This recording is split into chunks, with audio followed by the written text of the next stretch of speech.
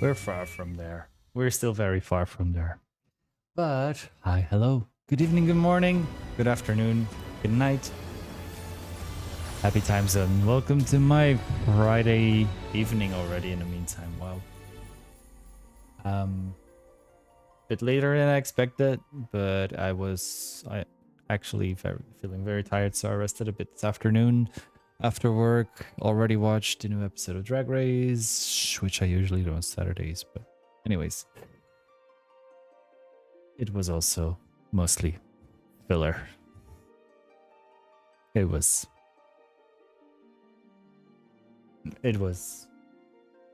footage. It was footage. Let's call it that. Also,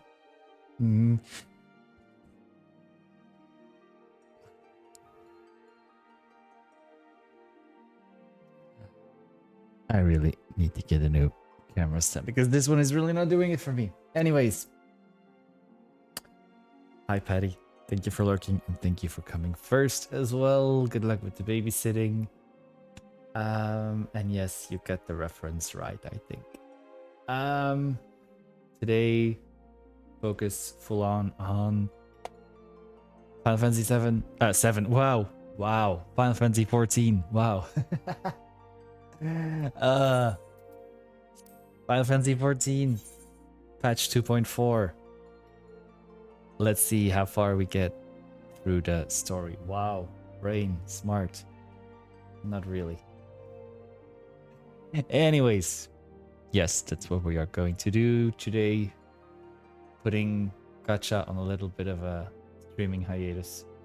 And we'll see how things evolve in that corner over the coming weeks.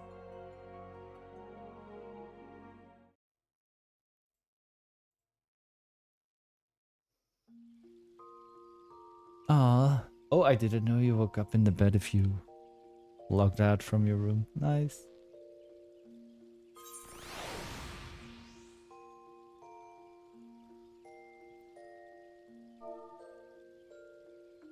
Nice in tow. Wow, and you've been playing so much longer than me already.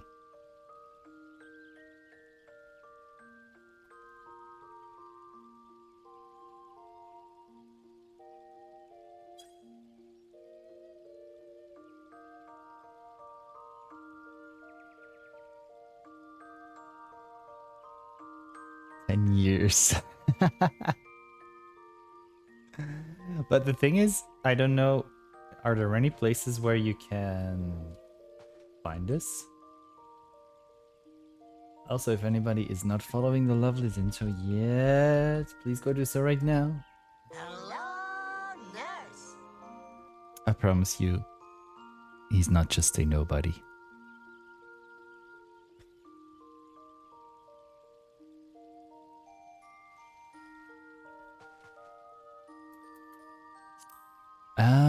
Main scenario quest coming to terms.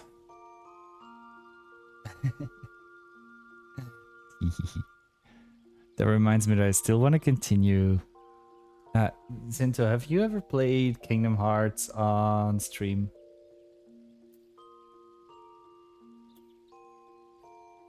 Also, let's queue. No, I'm not gonna queue for dailies. I just want to do my. Sorry. Because I did one stream a few weeks ago of Kingdom Hearts 1 and it got muted in so many parts. I hate it.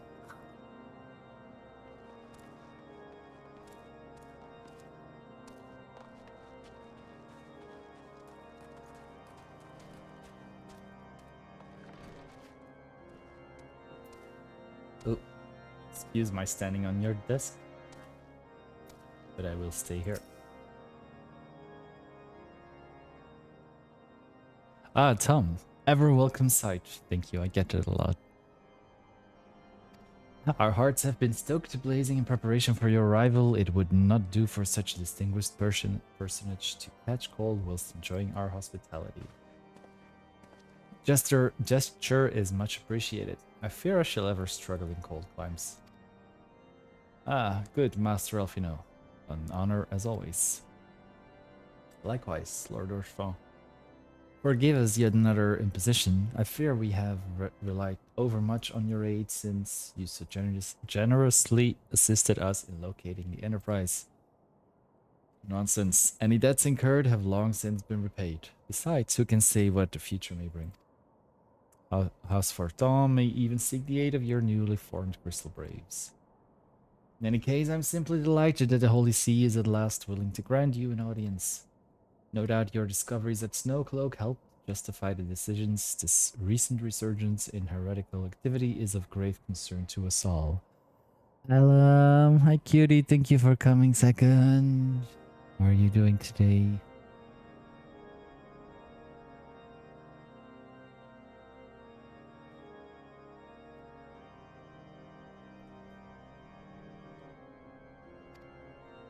But to the matter of hand, Sir Emmerich arrived in Camp Dragonhead earlier, and I am told he's eager to meet with you at your first convenience. You are doubtless weary from your journey and desirous to rest a while by the warmth of our hearth. But if you are willing to forego such comforts, pray inform the knight stationed outside the intercessory. He will grant you entrance and send word to the other attendees. I also grant entrance sometimes. Well, not sometimes. Not just sometimes. Doing okay. Bit tired. Week was heavy.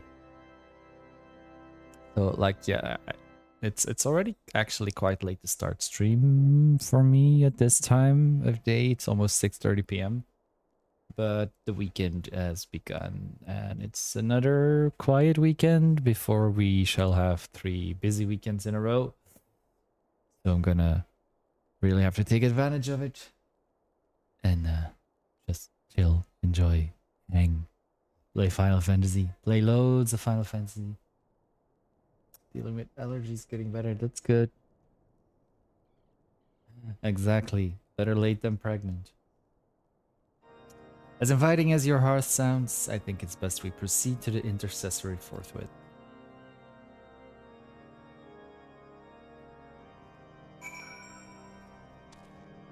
Don Devan.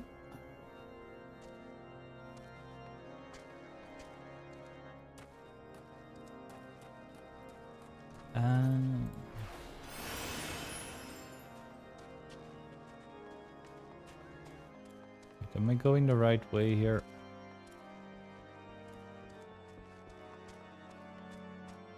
Nope, I did not go the right way. Ouch.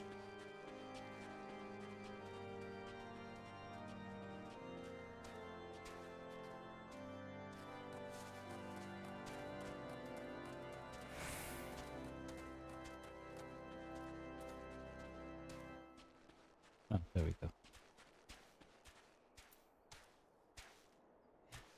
No worries. No worries. Also, I got myself a little present this week.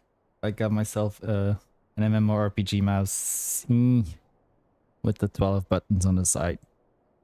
So yesterday I also remapped my my actions. So I hope I will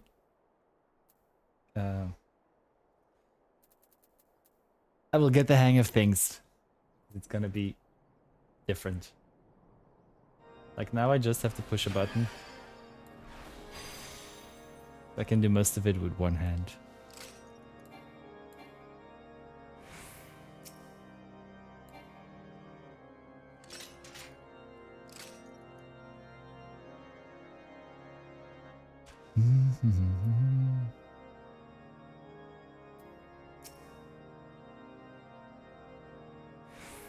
We've been expecting you, sir. Pray take your ease inside, and I shall summon the others.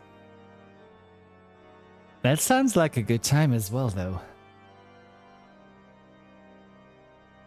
That sounds like a real good time. I could go for that.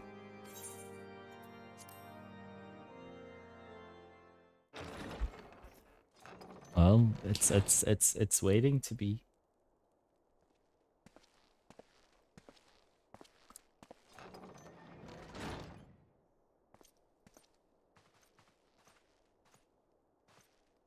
Have faith, my friend.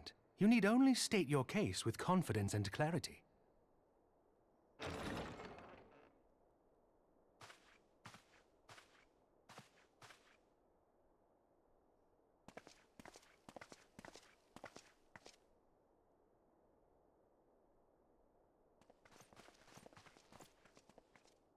Commander Leveilleur, it is both an honor and a pleasure to meet you. Hello. I am Emmerich, Lord Commander of the Temple Knights. Nice to meet you. Alphino Leveilleur, at your service. And a harness. Your reputation precedes You you, mean my Sir character, Emmerich. right? I think we will find that we have much in common.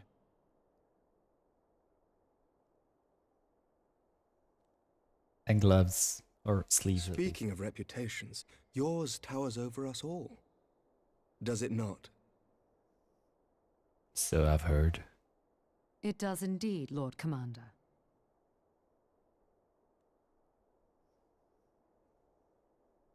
I am not too proud to admit that I have followed your activities with an interest bordering on fascination. He's a fan. Full glad was I to learn that you would be joining us. They're like Now then, a couple looking for a third we and they're begin? happy to see me. Ooh. We know full well that the Garleans will return in force ere long. What is more, we have yet to achieve a lasting victory over the primal menace. The beast tribes continue to summon their gods, and each incarnation is stronger than the last. Ishgard is not immune to these threats. I must reiterate that it would behoove your nation to rejoin the Eorzean Alliance. Once again, I must respectfully disagree. On what grounds? Despite their presence in Kurthus, the Ixal do not concern us. Their territorial claims pertain to Gridanian lands, and it is the people of Gridania whom they harry. Gym and streaming Consequently, and the Holy See Jim judges this to be a and Gridanian affair, and doing Ishgard does not things intervene around in the internal department. affairs of other nations. mostly. Even were that not the case, our forces are wholly committed to the Dravanian conflict. We have not the knights to spare. As for the Garleans, we are not ignorant of history. We have observed the rise and expansion of the Empire, and we agree that it is only a matter of time And before also they it resume is their campaign in hot Eorzea. outside and inside. It's 29 degrees Then outside. surely it would be in our best interests to present a united front. Mayhap one day, but not yet. Gaius van Belsar is dead, and the legion of conscripts he left behind lacks the will to fight. We think it highly unlikely that they will emerge from behind the walls of their castra for some time. Forgive me, but if Ishgard's position has not changed, why did you agree to this meeting? There's nothing inside right now.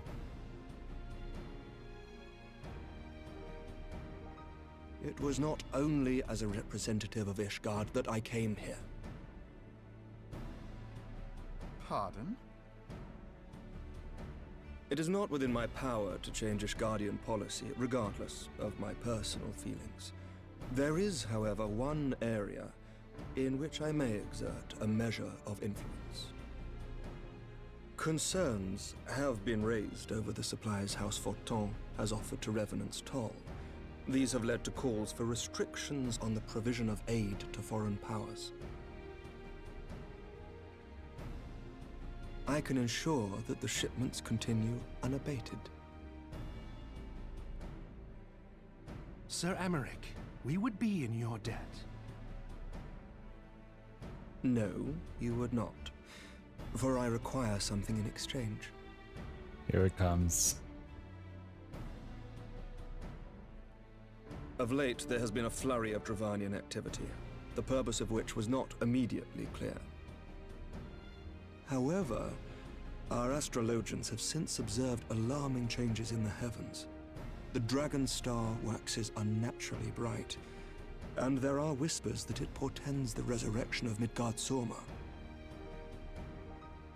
The fallen guardian of Silvertear Falls? That's absurd. Finally, they mentioned the Full many astrologians. times have I gazed upon the I dragon's want to be an court still astrologian, wound around the Agrius, but I cannot and yet. wondered how different our world might be if it yet lived to plague the skies.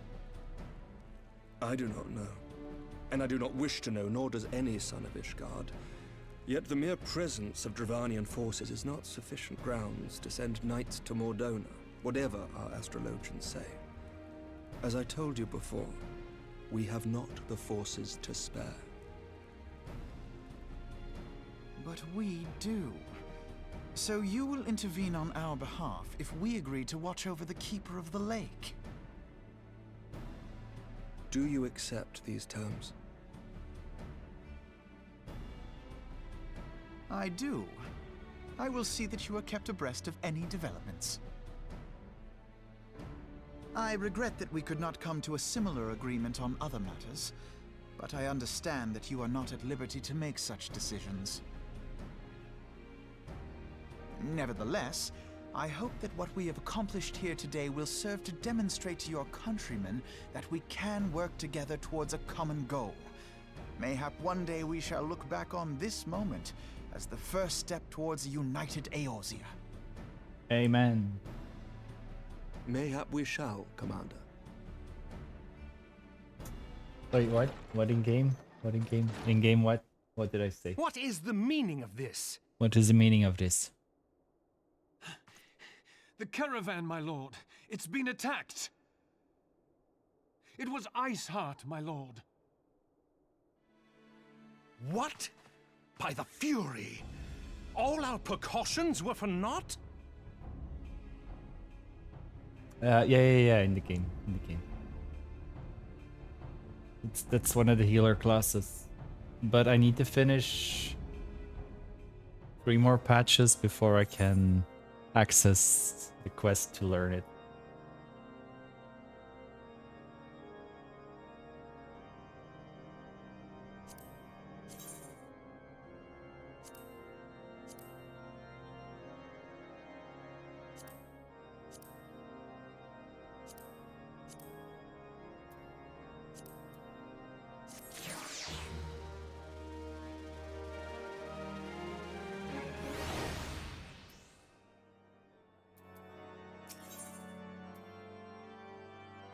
I'm gonna into something.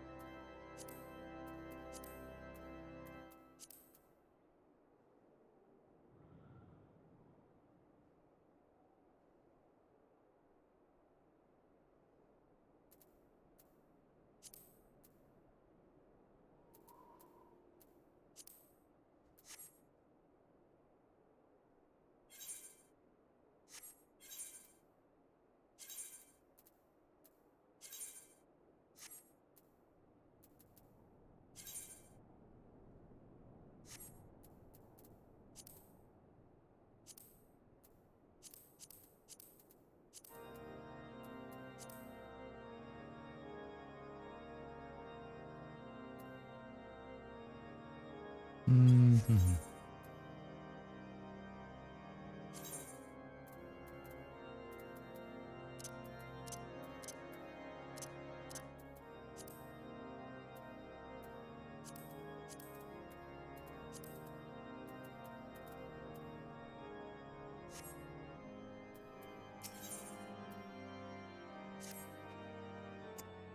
Just when we were starting to make progress.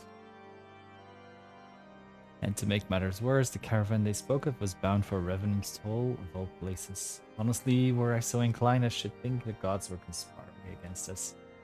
Happily, however, I'm not. I would know more of this attack. Whew. Let us speak with Lord Orchon and find out what he has learned.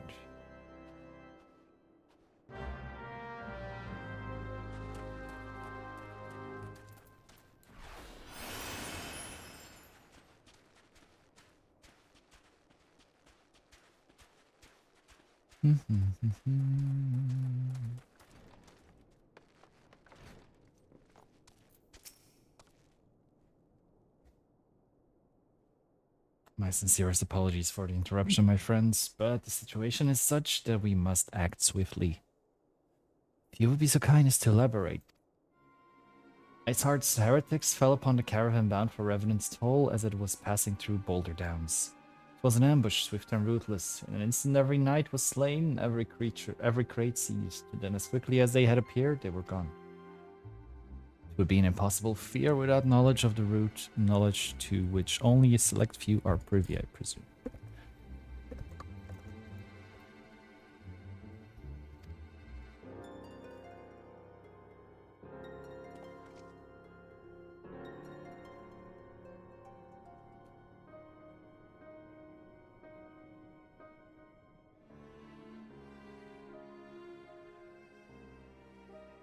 Hi, Conrad. Thank you for coming third.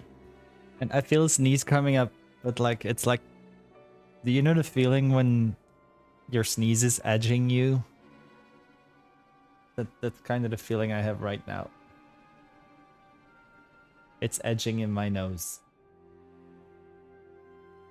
So I'm afraid it's probably gonna come out at some point. Hi, Earl. Welcome in. How are you today? Sorry, I'm edging here at the moment.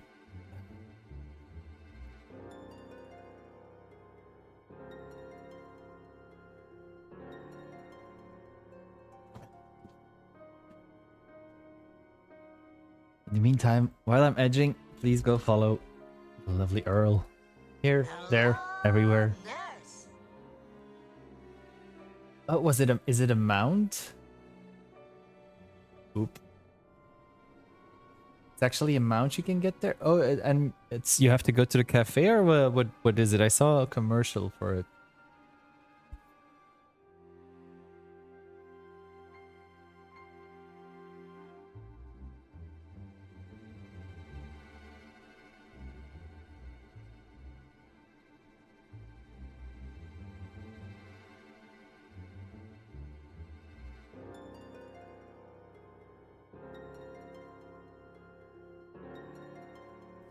Wow, that's a lot. Quite. We can pursue that avenue of inquiry in due course. It seems to me that examining the scene of the ambush should be our first concern. Trail is yet warm. We must act swiftly, as Lord Rochefort said, lest crucial evidence is to be lost. You have a knack for discerning hidden truths, Tom. Why don't you go and inspect the ambush site? An excellent idea. Inform my men of your intent upon arrival, and they will gladly share their findings. I love it when men share things with me.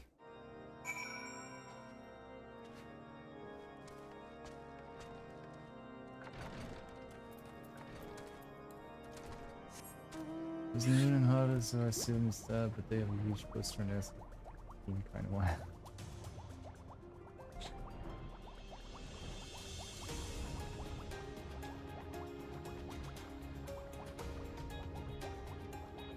Wait, let me check my map. How far do I have to go? Okay.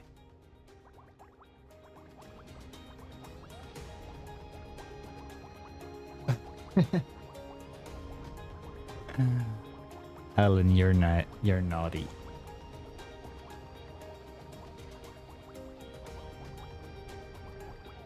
This 2 hour race, I gotta go. Ooh. Gotta go wait in line like 2 hours beforehand before they open. Or check Grindr, see if there's anybody who works there and you can convince them with some kind of proposal.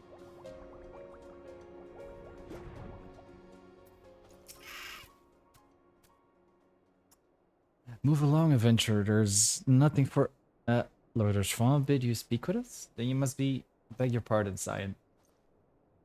As you can see, they left nearly a crate behind. Tipped the wagon for good measure even. Whole thing's a bit odd if you ask me. Would have been easier to just steal it, though a damn sight harder to conceal it, I'll allow. Reckon they came prepared, probably with wagons of their own hidden away of... Look, pay no heed to my ramblings. Absent of proof, 'tis naught but speculation. might be as a squire receiving care at the observatorium could tell you something more factual. That is, if he's awake. Unlike myself, he was there during the attack, not that his presence amounted to much. Okay, we fly again?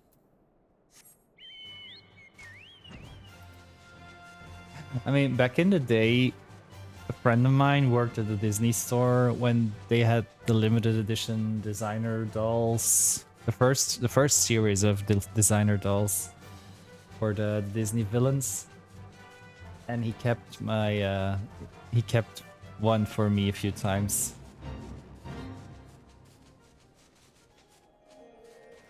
So that was handy.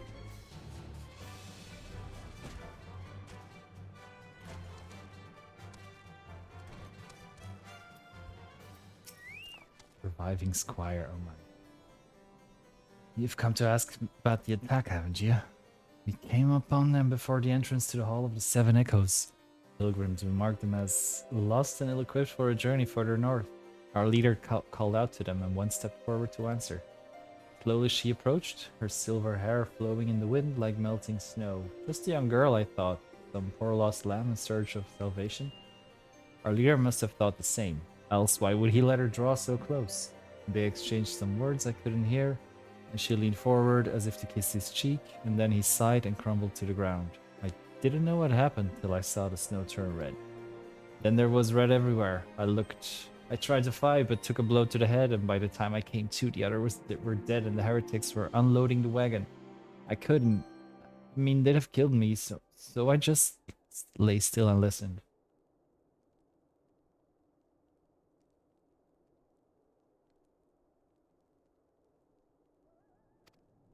Iceheart's people spoke of deliverance and resurrection, and they spoke of Shiva. So does this mean they are gonna be resurrecting Shiva? I think we're getting the Shiva fight pretty soon.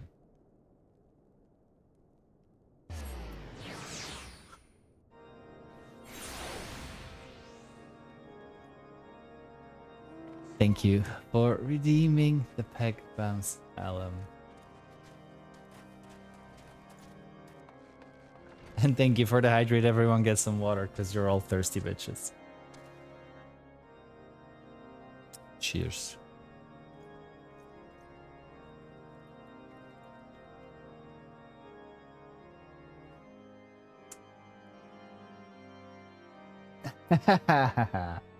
Someday.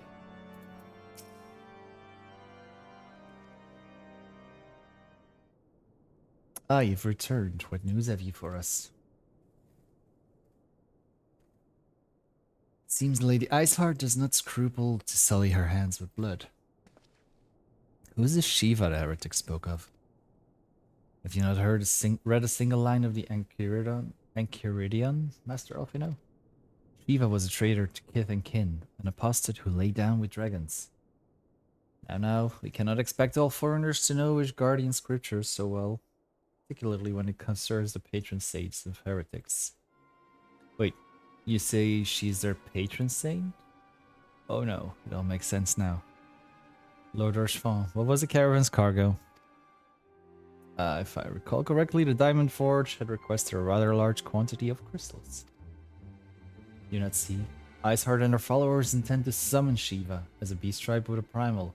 Why else would they go to such lengths to secure crystals? I shall inform the Lord Commander at once, Lord Urshfon. You would agree that discretion is of paramount concern? Of course. I trust we can count on your continued support, Master Elfino. Signs of the Seventh Dawn are swore to combat the primal threat. Our support is a given. I will need to send word to my brethren in Revenant's Toll. Our entire order must turn its efforts to the prevention of this summoning. Naturally, that includes you, though I'm sure you would not miss this for the world. Well... Oh. Looks like we're off to fight Shiva pretty soon. Almost. 4 more quests before we get to Shiva. And then we glamour this again. There we go. And we...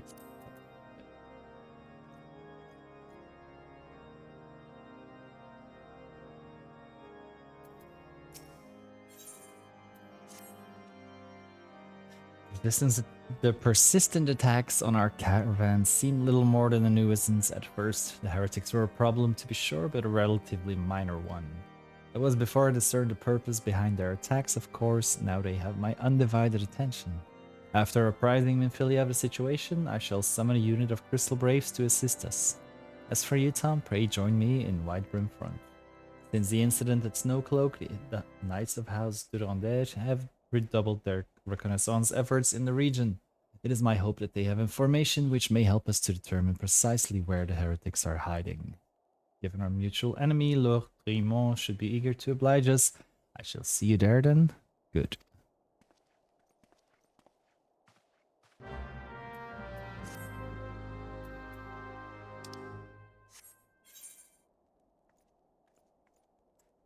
Okay, we got a flight.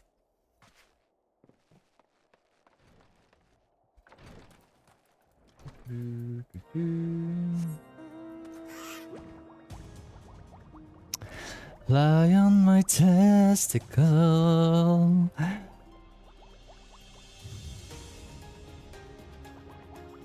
Hi, Kaiju.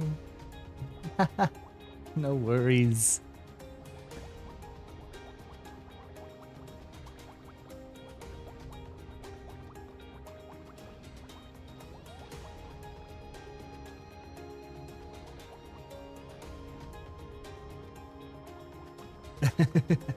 Look at those big open wide mouths.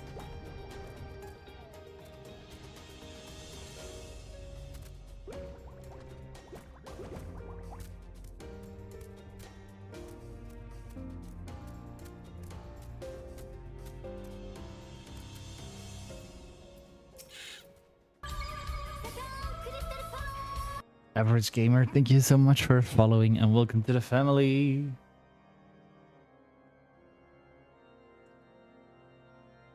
I hope your Friday is going well.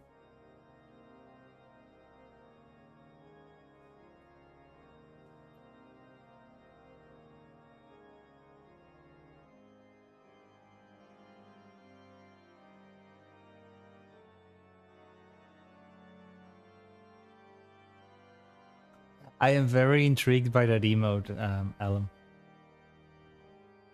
Especially the cream pie.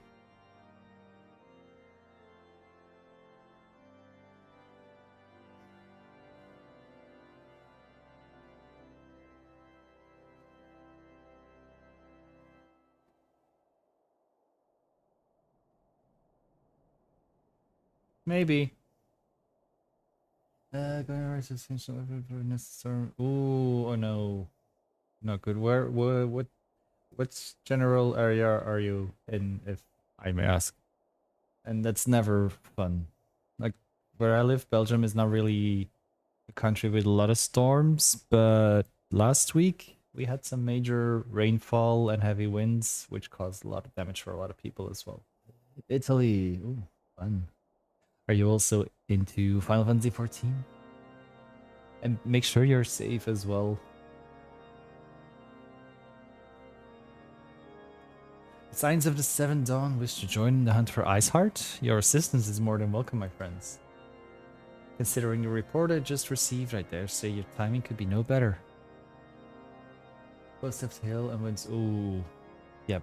Be very careful then. It's been raining. Oh.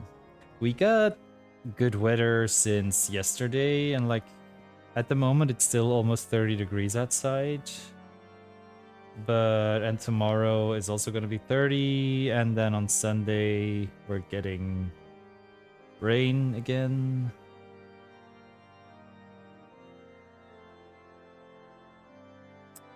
So, yeah, we're finally getting some summer here. We are all ears, Lord Drimont. A band of pilgrims was seen transporting a large number of crates to the west. Their garb appears to match the description provided by the squire who survived the attack. Alas, our scouts lost track of them at Snowcloak, that self-same frozen wall which we speculated might conceal the heretics' hideaway. Suffice to say, the disappearance of these pilgrims and their provisions all but confirms our suspicions. I've heard enough. My knights will join the hunt. I took the liberty of summoning a unit of Crystal's Braves to White Brim Front. Given the gravity of the situation, I trust you will agree that we must use every resource available to us. These are extraordinary circumstances, Commander. It would be in our best interest to coordinate our efforts. Such was my intent from the start, Sir Emmerich. So it begins, my friend. Though I dare say it will prove an all too brief collaboration, Iceheart will not elude combined forces of the Crystal Braves and the Temple Knights for long. Nevertheless, a wise man does not wager all upon the success of a single solution. There may yet be subtler means by which we can locate the heretic's lair. Mayhap Lord Raymond has one in mind.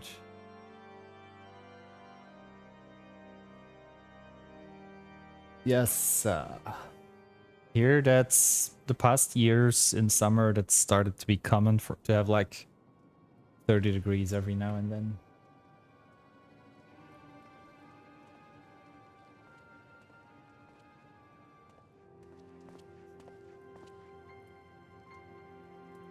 Yes, yes, excellent.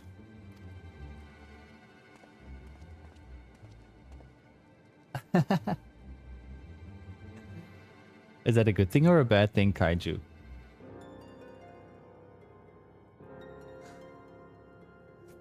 My lady, everything has been accounted for. If there is aught else you would have us do, pray speak and it shall be done.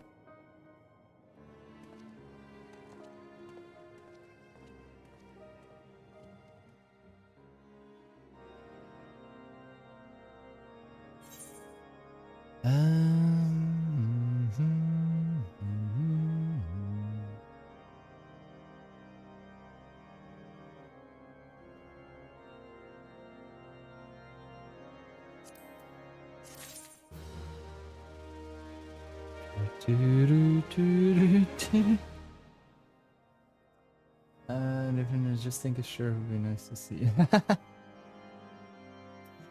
Well, if you want shirts, if you like shirts,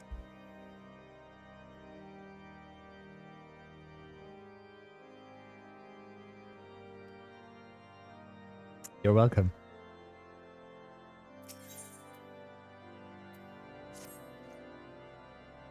Seems as though we're always one step behind, our quarry ever just beyond our reach. Though I would like to believe that the tables are about to turn, I must confess to having certain doubts. A joint effort may succeed where others have failed, but it could yet yield the self-same result. Fortunately, we are not without other options. I trust you haven't forgotten Inquisitor Guillaume. We have not. The mystery of how the heretic remained undiscovered for so long has been much in our thoughts, as has the question of what steps might be taken to prevent a similar breach of security in the future. Accordingly, we conducted an exhaustive and covert evaluation of everyone in White Brim Front. Though some were found to have committed certain minor transgressions, we identified only one possible heretic. If this man has pledged himself to Iceheart's cause, he will have taken note of the movements of the Temple Knights and the Crystal Braves. Upon recognizing their intent, he may attempt to warn the heretic. The man's watch is to end soon, at which point he must report to Sir Jean-Tremont in the yard. I would have you keep an eye on him. If he ventures beyond the walls, follow him discreetly. Should we meet with a heretic, do not interfere, simply watch and listen. I have seen to it that the suspect knows nothing which could endanger our plans. Ooh. Don't be suspicious, don't be suspicious, don't be suspicious, don't be suspicious.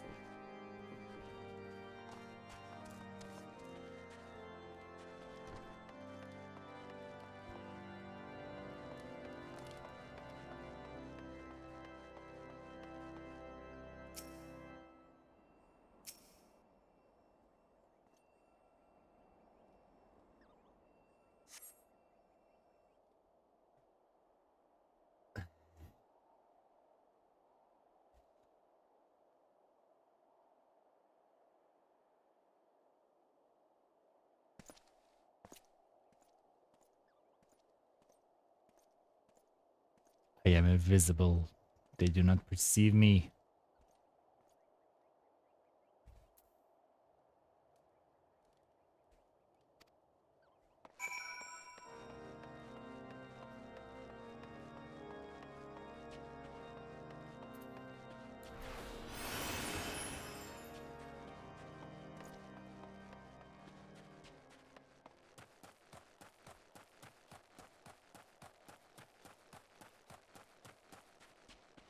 They still do not perceive me.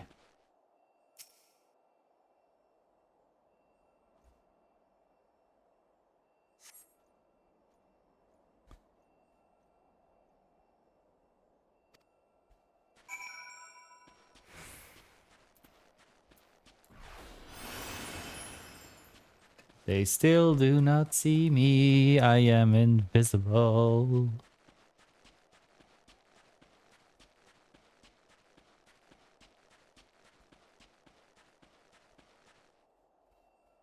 Just out of precaution.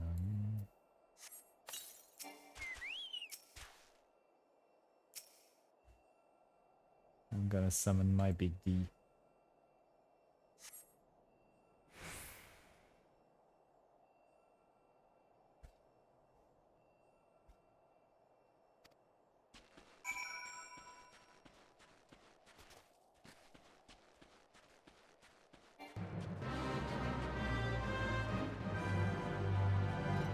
No, thank you. I will not join the fate.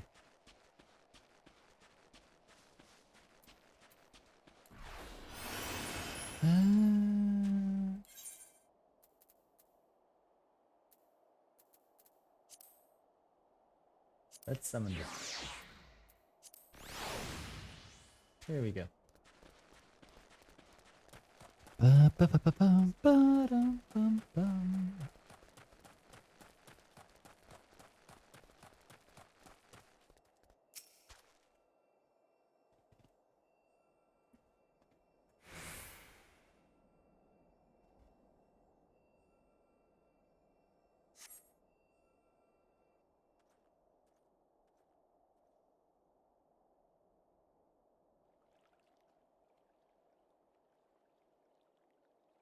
Hey, hey!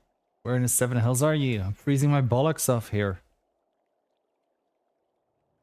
I sometimes have to remind myself that the language in this game can be very coarse.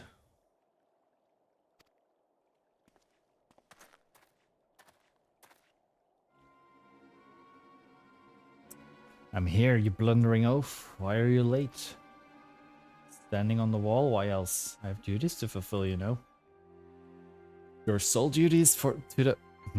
Bloody echo, lower your voice or they'll hear us in Whitebring front. Yes, of course. Temple Knights are in Snowcloak. This is what you bring to me? We already knew about our comrades in Boulder Downs will use the tunnels that before they know what's happening. Nevertheless, if you waste my time again, is that clear?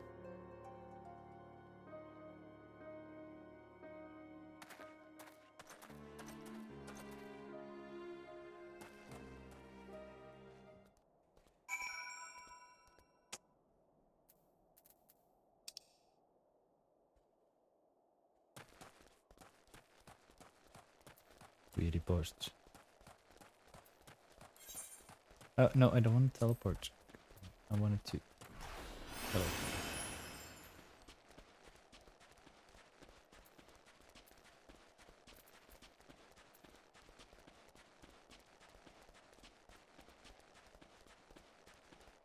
Actually, I could just do this. Bit easier. How far in are we? Okay. 2 more. And then we get to the Shiva fight, I guess.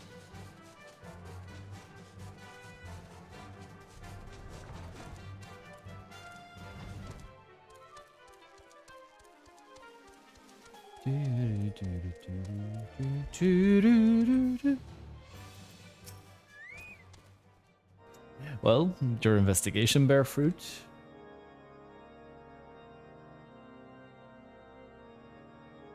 I see. I shall have the man detained at once. His guilt is plain. Would that you could have heard their words more clearly. Yet the few snatches you were able to make out are nonetheless enlightening. It would seem the heretics are aware of our operation and confident that they can thwart it. Comrades in Boulder Downs are key to their plans, which means it is key to our plans that they be rooted out and put to the sword.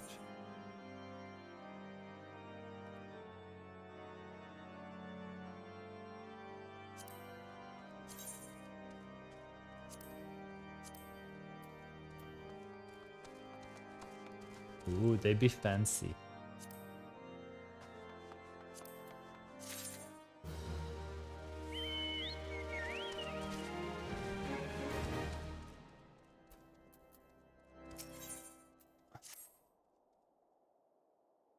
We've long suspected that the heretics use a network of secret tunnels to traverse the highlands undetected. Given what you overheard, I fear that Snowcloak may be riddled with such passageways, and that the heretics in Boulder Downs are planning to use them to take our forces unawares. Needless to say, we cannot allow that to happen. Contingent of House Durandère Knights are on patrol in the area. I shall order them to begin searching for the heretics at once. But knowing nothing of our enemy's numbers or readiness, I cannot say for sure that they will be sufficient. It would put my mind at ease if you would consent to assist my knights with the search. I know it would take courage from the presence of so storied a warrior. If I rendezvous with them at Boulder Downs, if Halloan is kind, we may catch these heretics before their plans come to fruition. Show them no mercy, Tom. The lives of our allies are at stake. Work.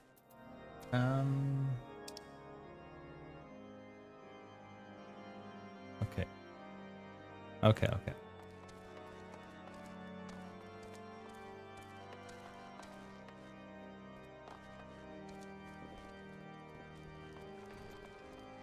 And I will walk on the table.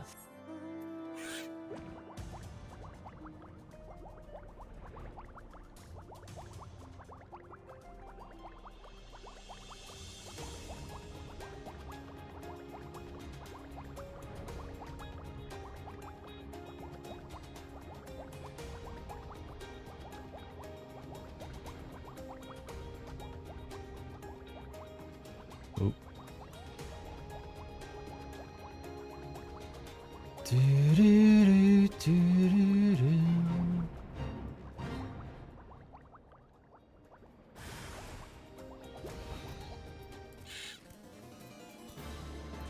Um.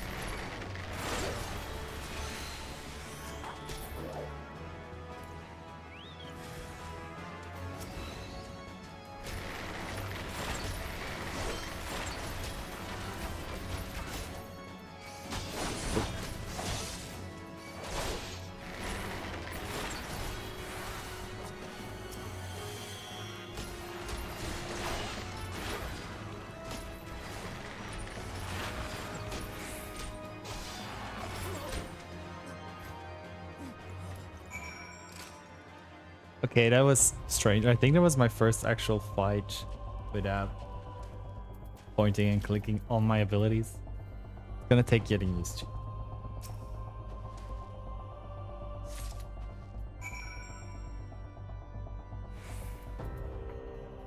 Also... Oof, 700,000, almost 259,000. Okay. It's gonna take me a while to level him up.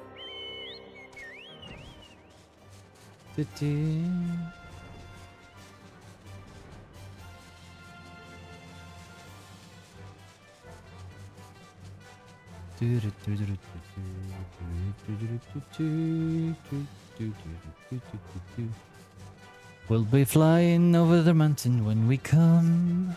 We'll be flying over the mountain when we come. Can I go inside from the top as well?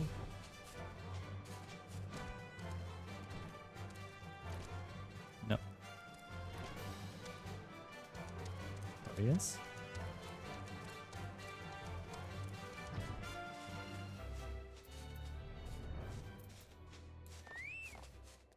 Oh, good to know. My knight sent no word of your coming, Tom. What has happened? What's that in your hand? Maybe dead.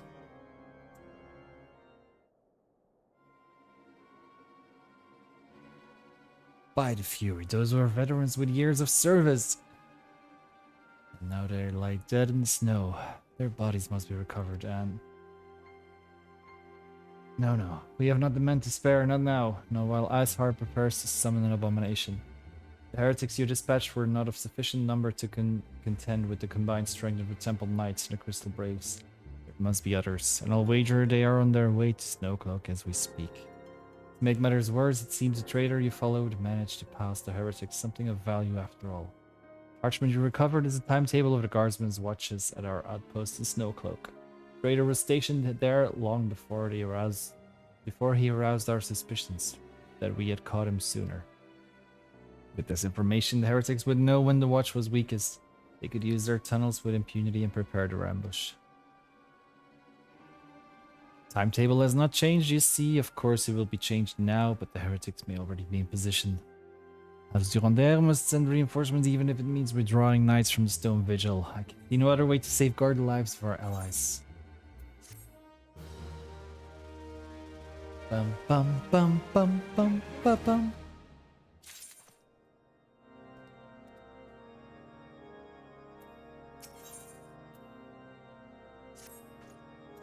Time is of the essence, Tom. While my knights make ready to depart, the heretics may take our allies in Snowcloak unawares. Superior training and equipment will avail them not if they are cut down or their swords are drawn. But all is not yet lost. If you leave now, there may still be time to warn them. Make haste, I beseech you, fly to Snowcloak and tell Sir Emmerich everything we have discovered.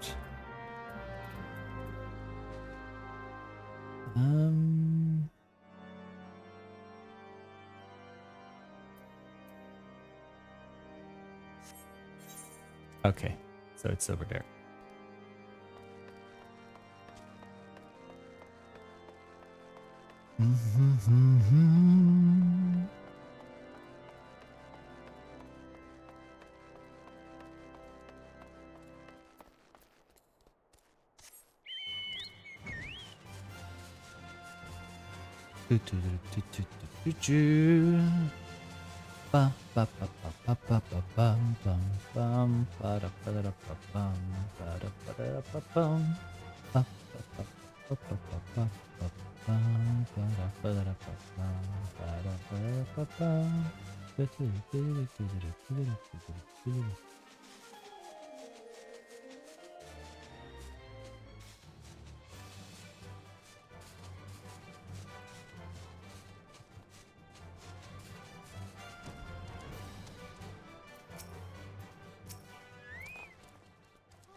This is a welcome surprise, perhaps the only one thus far. As you can see, we have yet to uncover any hidden...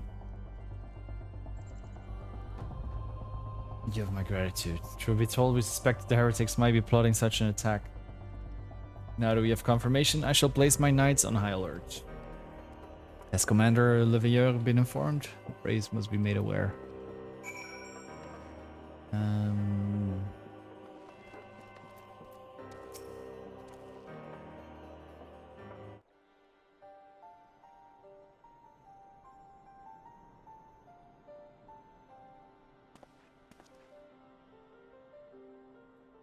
Must be here. I'm certain of it. Why else would they go to such lengths to defend Snowcloak? But a pity this discovery comes when our enemy has us at such a disadvantage. Forewarned though we be, the heretics know the terrain far better than we. I dare not think how many are watching us at this very moment. Confound it, this is all wrong. Iceheart has us scrambling to save our own skins. When we should rightly be straining every sinew to find her and stop this damnable summoning. There she is. Come here, girl. Oh yeah.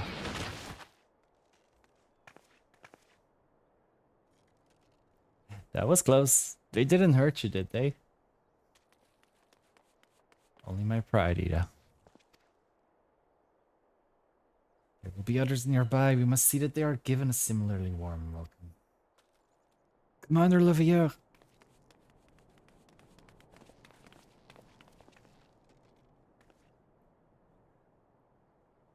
There's been developments, sir. Together with the Temple Knights, we have secured the entrances to some half-dozen tunnels after spotting the enemy breaking the surface.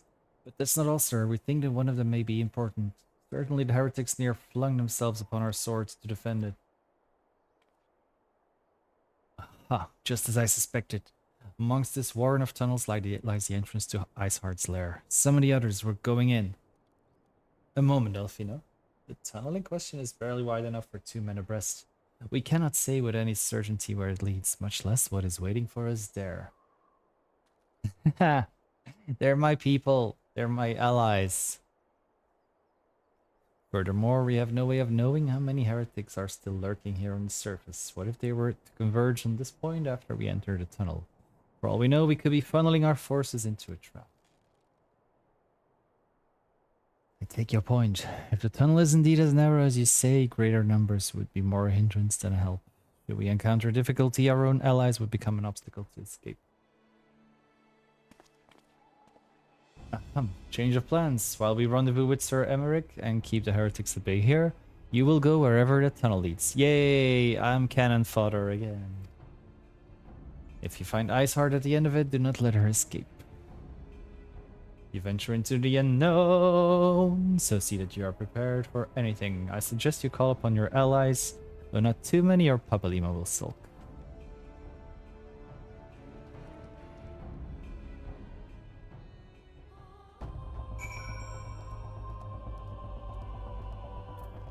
So basically, Alfino and like the people that are not wearing the blue uniform are my fellow Scions of the Seventh Dawn.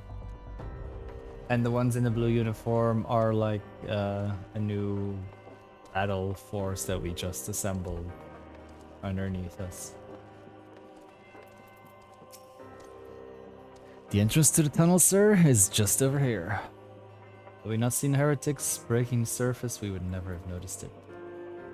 Per Sir Emmerich's orders, we will stand guard outside. Please be aware that even should you encounter significant resistance, we cannot leave our post.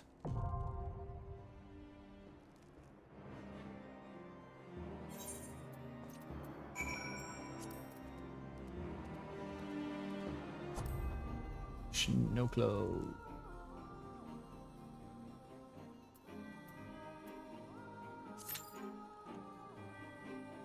I'm hoping this is not going to take too long. Average wait time 14 minutes. Eep.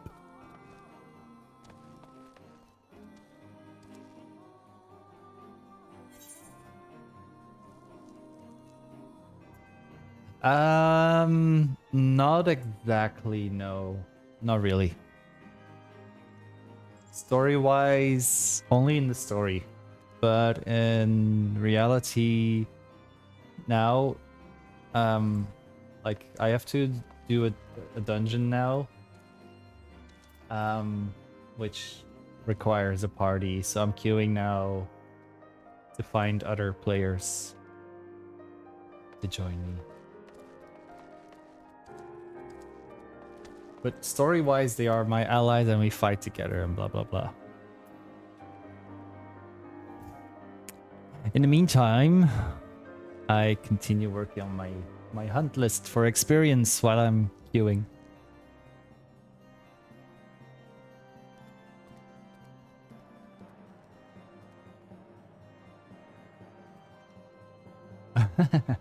Not those kind of allies.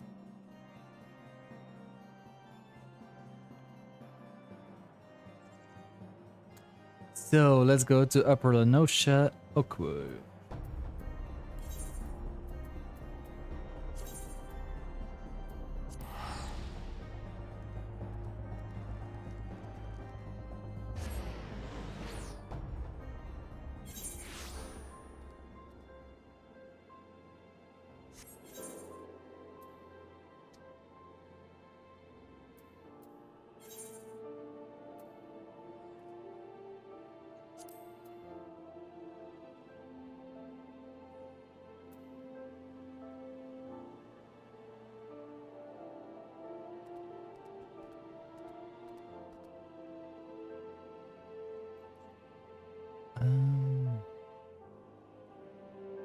Okay, so I have to go there. I have to fly to the west.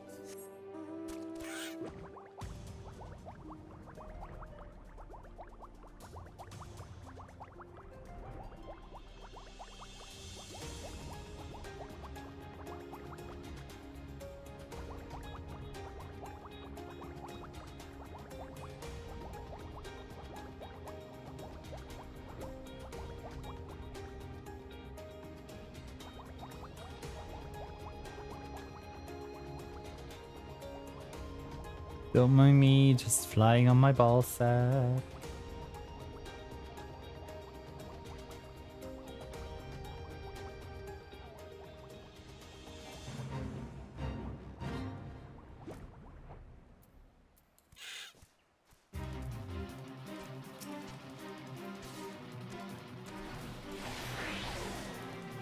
Oh.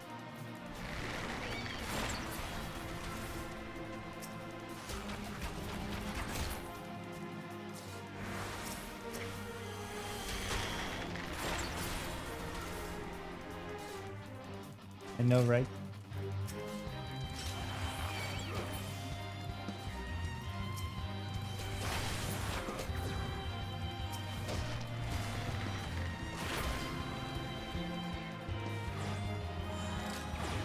There we go.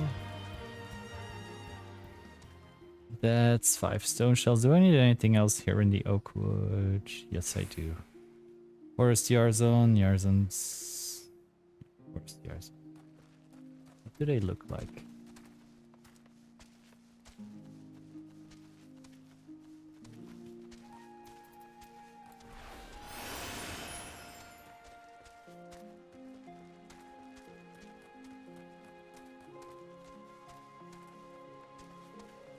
There they are.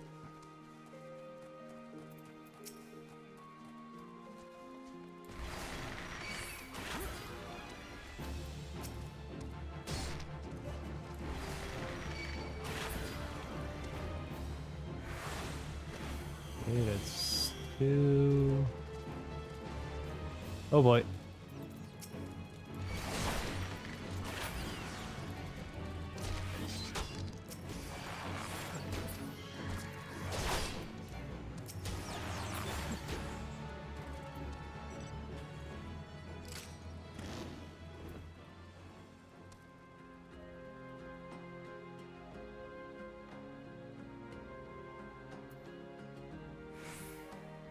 Do I need anything else around here?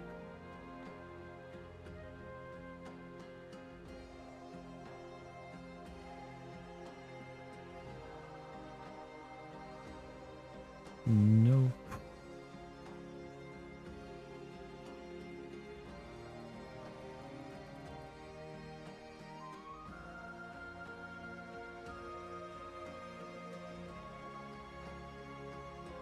Yes, my chocobo is good. Good boy, Big D. East Crouch.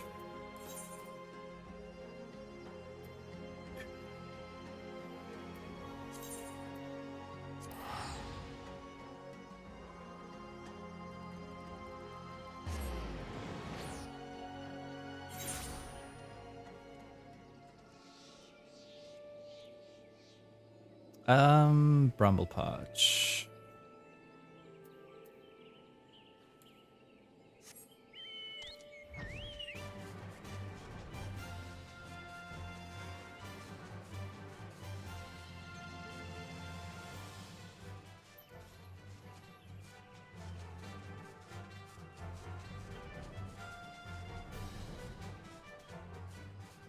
Oh, here we go.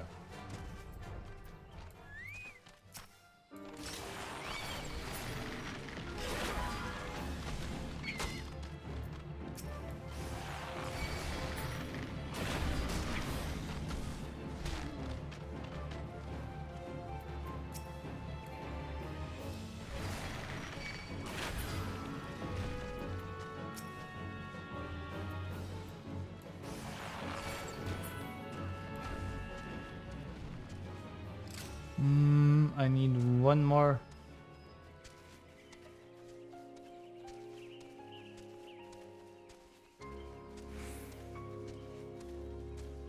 There we go. There is one.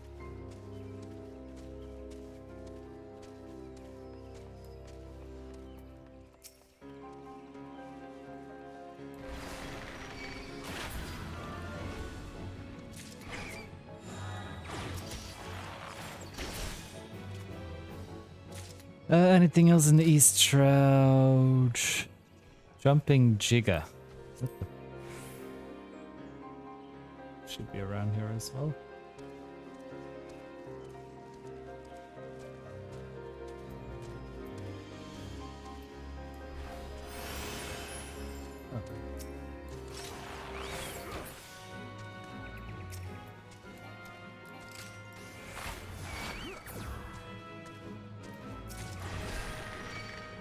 Swollen Jigger, that's not what I need.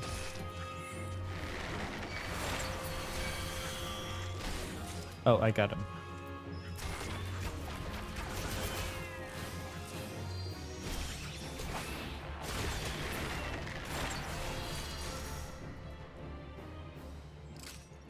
Good.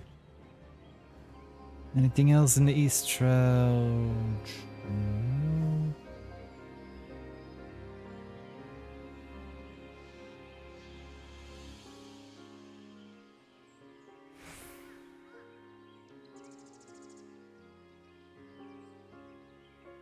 Nope.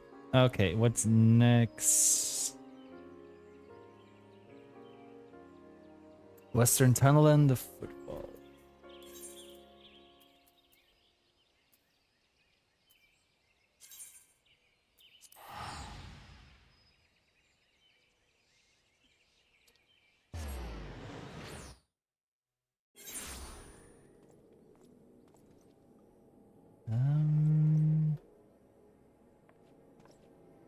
Football's over there. Let's fly.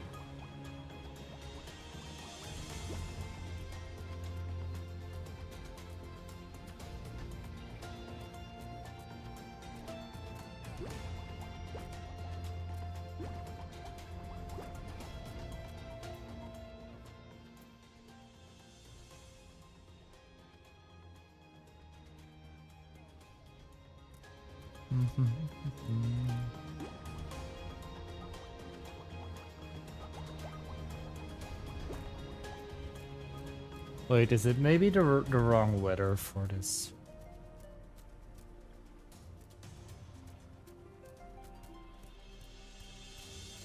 Could that be it?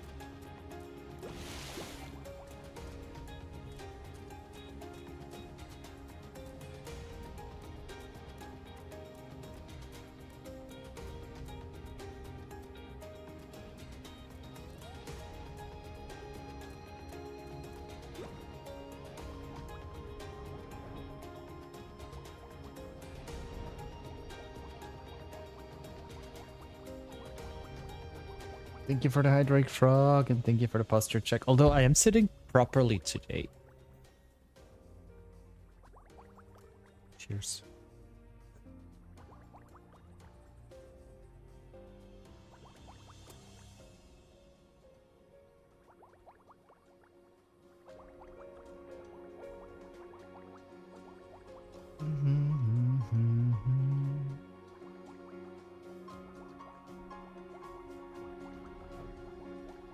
I think they'd have them here as well.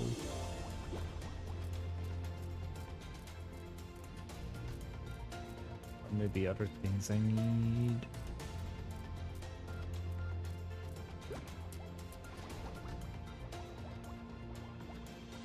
Aha!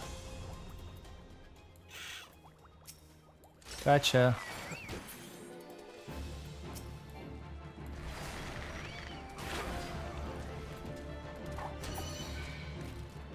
There we go. So do we need anything in Footfalls or Cape Westwind? Anything in West Talent? How's your day going, Frog? Wait, what remark? What remark? What remark? Please everybody go. Follow this huge froggy.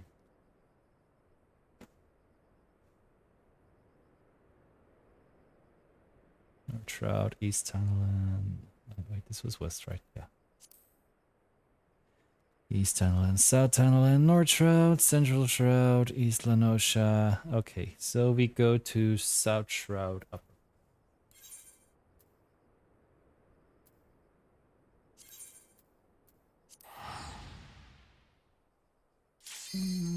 Oh, we got our duty. Let's go.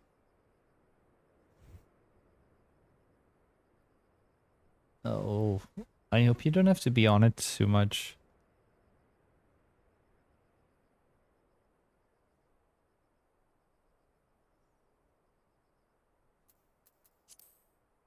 Okay, good.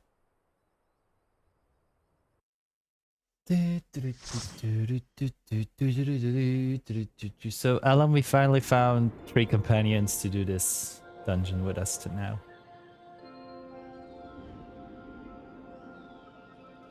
And there's always either 2 DPS classes, a tank, and a white mage, or a healer, or double of that. So 4, 2, 2.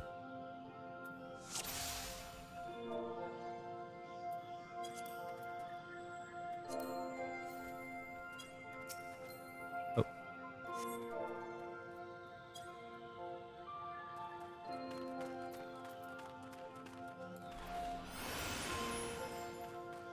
Okay, this is pretty, and the music is very soothing as well.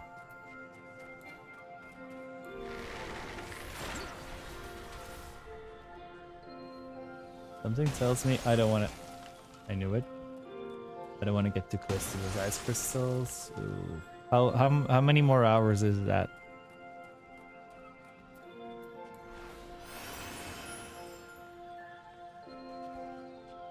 Okay, this tank is pulling though.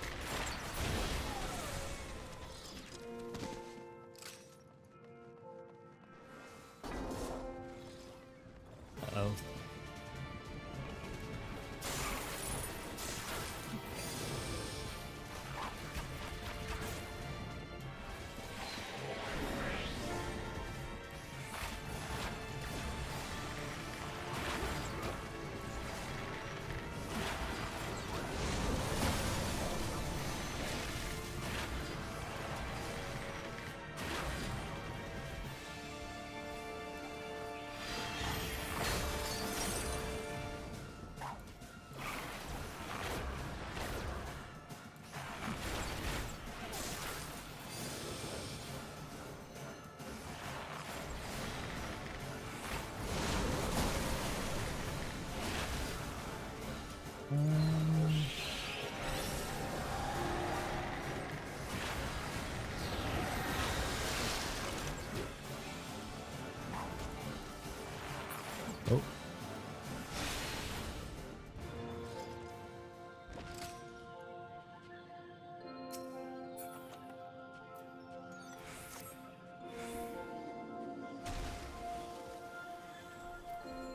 Wait, I need to go spend poetics after this somehow. 6 more hours, so I wish I could keep you company.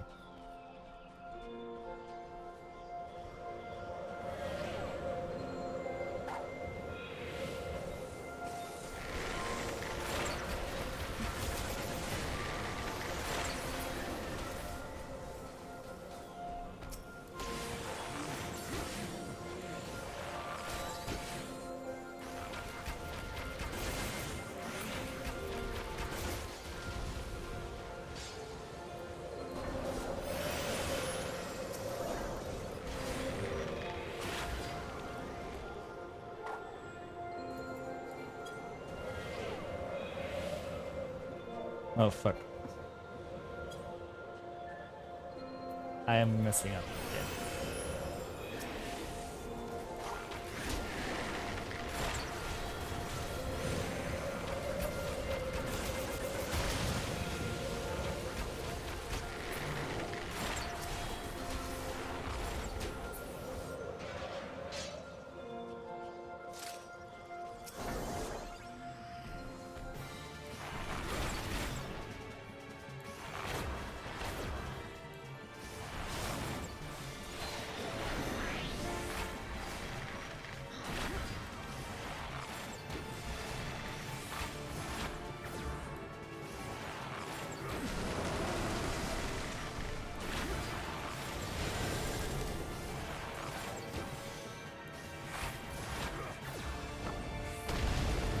Oh.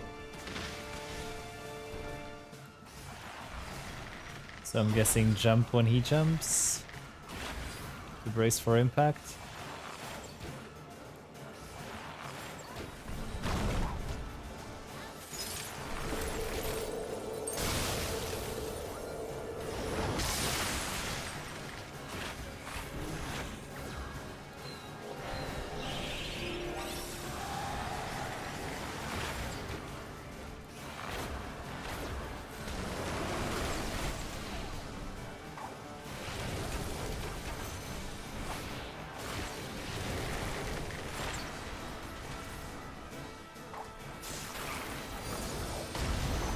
Ah, shite. Beep.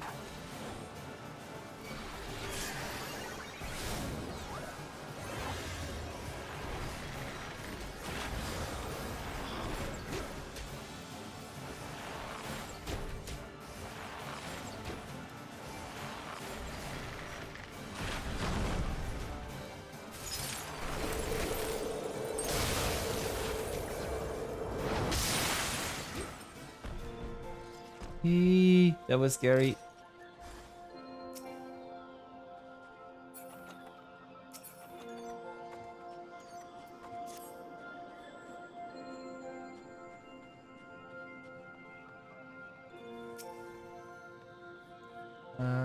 Good luck with the rest of the work, Frog. And thank you for dropping in and other things as well.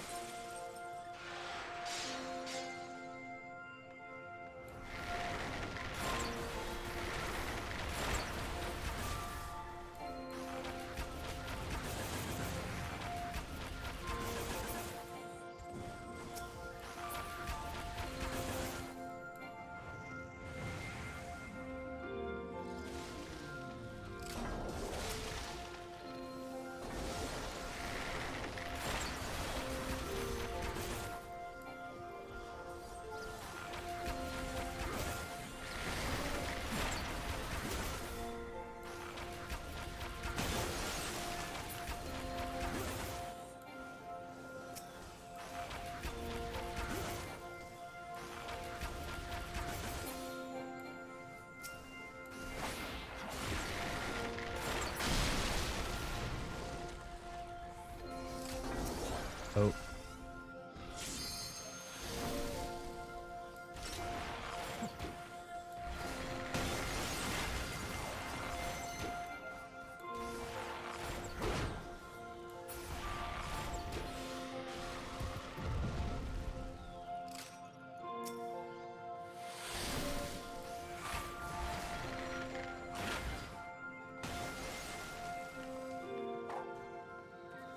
This music is like so different from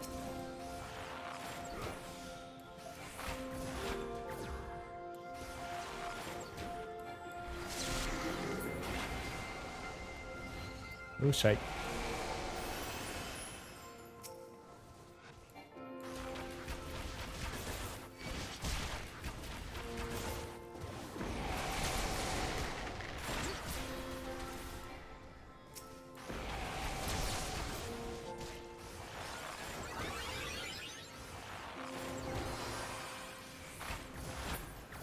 This music just like doesn't really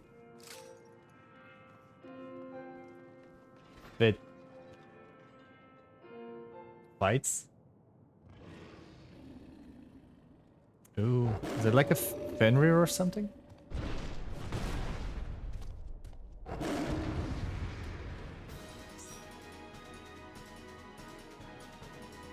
Fenrir, yes.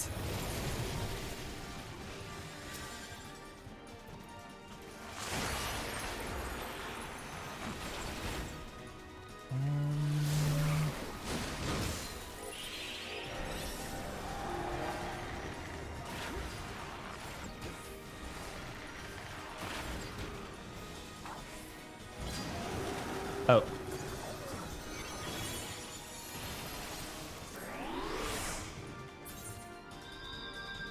I noticed. Too late.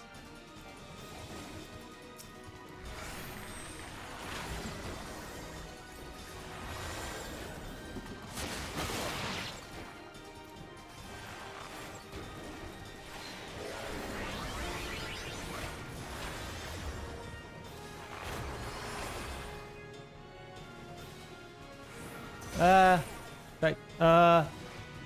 I'm screwing up. I'm fucking up.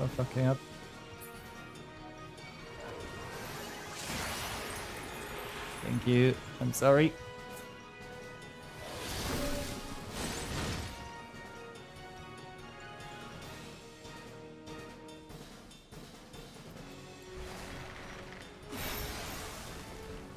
Shite. How am I supposed to do this?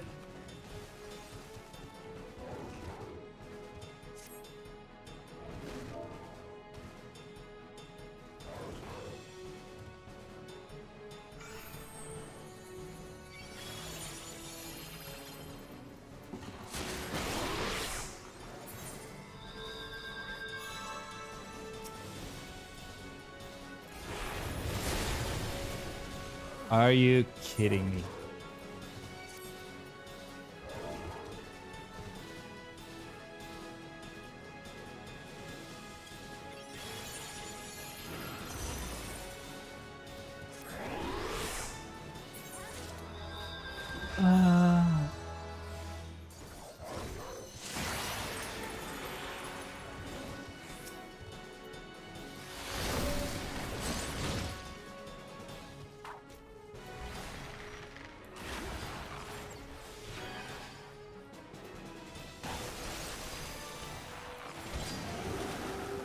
Are you? I am fucking up so badly here.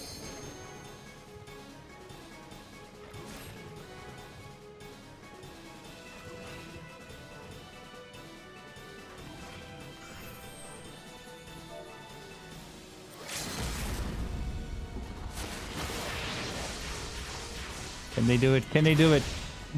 Oh my god.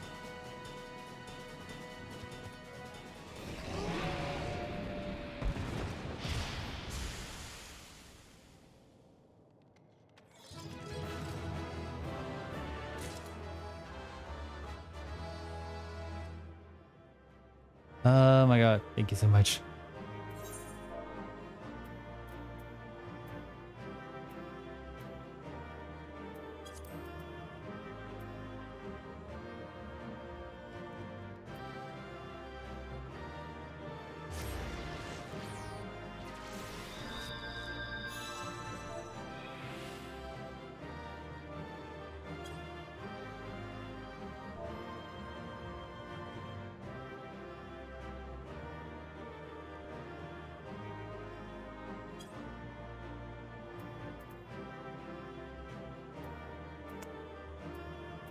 I need to use my poetics somewhere.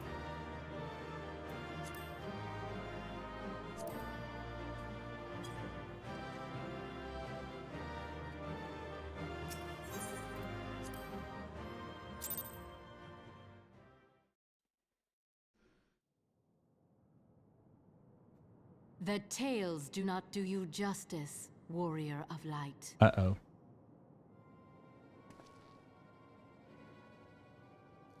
Yes, I know who you are, and you know who I am. Jill? No. I was given the name Izel, but I earned the name Iceheart.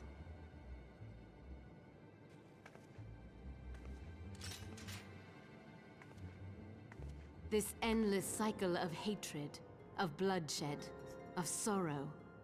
You would see it continue, O noble warrior of light. I would not.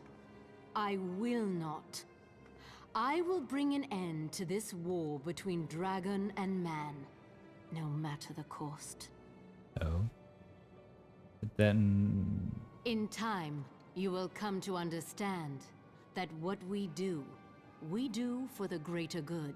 Why don't they ever just like For Eorzea. tell their For full Hydaelyn. reasons and like just we are doing this because we think this is best? Why don't they just tell them why they think it's best to do it that way instead of just all the bloodshed? But I guess that's just me. Wait.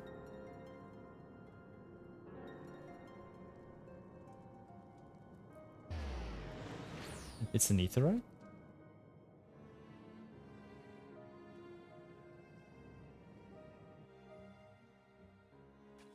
My hands hurt.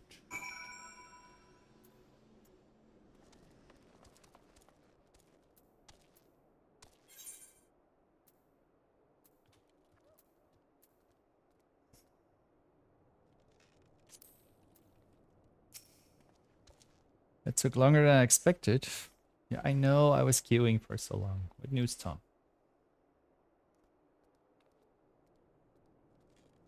So Iceheart is but a pseudonym. Not that it matters. That she managed to escape is regrettable, but from your description of that beast, you did well to come as close as you did. In the case now that you have cleared a path, the Temple Knights can begin to survey the tunnels in earnest. Mayhap they will even find a route past the ice wall. Wouldn't that do wonders for their fight against the heretics? Crystal Braves would certainly share the credit for it too. 12 we praise Tom. We may yet turn this situation to our advantage. Assuming we stop Iceheart before she summons Shiva, of course. We won't. Needless to say, our fellow Scions have not been idle. Mephilia and Urianger have been busy perusing the archives of Hosferton, gathering what information they can on Shiva. Which reminds me, if you were intending to trudge back to Camp Dragonhead to report on the day's events, don't. The antecedents should be there any minute. I can only assume some people enjoy subjecting themselves to this cold.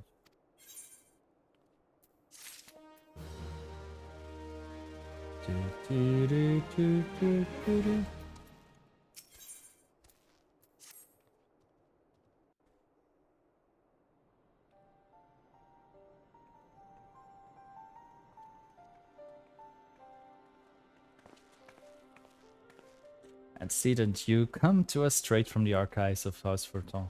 I trust your time there proved fruitful. He's the only one who actually put on a coat to come out here. Would that it had. Urianger and I scoured countless texts, but what we found was of questionable veracity. Accounts of Shiva's life and deeds are sparse and contradictory, only agreeing upon one point. He lay down with a dragon, the gravest of all sins, according to the Ishgardian faith. Yet in the eyes of Iceheart's followers, this was a holy act, the blessed union of man and dragon.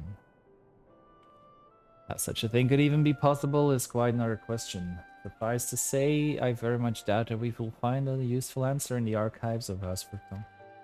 Much knowledge has been lost over centuries, though in this case, one wonders if it is by circumstance or design. You said that Iceheart took a moment to plead her case prior to escaping, did you not? Viewed without prejudice, most would agree that bringing an end to an endless war serves the greater good. I think Sir Emmerich might take issue with her methods.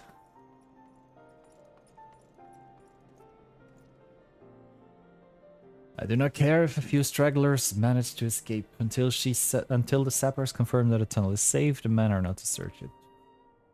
Yes, Lord Commander.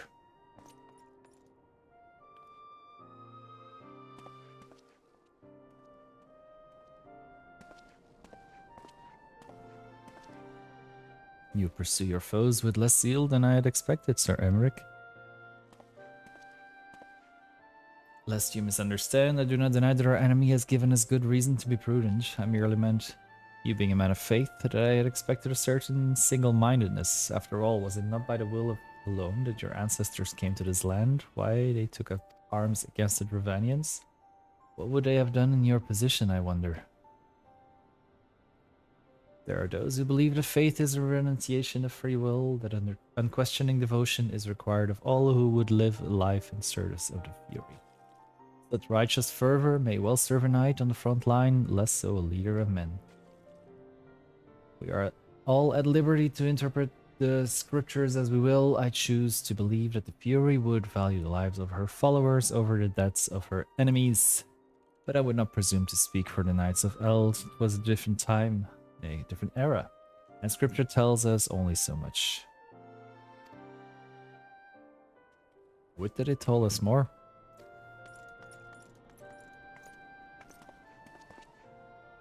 Your Grace.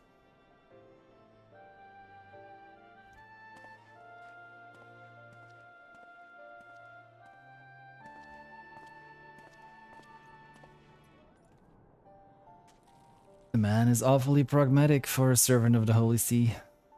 A welcome trade at the negotiation table, to be sure. Less so when one's enemies are making ready to harness the power of a god. Mayhap he does not truly believe that Ashart's plan can succeed. Truth be told, I too remain somewhat skeptical. Shiva was real, a living, breathing woman. Of that there can be no doubt. In this respect, she differs from every other figure that have been summoned, each of whom was worshipped as a god. The sole exception being good King Mogul Mog, the 12th, myth made manifest in response to the fervent supplications of the Mogul's guard. Saint Shiva may differ, but what of the heretics? They are a tribe of outcasts at war with a mighty nation, who yearn for the resurrection of the one who embodies their beliefs. If that's not placing one's faith in a higher power, then what is? Crystals and convictions, Mephilia. I have them both in abundance.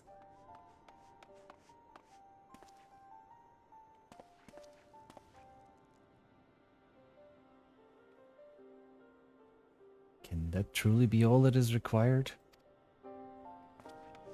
Yes. The survey team has concluded a preliminary analysis of the aetherite Iceheart used to escape. They believe that she teleported to another aetherite somewhere not far to the west. Despite the apparent proximity of the second aetherite, however, they have been wholly unable to detect its presence directly. Unless Iceheart has some means to mask its signal, I can only presume that she had it destroyed to prevent us from following her. Without the means of teleport, as she did, we have no choice but to search for an alternate route, most likely a tunnel, assuming one exists. Let's not give up on teleportation just yet. One of our colleagues in Charlian may be able to assist us. I pray that you're right. I dare not think how long it will take us to survey the entire tunnel system. We can fly. We have flying mounts. We can fly there. While Mephilia looks into our aetherite problem, I would like to request your assistance with another matter. Third unit is currently tracking the remnants of the heretic force which attacked us. However, the search goes poorly despite our numbers. Cortez is vast and Iceheart's followers know the terrain far better than we. Your knowledge of this region may serve to hasten the process. The sooner we capture Iceheart's followers, the sooner we can press them for their leader's whereabouts. Also, though it is admittedly a selfish request, I feel that my braves would benefit immensely from working alongside you. While we have our share of veterans, we also have more than a few less experienced recruits, many of whom look up to you, in case you were not aware. Well, I am the tallest. Good. I knew you'd understand. You Haze can apprise you of the details. When the task is complete, come and find me at the observatorium.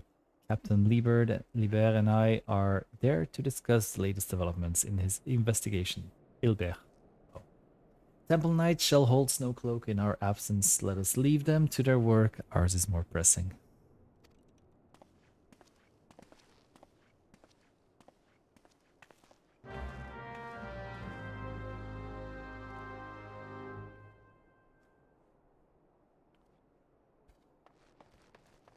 Speak with you, Haze. There you are, Tom. Commander Leveilleur instructed me to wait for you. Your assistance is most welcome, believe me. Most of the third hail from Ulda, and for a man accustomed to the feel of sand beneath his boots, crunch of snow can be rather disconcerting. To the matter at hand, nary a moment ago, I received word the heretics we seek have been spotted making for Danifan Pass. My braves are already in pursuit, and I should be grateful if you would join them. I myself shall be taking part in the hunt. Never let it be said that I do not earn my coin. Okay. Let's check for those tombstones, poetics things. Was it?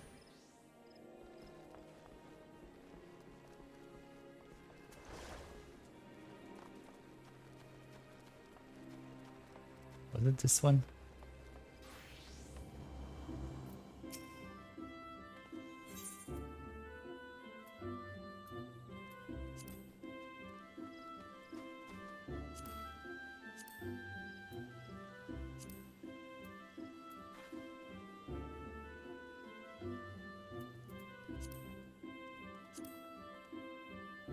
Yeah, it's poetics.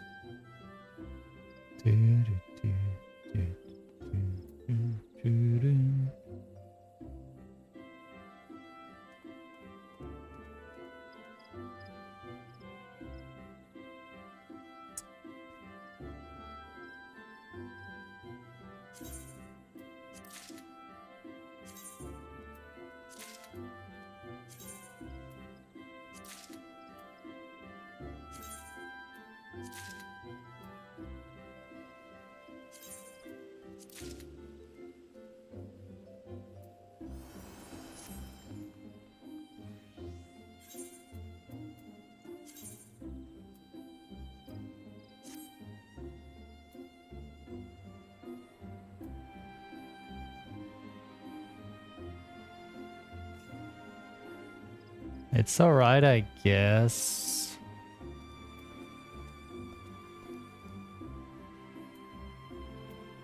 But I feel so covered up now.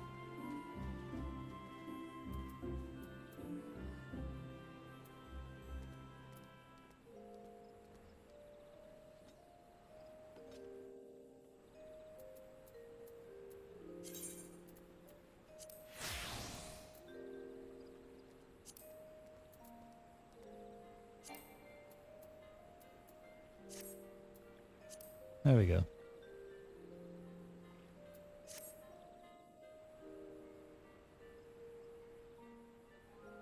Good. Better. Pursue the heretics.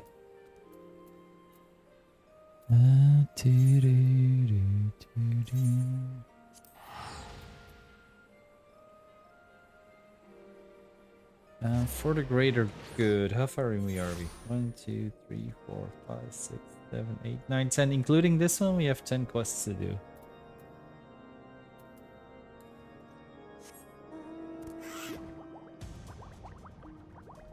Oh, west.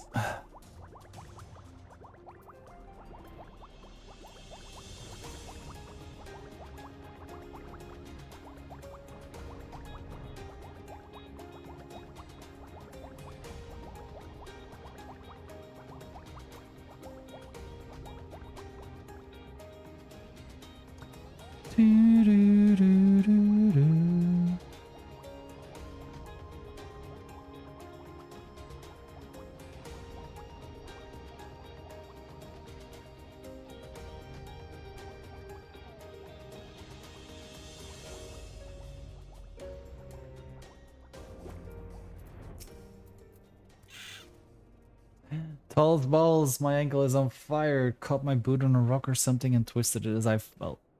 The others went on ahead, through Dunifan Pass. Hurry, you might catch up. You aren't sure where to go. Look for tracks. The snow is fresh, so they shouldn't be hard to find.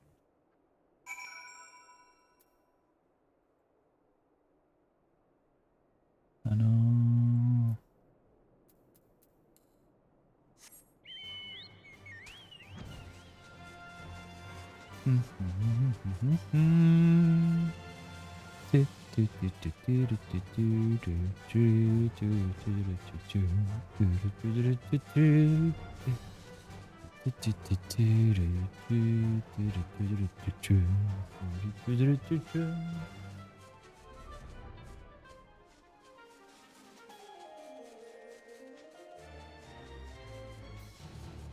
Fresh Prince of Bel-Air. No.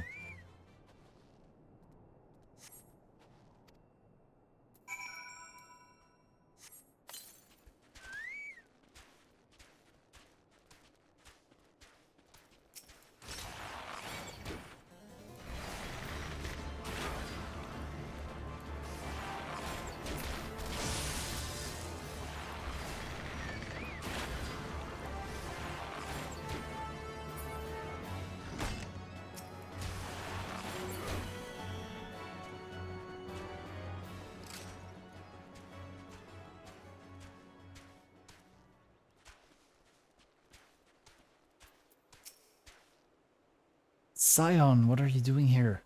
Heretics? I'm not sure. There was a great scale beast and you had it. I think he went east on his own. The heretics split up, so we did too.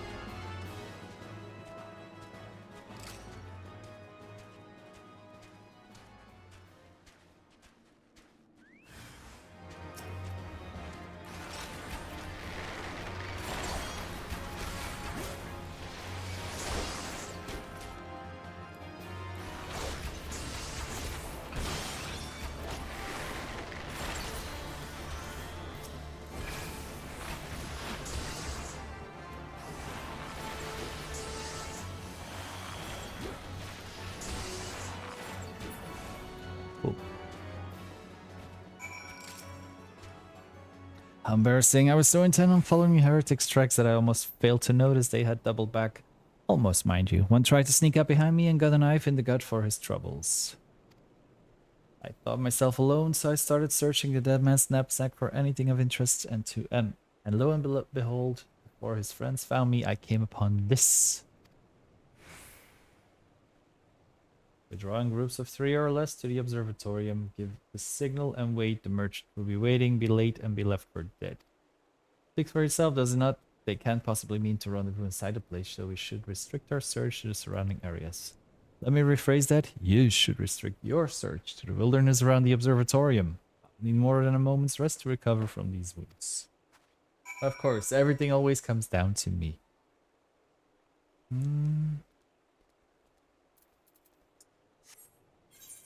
Show. Okay, we fly.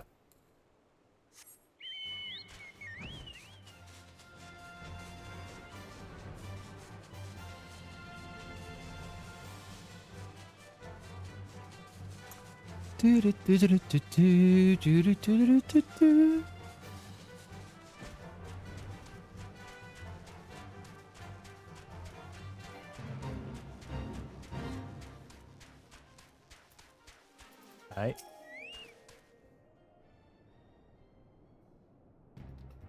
I'm through with listening to your excuses. We leave now. Oh, the woods are crawling with those blue coats, and the knights are everywhere, are searching every wagon that passes through the gates. Well, stay with him then, if you think you'll fare any better. Now, there's no need for that. Ooh, it's the hot captain. Places like this in my homeland, sacred snow-capped peaks where blood must not be shed. Yet your lands ever thirst for the blood of the fallen. By your deeds it has drunk deep. No, I have done no wrong. None but meet in secret with heretics. Deny it all you will, we shall have the truth from you yet. Inquisitors are not the only ones skilled in the art of interrogation. Damn it all. Oh, the drama. The drama of it all.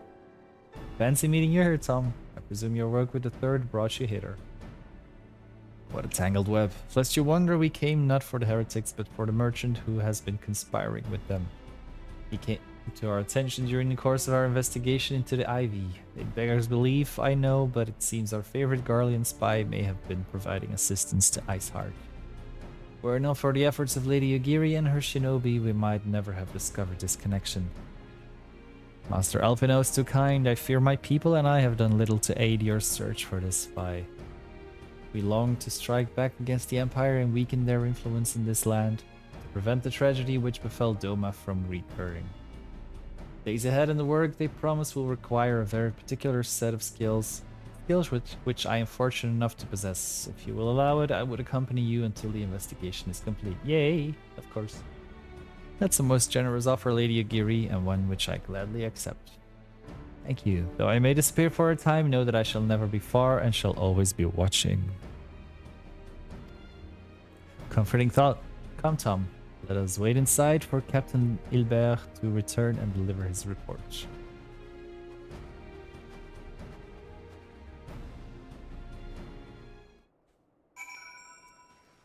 Let's go inside.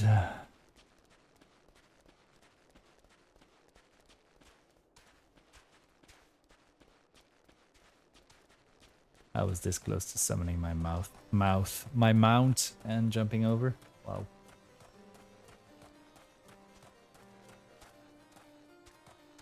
Okay, I love this chocobo.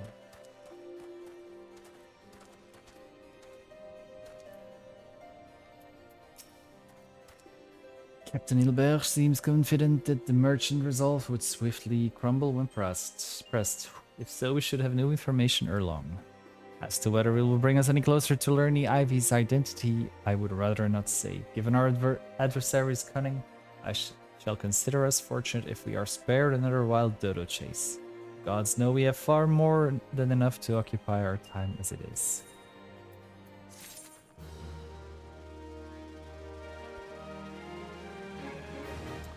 Tendrils of intrigue.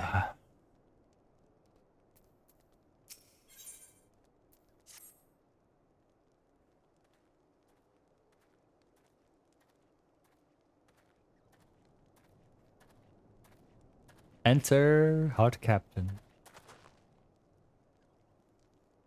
With a fist. Captain Hilbert, your report, if you will. Hi, Commander. Firstly, with regard to the heretic we captured, I regret to say that the man could tell us not what that we did not already know of Shiva. We've since handed him over to the Asgardian authorities. Henceforth, the Holy See will pursue the matter independently. Our inquiries concerning the Ivy, however, have proven more fruitful. We have ascertained the channel by which the heretics acquired their information on the shipment route. Go on.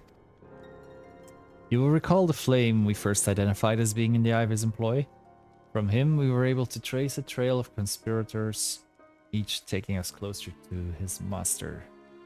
Alas, the trail came to an abrupt end. Fearing that the investigation had been compromised, we took the necessary step of detaining all suspected of conspiracy. There were 5 on our list, including a flame station and Revenant's Toll. The man's primary duty was to keep an inventory of donations from abroad, particulars of which he would share with benefactors, thereby ensuring the needs did not go unfulfilled. By virtue of his role, he was privy to the details of all shipments bound for the settlement. Needless to say, that included those originating from House Fortin. He knew the precise route the caravan would take, and he sold that information to a merchant. I think I can guess which one. None other. With little encouragement, he soon confessed to willingly aiding and abetting the heretics. Well, that's one mystery solved, at least. But what of the Ivy? Are we any closer to prizing of his mask? I dare say we are, Commander. Our relentless pursuit has forced him to commit a grave error. In a desperate bid to cover his tracks, the Ivy resorted to exercising certain administrative powers available only to high-ranking members of the Immortal Flames. You consider then that our investigation is known to barely a handful of them, the field of suspects is greatly narrowed. You mean to say that the agent is among Raban's innermost circle? Someone who has been with him since the Immortal Flames establishment? This is the most plausible explanation. The infiltration likely occurred during the company's founding, with the groundwork for the act being laid beforehand. Slip into a position of authority unremarked and remain above suspicion all these years. I too was surprised, though I really should not have been. Of the three grand companies, Ulda's was ever the more vulnerable to infiltration. Wow. Both Limsa and Gridania had long-standing armed forces that lent themselves well to the formation of the Maelstrom and the Order of Twin Adder. To all intents and purposes, it was the same people, loyal ones mind, under the same leadership, only the banner was different. Not so the Flames. Ulda's military was made up of the disparate orders, most of which were glorified mercenary companies that answered only to their own paymasters. Hardly an ideal environment in which to establish something as high-minded as a grand company. The difficulties Raban faced when founding the Immortal Flames are well known. Even after he had convinced his fellow syndicate members to share the cost, there remained a small matter of finding enough bodies to fill the ranks. Indeed, given the pressing nature of the Imperial threat, that meant recruiting every passing sellsword. Amidst the chaos of its founding, it would have been child's play to infiltrate the company. Good deal easier then than now, eh? The Immortal Flames have ever been caught between conflict interests, the public and the private. Though the monetarists ultimately agreed to support the organization's founding, it was not out of charity that they did so, but simple self-preservation. Had Niall Van Dorna's ambitions been any less apocalyptic, you may be sure that they would never have risked supplying Raban with an army. It is but a wonder they did not attempt to extinguish the flames the moment of danger had passed. Returning to the present. Even as we speak, our Dome and allies are shadowing several high-ranking flames, any one of them of whom could be the Ivy. Desiring to deal blow against the Empire, the refugees were eager to lend us their aid. I expect to hear from them ere long. Very good. Pray continue your investigation with the first. Meanwhile, have the second attend to the unrest. Third can join the fourth in inspecting crystal shipments. If they notice anything unusual, I want to know about it. Levi is summoned in like manner to the other primals. Heretics will be looking for further supplies. Understood, Commander. I shall send word to Sir Emerick informing him of our success in identifying the heretics' abettors. Hopefully the information will be of some use to the Ishgardians.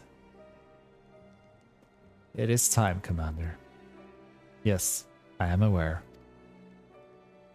Emergency Council of the Alliance leadership has been called. There have been developments in Garlemald, I would seem. As commander of the Crystal Braves, my presence has been requested. I would have you accompany me, Tom, as the realm status champion. 'Tis only meet that you be present for the discussion. Oh, and Antecedent has already given her consent, lest you worry. That's handy. So we don't have to actually go over to her place to warn her and then go somewhere else. Like me, you're doubtless eager to conclude our business with Iceheart, but until another path to her sanctum is found, she will remain beyond our reach. Nymphilia and the Archons are sparing no effort to secure an alternate route. Until such time as they succeed, I suggest we give some thought to the realm's other problems. I shall go on ahead to Gridania in readiness for the coming council.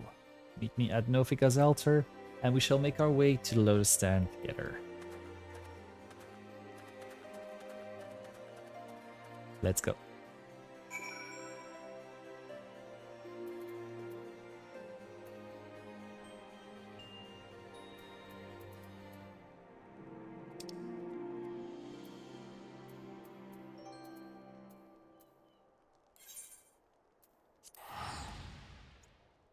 Before we continue, I am quickly gonna get another drink, run to the toilet.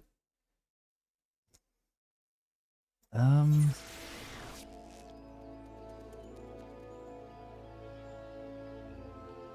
my god, I love this. I love this. It looks cursed, but I love it. The fabulously feral.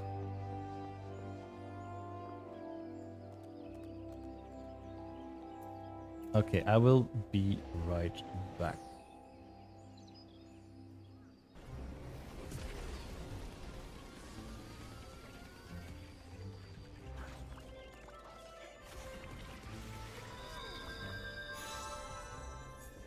$46. Yes, that's E5. Come on. Give us one more. Give us one more. 47. 48. Please, one more Gallagher. 49. 50. 51. 52. 53. 54. 55.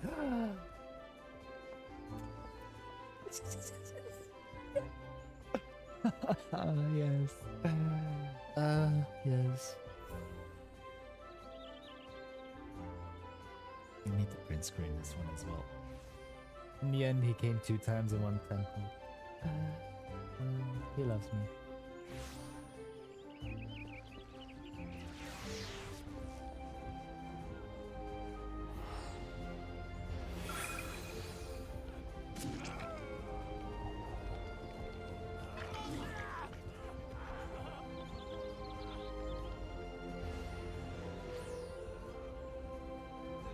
Are we?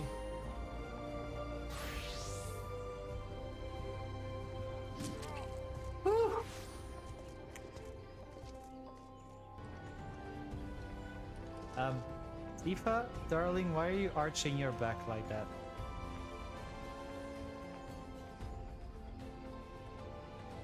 There's something odd about it.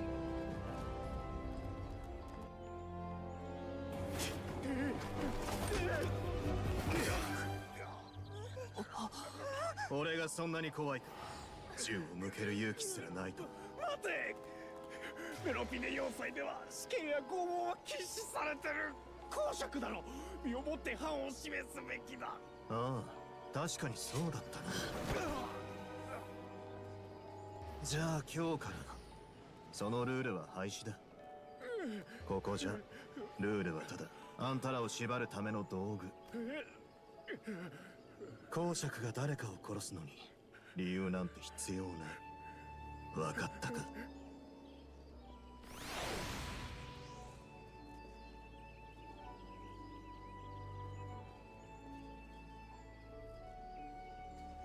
That was good.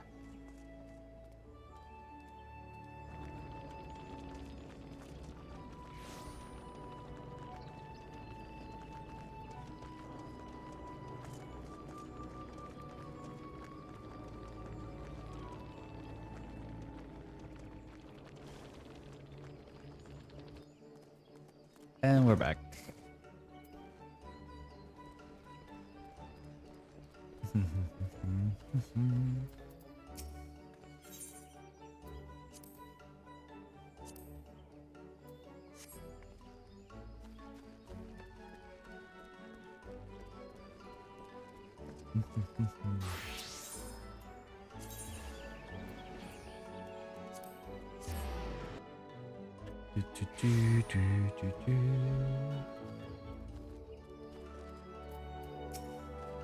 My thanks for coming, Tom. I've heard that before. When you're ready, speak with the conjurer yonder. She will show us to the lotus stand.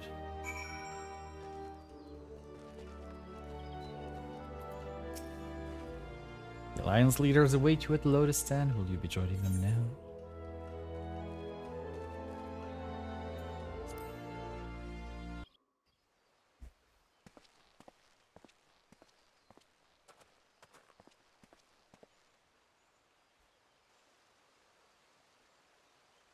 Change has come to the Garlean Empire, and we must discuss the implications.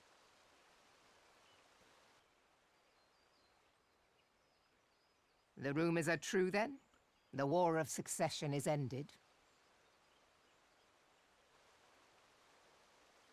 It is. A new emperor reigns in Garlemald. Uh-oh. That doesn't sound good. Who? Who? Who? The birth and all too rapid expansion of the Garlean Empire is commonly attributed to the strategic brilliance of Solus Zosgalvis, yet he did not rule alone. Several members of the royal household also distinguished themselves during his reign. Nevertheless, it was the eldest son who stood to inherit the throne, until his most untimely passing. I thought us fortunate when I learned that the Emperor had died without naming a successor. What in the Game of Thrones?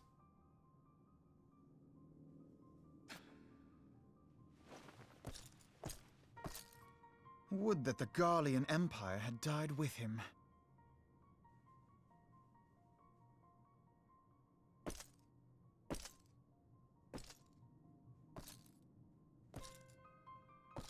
Oh.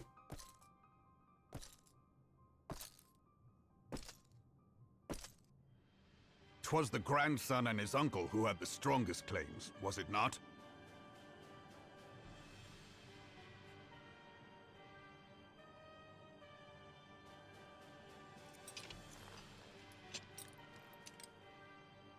Indeed, yet claims count for little without the power to assert them. High Legatus Varus Ye Galvus is a respected military leader. Not so his uncle.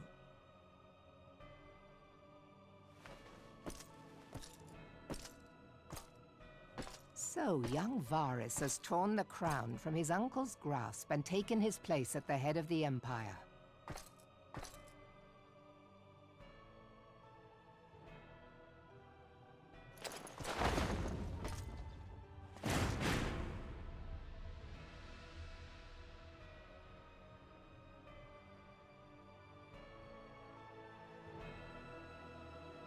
He now sits on the Iron Throne. Given the troubled nature of his succession, the new emperor will require time to seal his grip on power. Yet have no doubt but that he shall, for there are none left with strength enough to oppose him.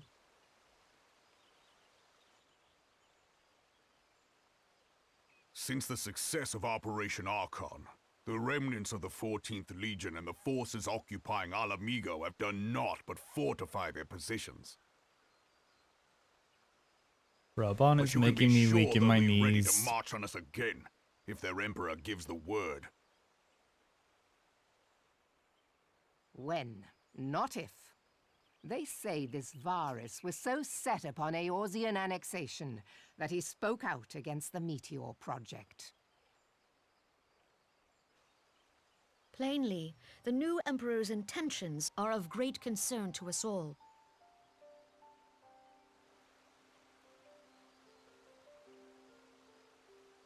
I propose that we set aside the Cartano dispute for the present, and discuss what measures the Alliance might take to prepare for a resumption of hostilities with Garlemald. Moreover, I move that we re-examine the question of how our former allies in Ishgard might be persuaded to retake their place at our side. Could Eorzea but stand as one, 'twould deal a grave blow to our enemies' ambitions.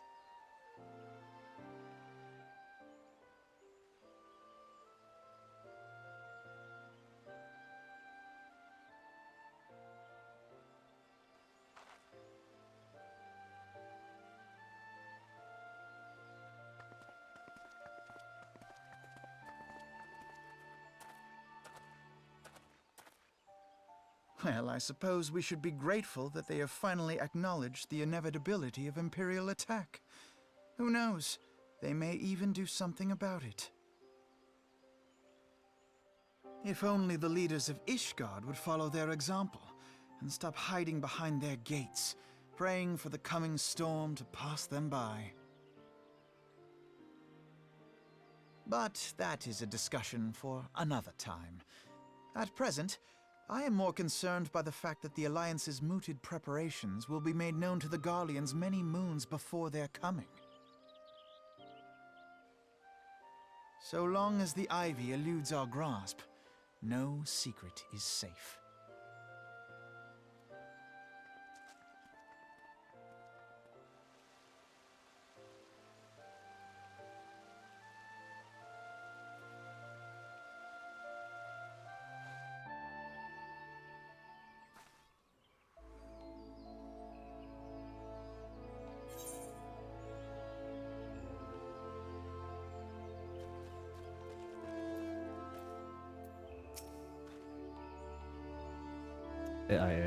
It will not have escaped your notice that the nations of Eorzea are no nearer to being of one purpose, despite their protestations to the contrary.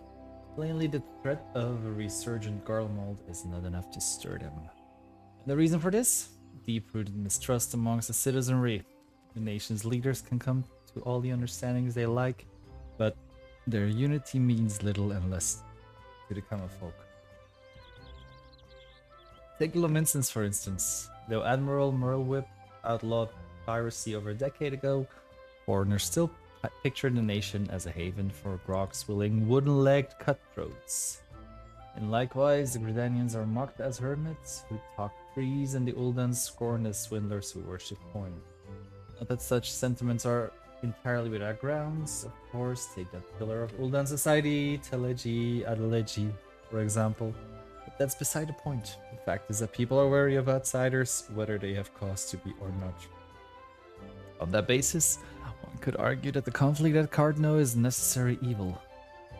Each nation has his own warmongering faction, advocates the acquisition of Omega. In order to placate them, we present them something resembling warfare and thereby curb their appetite for full-scale conflict. But enough idle musing, let us speak of a more pressing matter, the Ivy. Since we spoke at the Observatorium, Captain Hilbert has further shortened his list of suspects. Happy coincidence, the one he deems the most likely candidate is lately come to Bredania. Hunt near its end, Tom. All that remains is the corner or quarry. Seek out Hilbert near the Adder's Nest. He will give you the particulars. Should there be any developments in Cortez, you may be sure that I will send word without delay. In the meantime, I wish you success in apprehending the Ivy.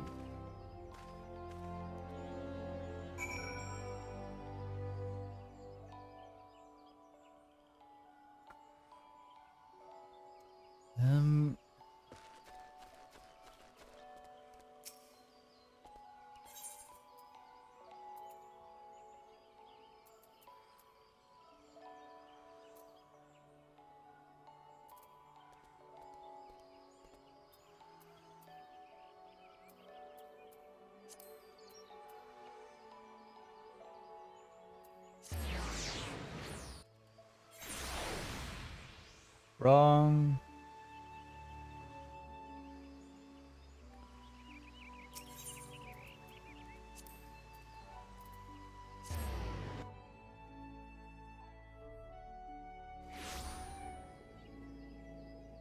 This dude is still standing here. He looks so cool.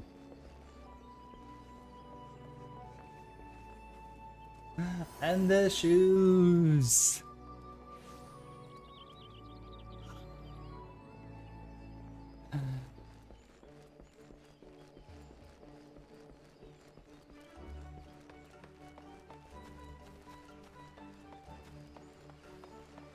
Hilbert!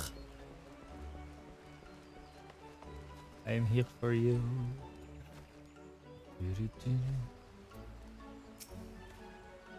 My thanks for coming, Scion. Atlas the commander has informed you, but we have unmasked the Ivy. From this point on, we must proceed with extreme caution.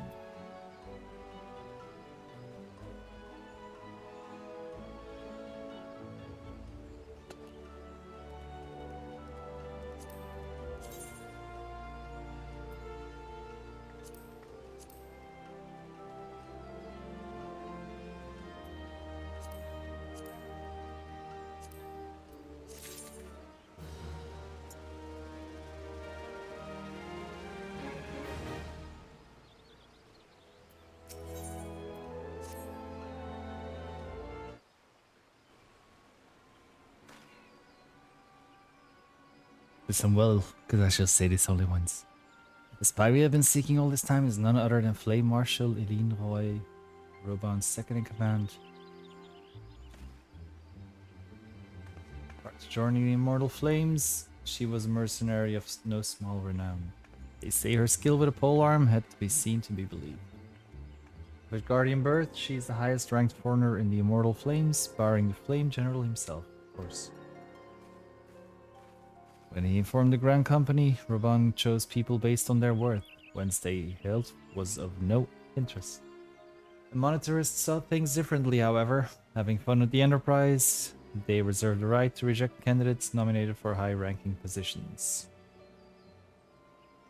It was no secret that they did not favor foreigners, Guardians especially, and the way the Holy See forsook the Alliance.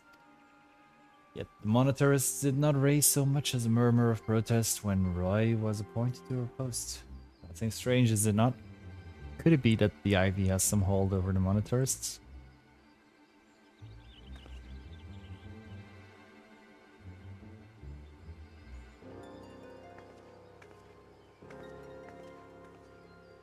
Don't be suspicious, don't be suspicious.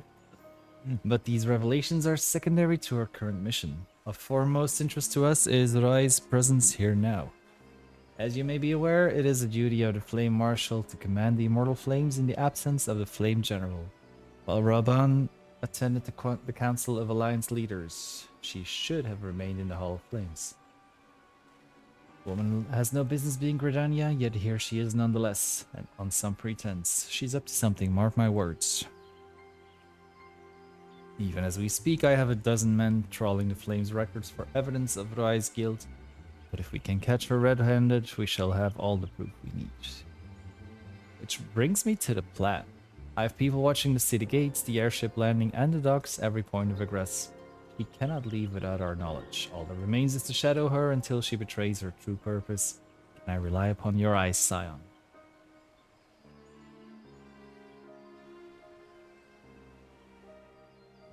You have my thanks. Let us go then, and take care not to alert our quarry.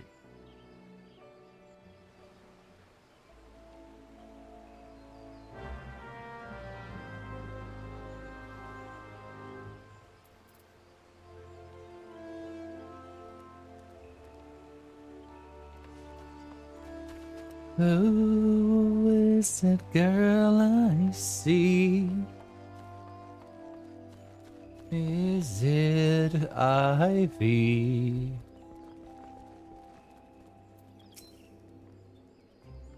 Guy is headed in the direction of the Blue Badger Gate with me, Scion.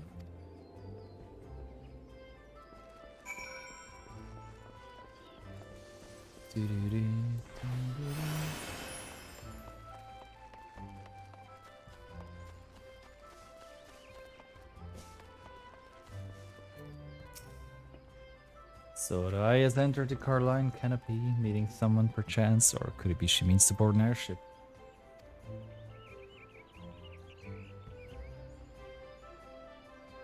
Pray look for her within. If she's not on the upper floor, try the landing area below. One of mine is stationed there, she may have seen something. Baphomet is her name. I shall remain here in case Rai reappears.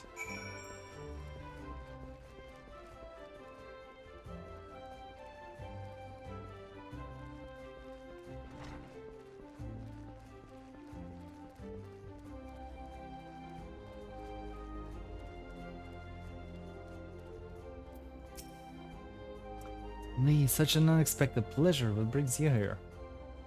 Social visit, you say? How pleasant. Oh, she did not come this way. I've noted every passenger and none bore any resemblance. Well, don't let me keep you.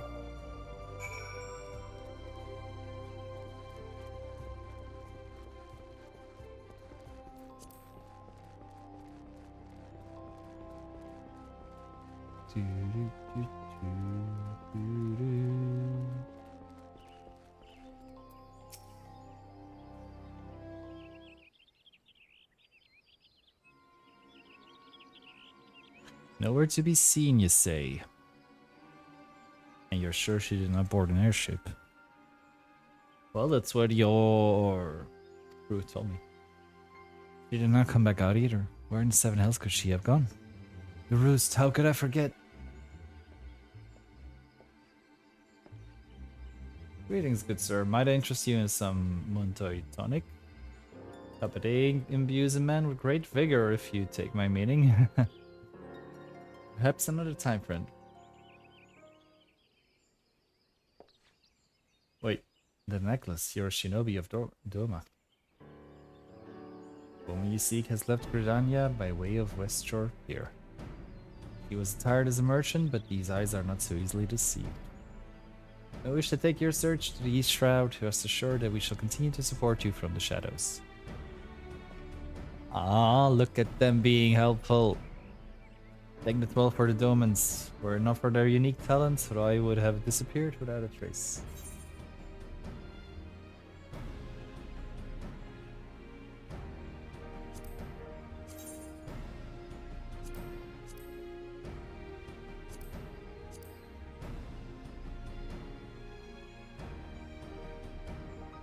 I'm gonna take this.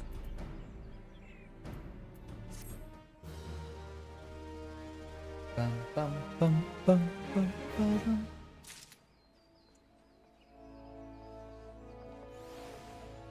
Il fragmento delicto.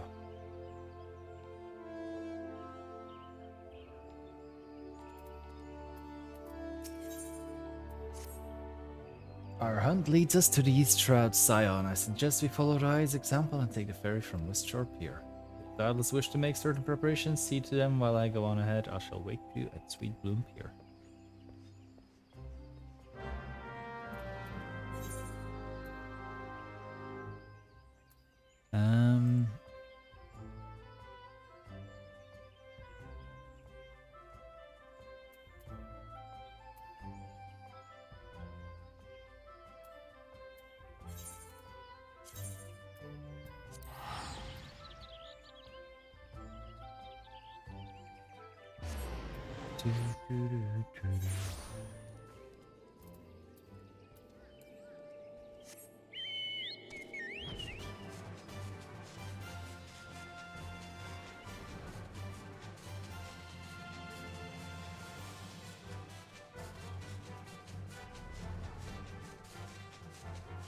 All these branches.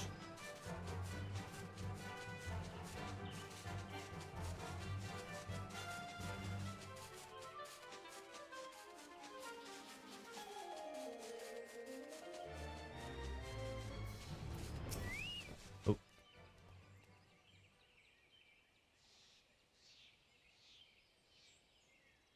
This way, my friends.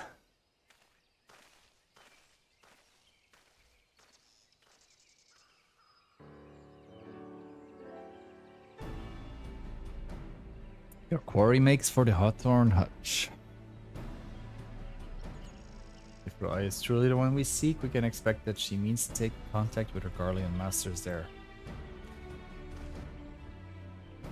Explanations in order, you are no doubt aware that Garleans have their own method of communicating over great distances. Well, our ingenious friends at Garland Ironworks have provided us with devices which disrupt these communications, and we have installed them around the city-states. In so doing, we have made it difficult for Imperial agents to correspond with our masters. I would thus have no choice but to rendezvous with her Imperial contact directly. Yet, as a well-known face in the Immortal Flames, she cannot move about Thanalan without being recognized. It will only be a matter of time before someone saw through her disguise. It is for this reason I believe that she has chosen the Black Shroud for her clandestine meeting. Alizon are a common sight here, and her comings and goings are not like to turn any heads. As my scouts tell it, the Garleans have sent agents with a mind to destroy the devices and render such direct contact unnecessary. Fortunately, our shinobi have thus far been successful in rebuffing their efforts. This is it. We need only make to Hawthorne's hut and catch Rai in the act. Let's go.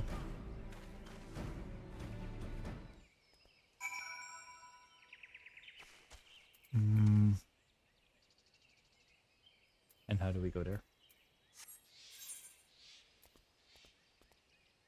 Okay, we fly again. Good.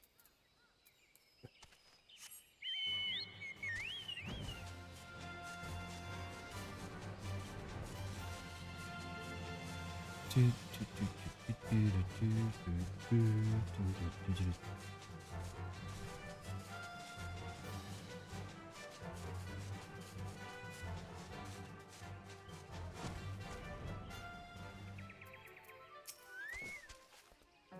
people report that our quarry has departed for the Bramble Patch. Ivy returns to the Gnarls when she came, but perhaps it's all for the better. To convict someone of her standing, we will require damning evidence against her. What could be better than to catch her in the act when she meets with her Garlean masters? My countrymen and I shall lie in wait in the shadows. Tread warily, my friends.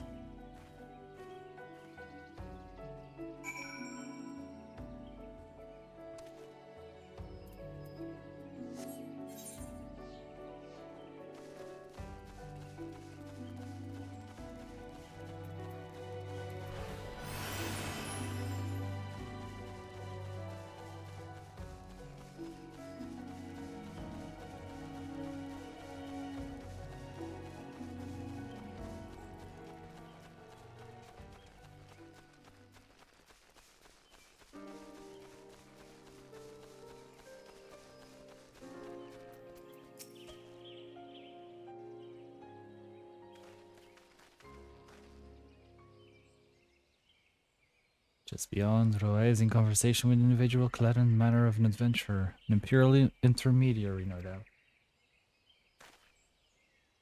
That with me.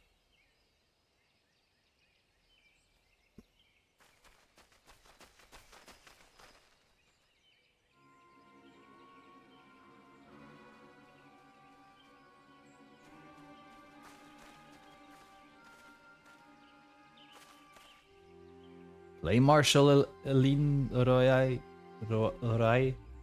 You're under arrest for treason and espionage. You were followed, you bloody fool.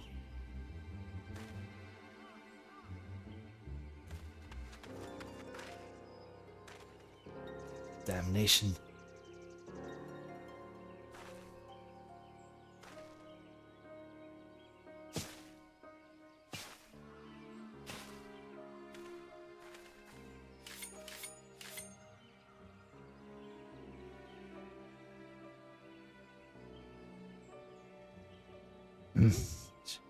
She gonna surrender or...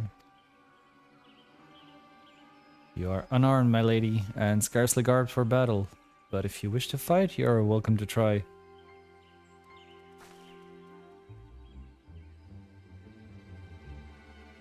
What is the meaning of this, Captain? Would you arrest me for strolling in a 12's wood? When last I looked, there was no crime, and neither was conversing with passing strangers. You would feign ignorance then. Very well. If you do think of something to say, there will be plenty of time to say it later. Now come quietly, or I shall make you wish you had.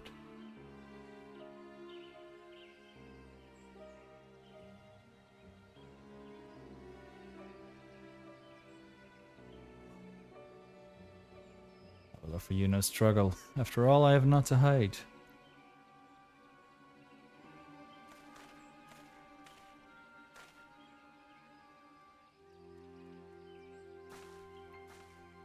That kinda seemed too easy.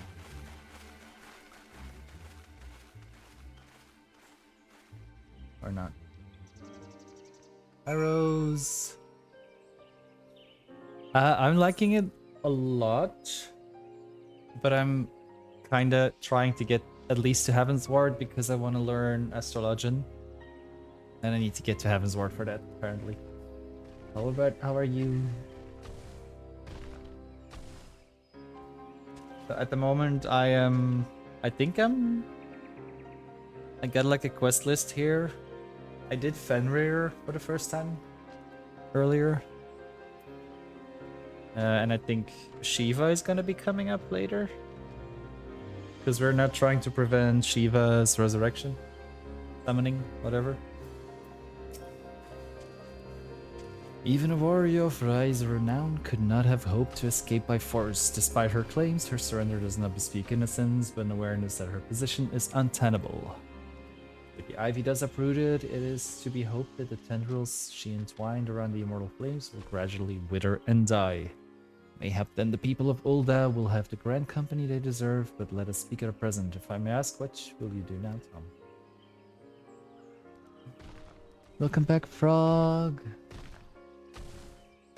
Apparently now it's gonna be on the banners. Yeah, they did. I didn't watch the live stream, but I watched the things on YouTube and on Twitter afterwards. And I got the codes through the app as well. Waiting for retainers to come back and playing on. Yay. I still gotta like get more used to return. I have one retainer so far. But I don't have the coins or whatever you need to send them out on errands at the moment. But like currently I'm really focusing on doing just main story until I can get my Astro. Because the issue now is since I'm a bard, I often have very long queues for duties. And if I have Astro, then yeah, as for White Mage and for White Mage, for healer and for tank, queues are much shorter. So if I could switch when I need to do duties, that would be awesome.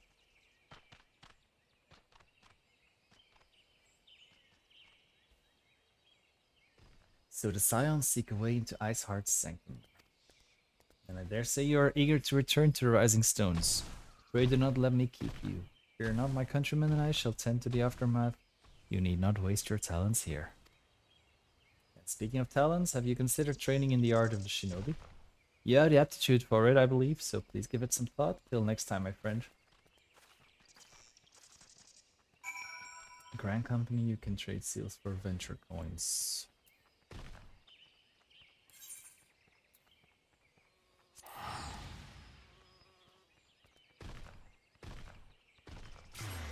What is your mains? Because I want to learn Astro and Sage, but Sage is still much later, right? Wasn't that in like one of the last few expansions?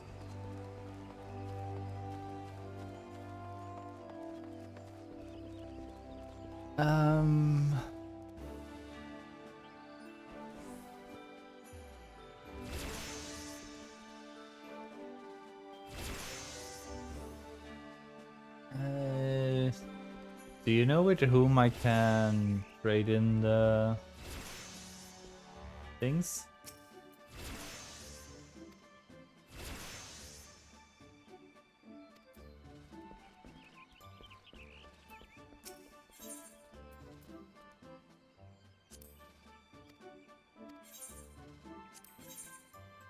All the way to the right. Okay.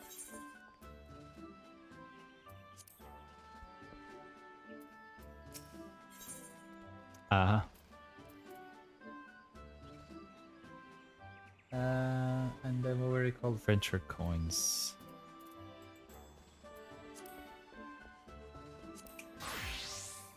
It's these ones.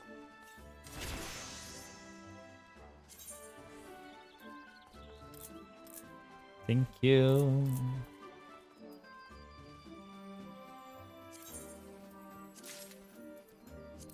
Muchas gracias.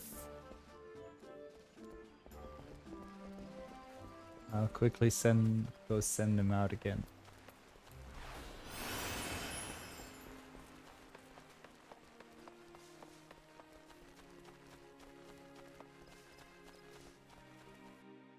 I will try to remember this. But I have a very bad memory in general.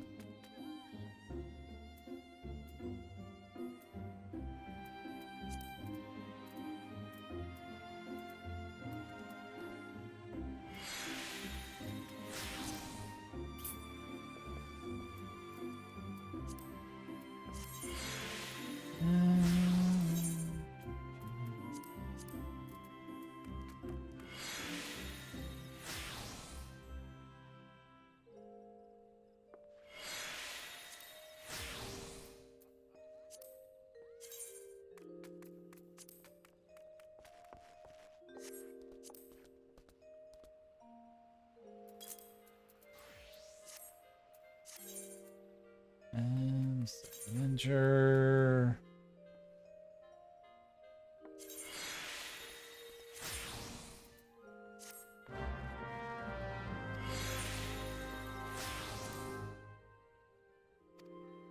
Okie Thank you so much.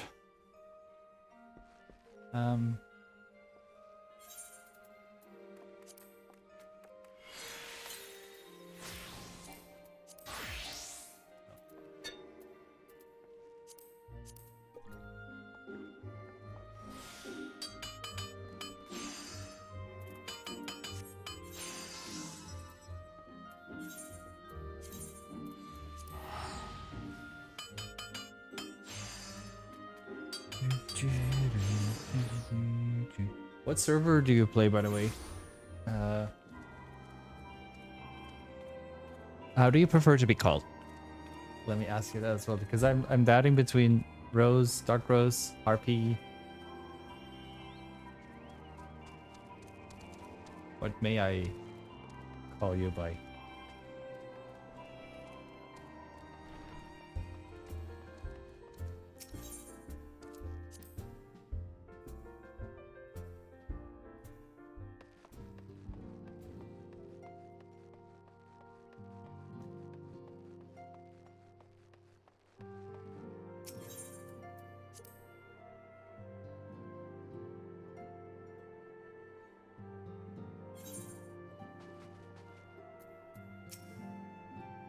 Welcome back, Tom. I understand that Elfino had a task for you. May I ask what it was?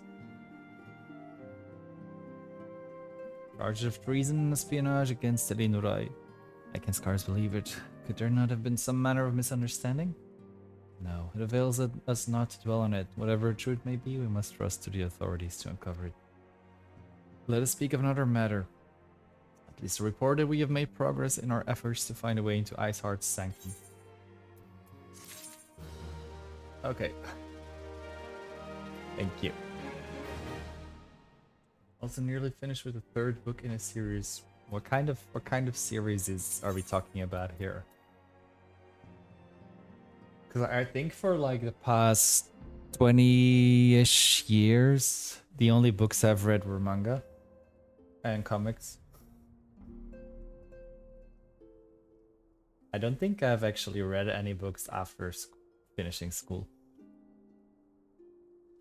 I've heard from I heard about those, I think. Thing is, whenever I have to read too much, my mind just wanders off. I can't like focus on half a page even. As you may recall, Iceheart used Aetheryte in the depths of Snowcloak to teleport a short distance to the west, most likely to a sanctuary of some description. It is there that we suspect she means to summon Shiva using the crystals she stole from the House for Dark Caravan. The heretics believe that they are bringing about the second coming of their patron saint, but if, as we suspect, they mean to hold a summoning ritual of the kind employed by the beast tribes, it seems likely that the result will be something more akin to a primal. Suffice to say, they must be stopped, and stop them we shall, but first we must surmount the obstacle that Iceheart has placed in our path. Ordinarily, it would be a simple matter to tap into the established Ethernet and thereby follow our quarry. However, despite our best efforts, we have been unable to ascertain the position of the Etherite to which she teleported. Yes. You can read me bedtime stories. Or bath time stories, whatever. Our prevailing theory is that she destroyed the second Etherite upon arrival, a reckless, desperate measure, but also an effective one. After discussing the matter at length with Urianger, we have concluded that we lack the expertise to develop a solution, which is why we have called upon the aid of one who does possess such expertise, a colleague of ours who is currently en route to Revenant's Toll from Charlian. She should be arriving within the hour, in fact. Since you are here, mayhap we could welcome her together. I'm certain she would appreciate the gesture. Let us make our way to the northern gates and await her coming. We're gonna wait until she comes. Okay. No worries, no worries. Is it... Okay, I'm gonna ask it, even if it might be a little spoilery. Is that gonna be one of the bosses as well, the Midgard Summer? Because they were talking about it earlier in some part of the dialogue. And like, if I'm not mistaken, that's the snake from Final Fantasy VII, right?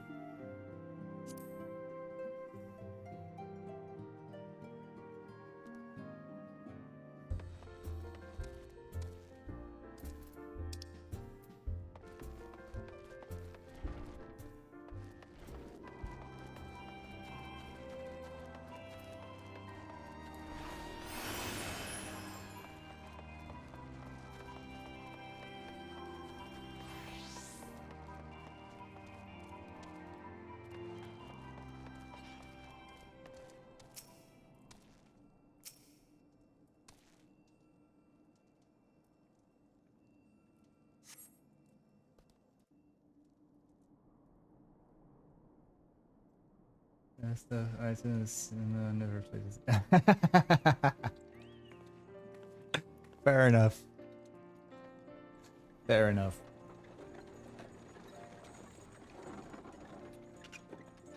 It's like playing this game now. I originally started almost 3 years ago with a free trial, but it wasn't until last month where I actually got really invested in it. And until last month I was still in the part with the primals.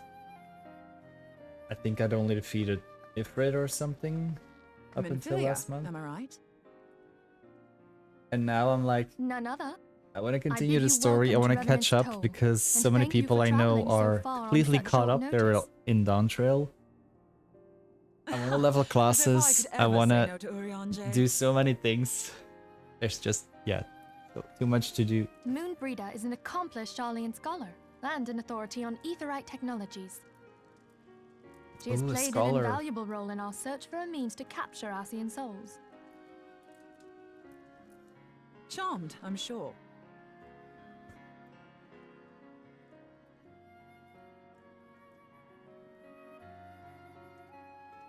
Originally, I wanted to be a dancer, but you cannot pick dancer as a starting class.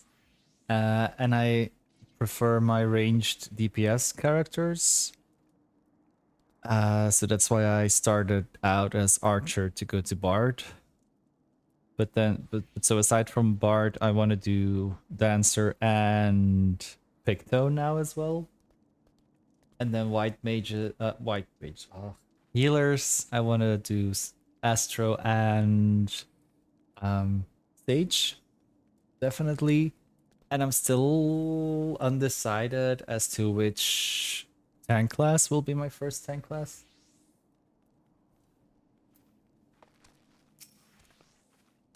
Let us return to the Rising Stones at once then. We have much to discuss. One of my friends is really hung up on the Gunbreakers, I think is the name. Mostly because several of the moves are Final Fantasy VIII inspired. Did she go back inside? Sorry, Black Mage gave up and went beautiful move. One of my friends is a red mage main as well. They even got an IRL red mage cosplay and everything, and it's also their picture on their channel. Wait, let me quickly.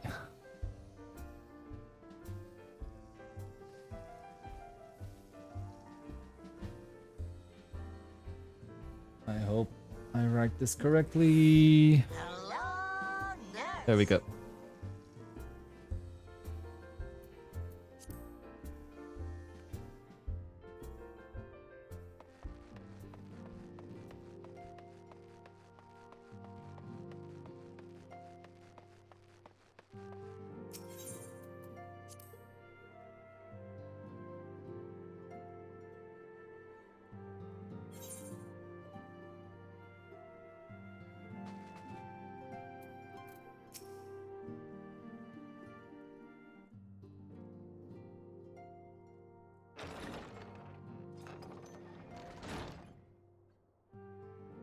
Moon! Gods, it's been ages! Oh, longer, sister. Wait, sister? Are they actually sisters? A joyous reunion indeed. Well, of course it is. Moon and I are like twin sisters. Well, the resemblance is uncanny. Same in appearance and aptitude. Oh, burn.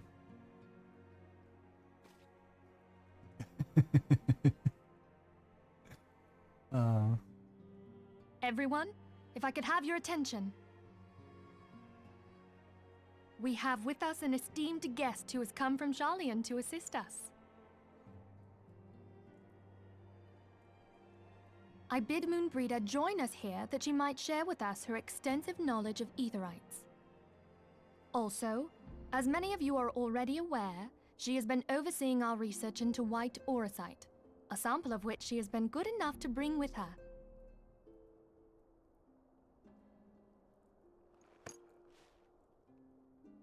Well, I had to come, didn't I?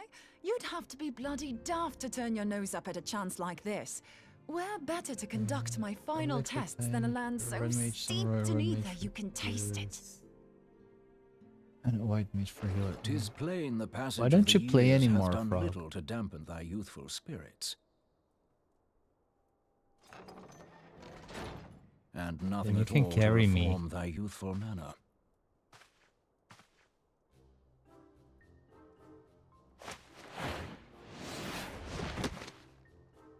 Oop.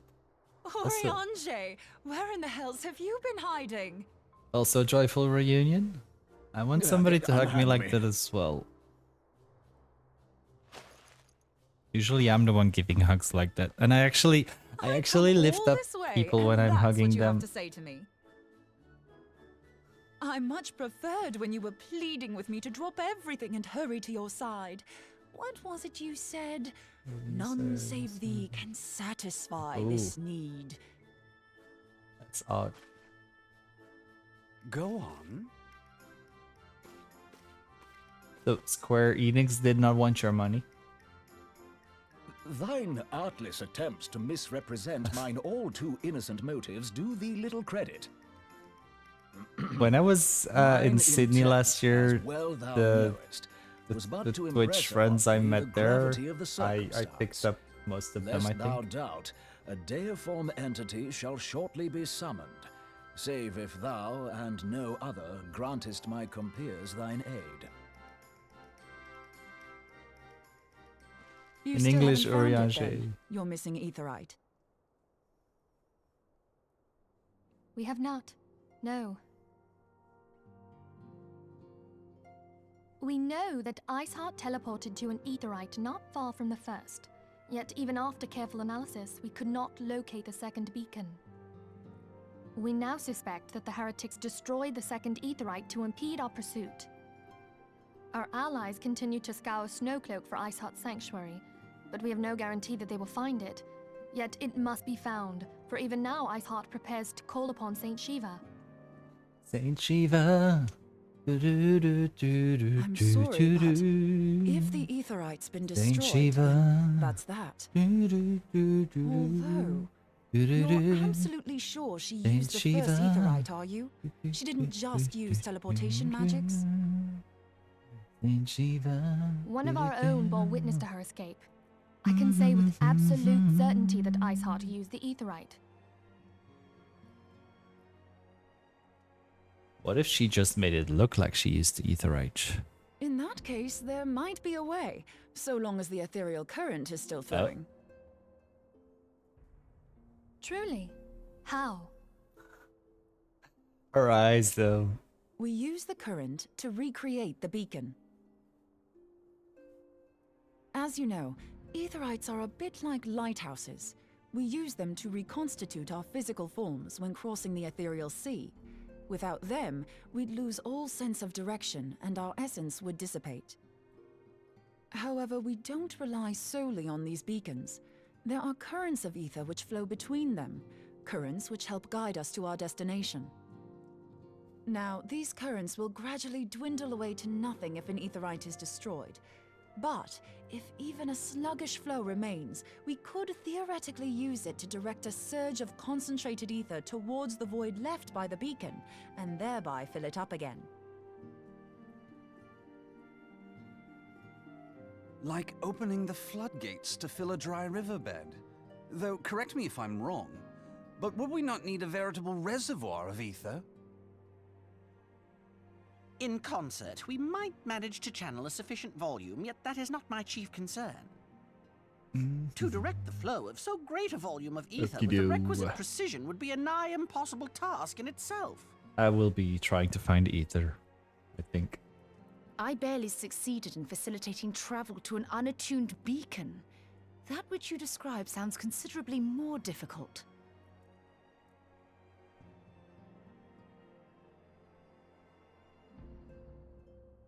And dangerous.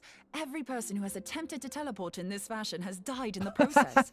They, however, did not have white aura sight at their disposal. The way she said that so all the ether you can give me happily. into the Aetherite. However, white aura sight cannot retain ether for an extended period of time, so we would need to infuse it immediately beforehand. Just so you know, I'd confidently give this plan better than even odds of success. And if the worst comes to worst, your people won't suffer. Though it risked the lives of our best and brightest, we have not the time to seek other options. If the ethereal current still flows, thank you so much. we shall carry out Moonbreeder's for plan. being here and for being you and for being sweet. And I hope the rest of the work goes well. Let's roll the dice.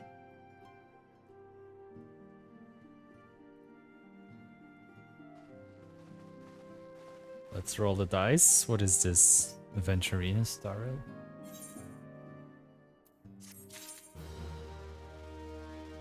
Bum, bum, bum, bum, bum, bum. The instruments of our deliverance. Aha, this is another duty. I have already informed Elfino of our plan to recreate the beacon in the manner Mombrada described. He agreed that despite the inherent danger it represents our only hope of success. He also said that he wished to meet you at the Snow Cloak before proceeding. Expect you will find him waiting for you there when you arrive. I want you to know that I appreciate everything you have done on our behalf, Tom, and that I have faith you will return to us as you always have.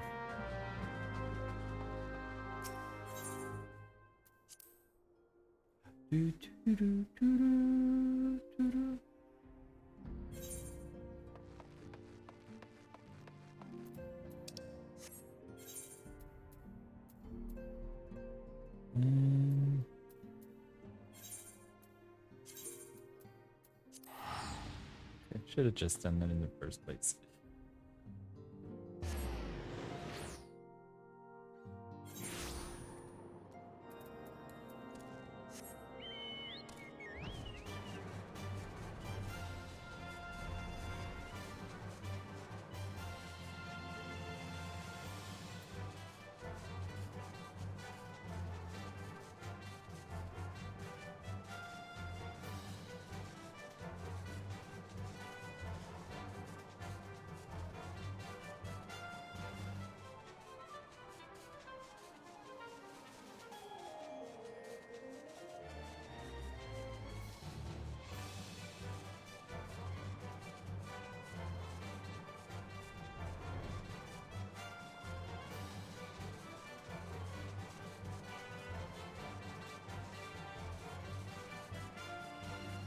Watch out for that tree.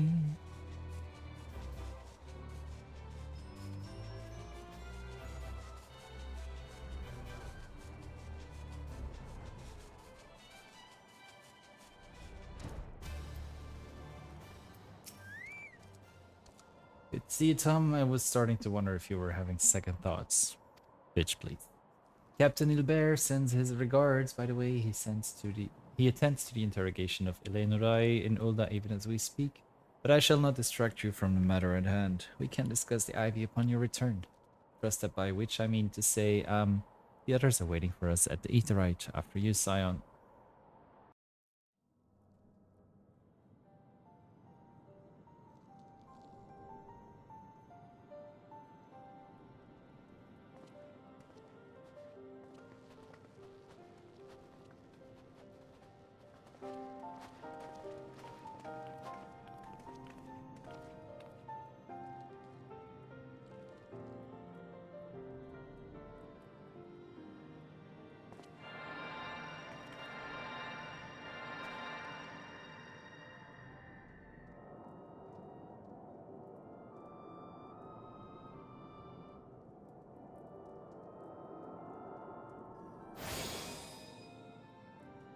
There, it's ready.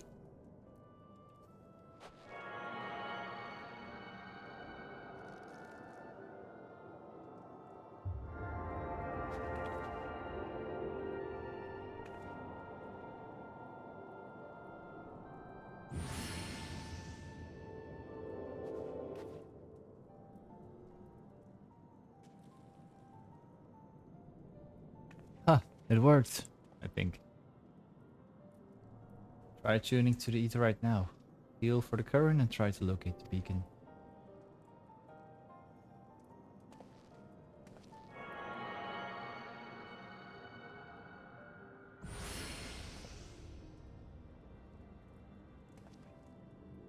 We've done all we can, Tom. For now, let us withdraw. When your final preparations are complete, you must seek out the beacon we have created. By the grace of the 12, you arrive safely. You must stop Iceheart before she summons Shiva. Before she summons Shiva. Wow. Before she summons Shiva.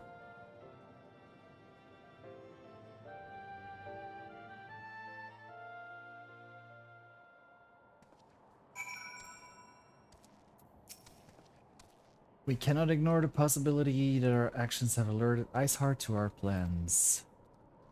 Should that be the case, she may attempt to hasten the completion of the summoning ritual, and if she succeeds, you will have little choice but to face Shiva in battle. Knowing little of this saint, I cannot say if your own strength will suffice, and so I would encourage you to call upon your allies. Some may have reservations about wagering their lives in success of Monbrida's experiment, but others will surely agree that desperate times call for desperate measures. Before you assemble your party, speak with that knight. I believe he has a message for you from Sir Emmerich.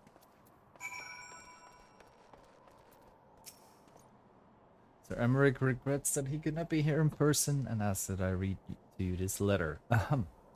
Ishgard faces an unprecedented threat, yet in our hour of need, it is not her knights who stand poised to defend her. Tomli, the warrior of light, savior of Eorzea, your deeds this day shall not be forgotten. Where others would flee, you choose to remain. Where others would falter, you rise to the challenge. Where others would use their gifts for selfish ends, you wield yours in service to a greater cause. May alone bless you with good fortune and see you safely home. Ak-Afa Amphitheater Hard, now available.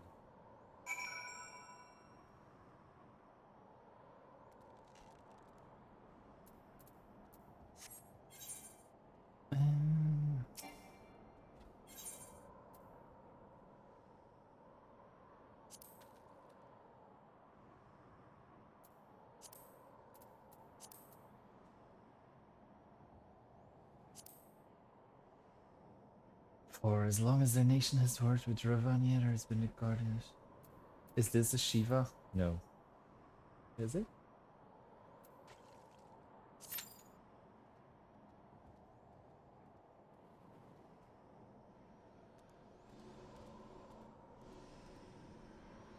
Let's go hunt in the meantime again.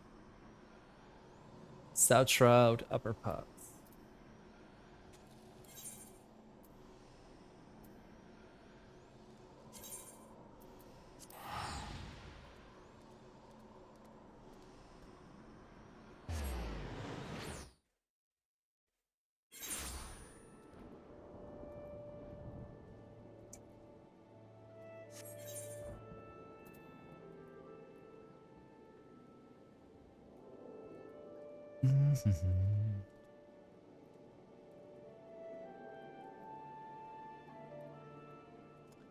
Okay, overgrown offering.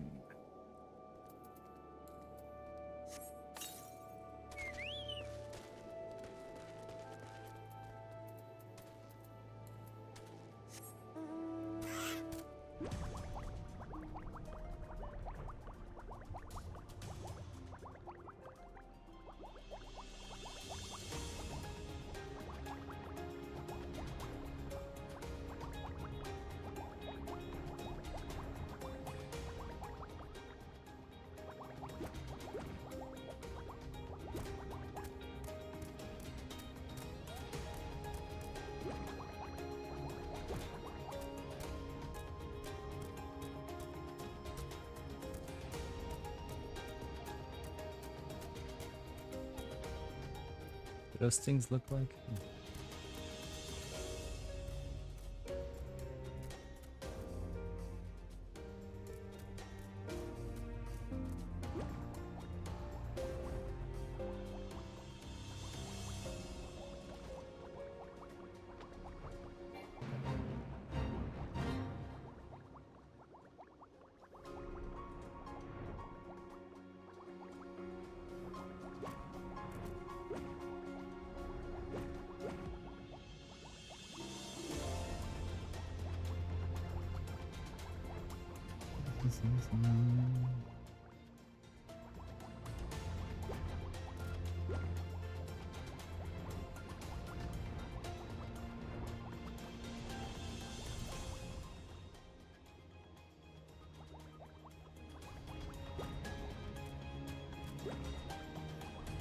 Wait, where am I?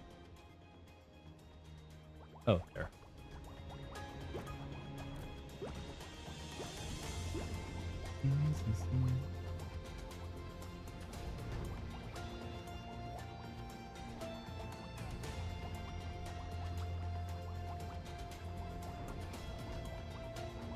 Wait, is that? Yes, there we go.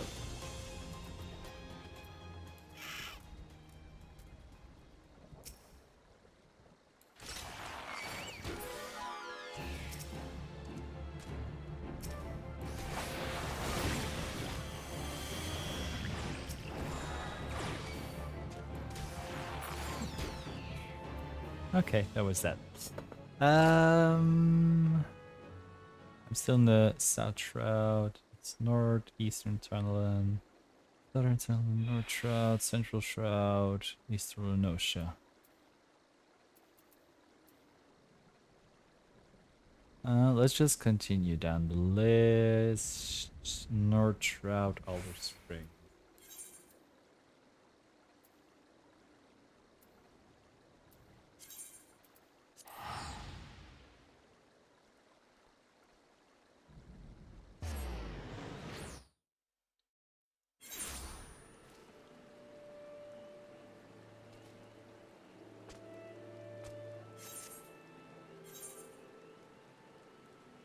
Where's the Alder Spring?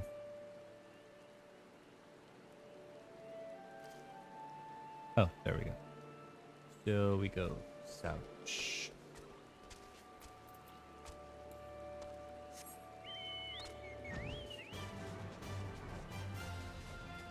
We're looking for Bane Might.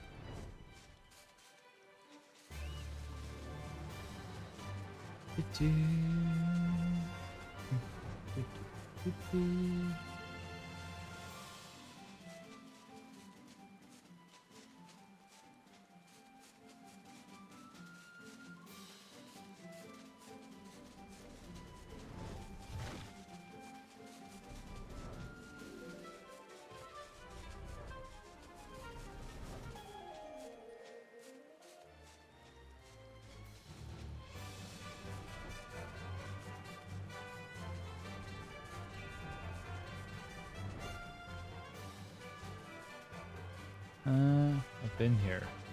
Or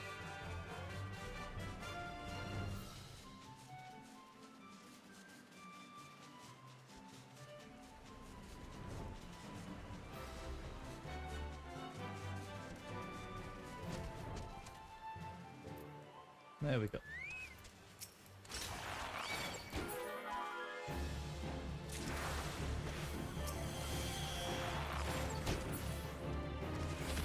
That's the one.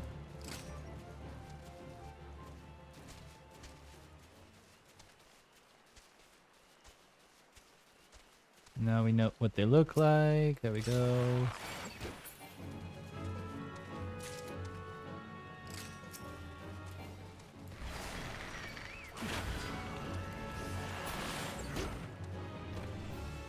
That's 3. That's 4. Just one more. I need just one more.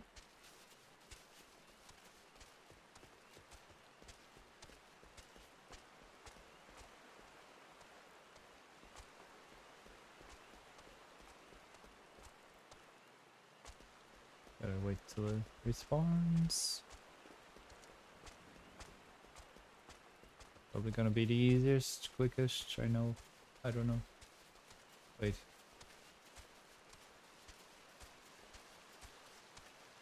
Ah, crap. Are you kidding me?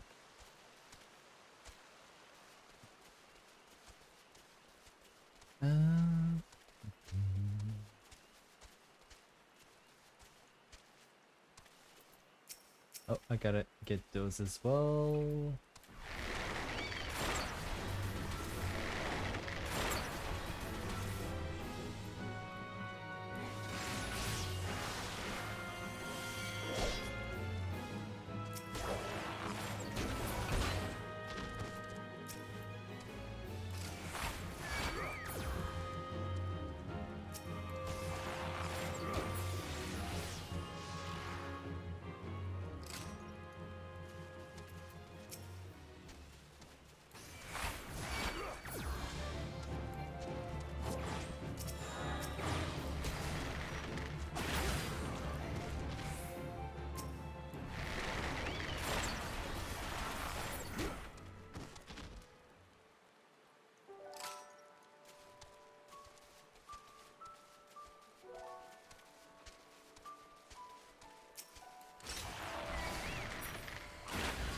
Done.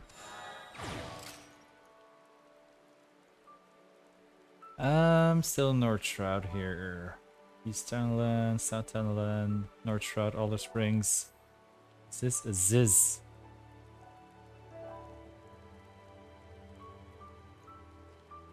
A Ziz. What the fork is a Ziz?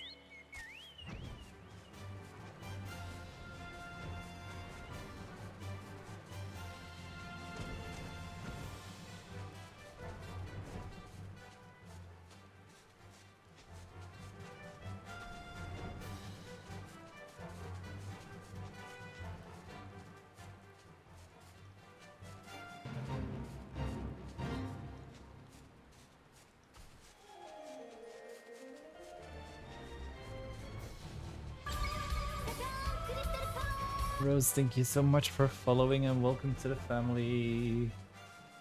Oh, welcome back. What do you call it? Shop because we're back. I forgot to close. Oh, no worries, no worries. I'm waiting for my party. So in the meantime, I'm doing some working on my hunting log. And now I'm looking for Ziz.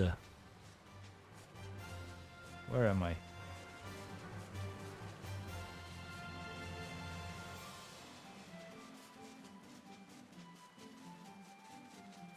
These are not Zizzies. This is this.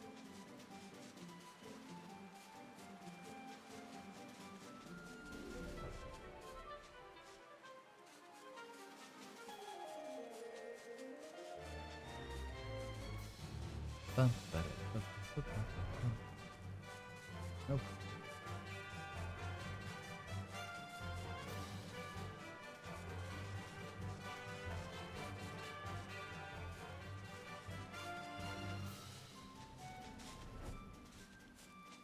No.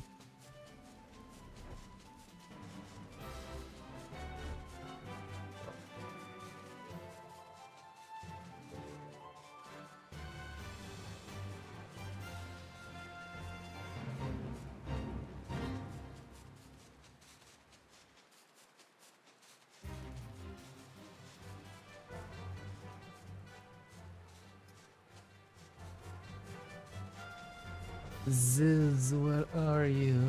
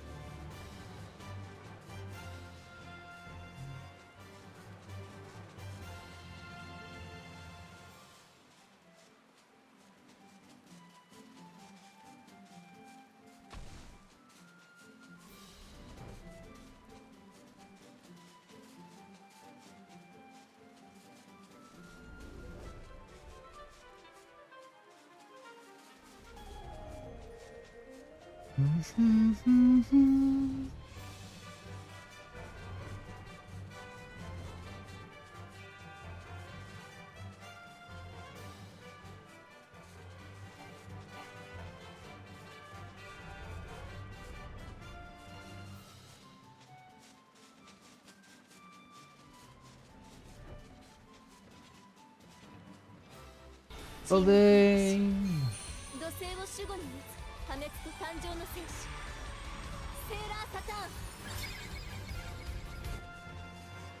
Olad, Tom Lee. Power you BB. Doing okay, thank you. I am currently trying to find Ziz while I'm waiting for a party for my main story quest. I have no clue. There was a very TTS thing sounded like. But yeah, I'm looking for Ziz. How are you? How is the... Ooh.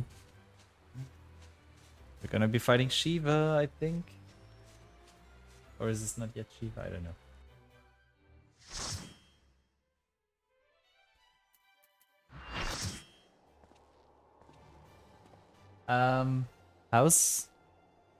How busy is Berlin at the moment? Is this Shiva already, or is it never have come here, another warrior of light. prelude? I labor only to forge a lasting peace.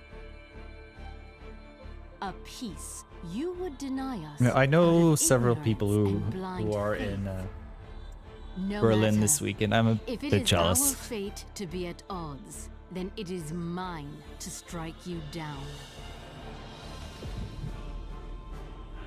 We whom gods and men have forsaken shall be the instruments of Isn't our it own Pride? deliverance. Or is that next? Or is it Cologne Pride this weekend? My flesh, fill your light. Walk amongst your brothers. She's coming, she's coming, she's coming. Mother is coming. Still the hatred within our hearts and bless us with eternal grace. Okay, this is cool.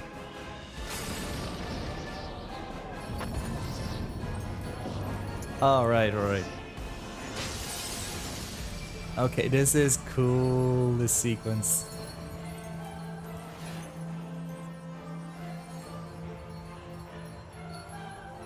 Work. Slay. Boots the house down.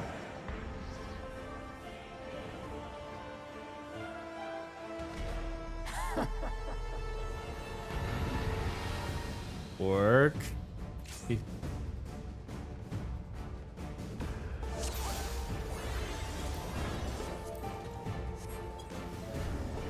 Oh.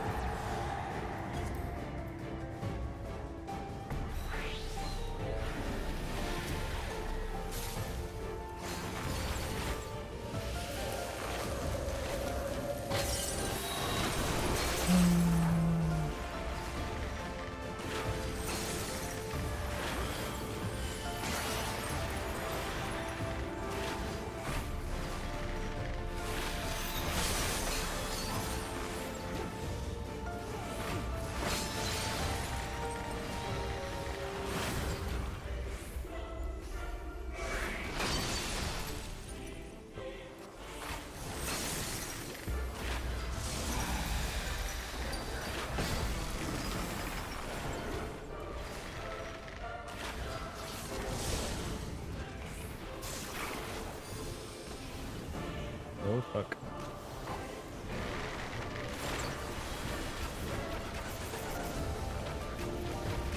Oh, we have another bard with us? Yes, we do.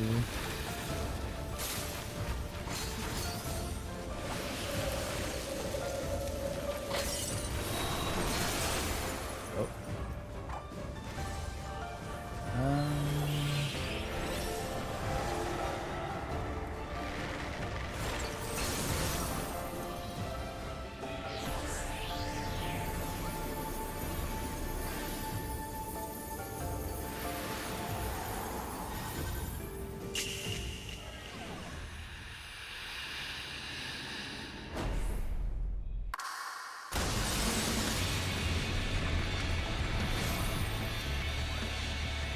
Work. Work, Shiva.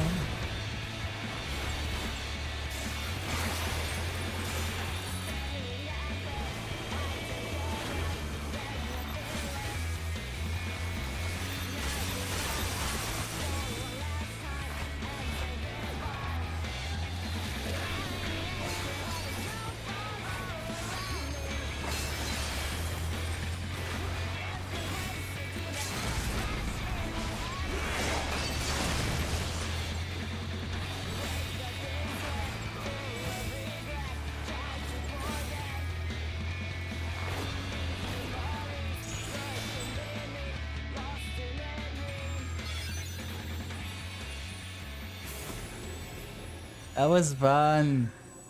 I think this was one of the most fun fights so far in the entire game that I've done.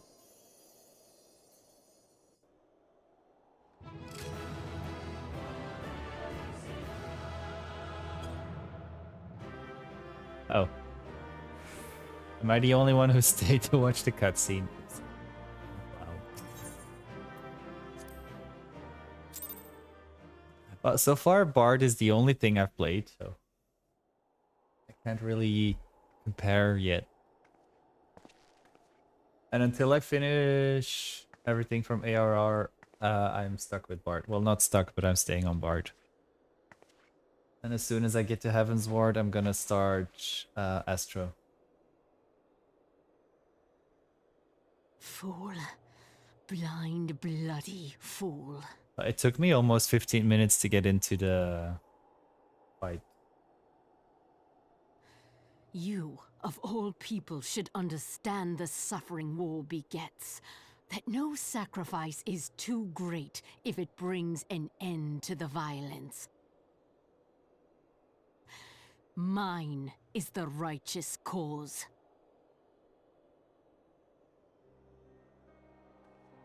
It's gonna You fight in a be war you do not very. understand. I think it's gonna take a pawn lot of of getting used to. liars and Also, schemers. the kind of pressure of being the healer of the And party. they are no less I hope I can ignorant than handle it. you, following the creed Also, of I their don't think I fathers properly without thanked you for the question, 23 never months. thinking to ask We're why. almost at our 2-year anniversary.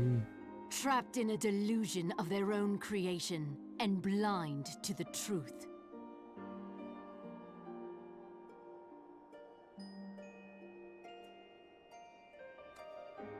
Warrior of light, redemption is not beyond us.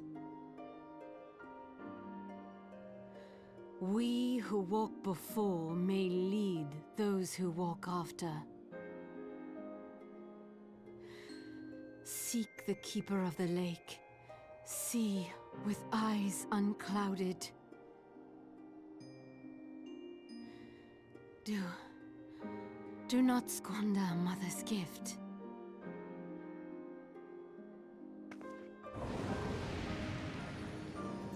Hear, feel, think.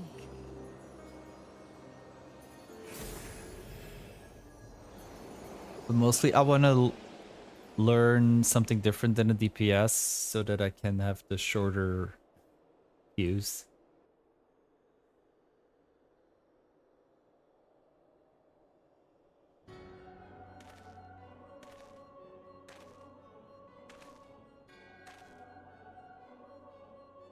And so the vessel withdraws, a predictable outcome. Nevertheless, La Habrea will be pleased. How unfortunate. But the thing is, when you're playing healer, the party depends on you a lot.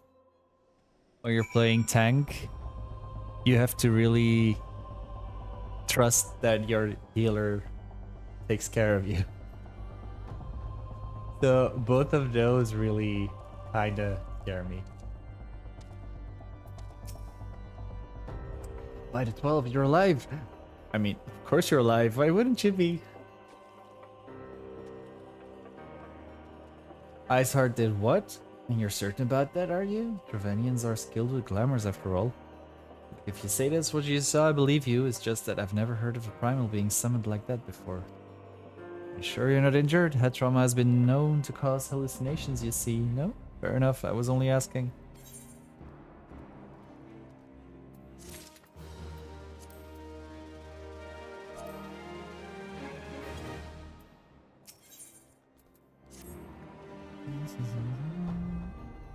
I think I'm gonna try to finish patch 2.4 today, so that's 4 more quests.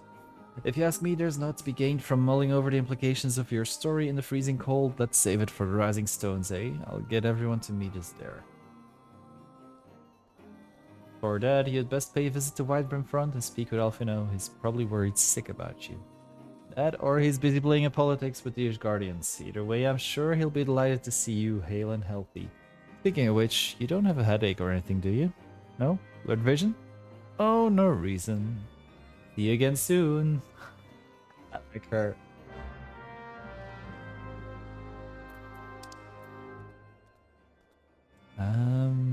Where are we at? Okay. We fly there.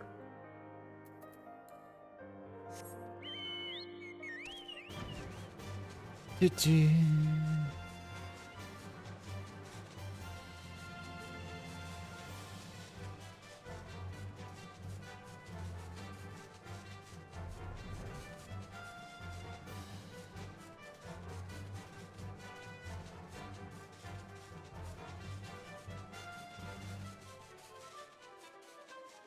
Oh, almost flew over.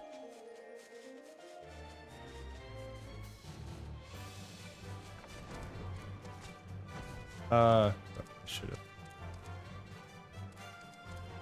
I always forget that I can go in from the top as well instead of always from the bottom.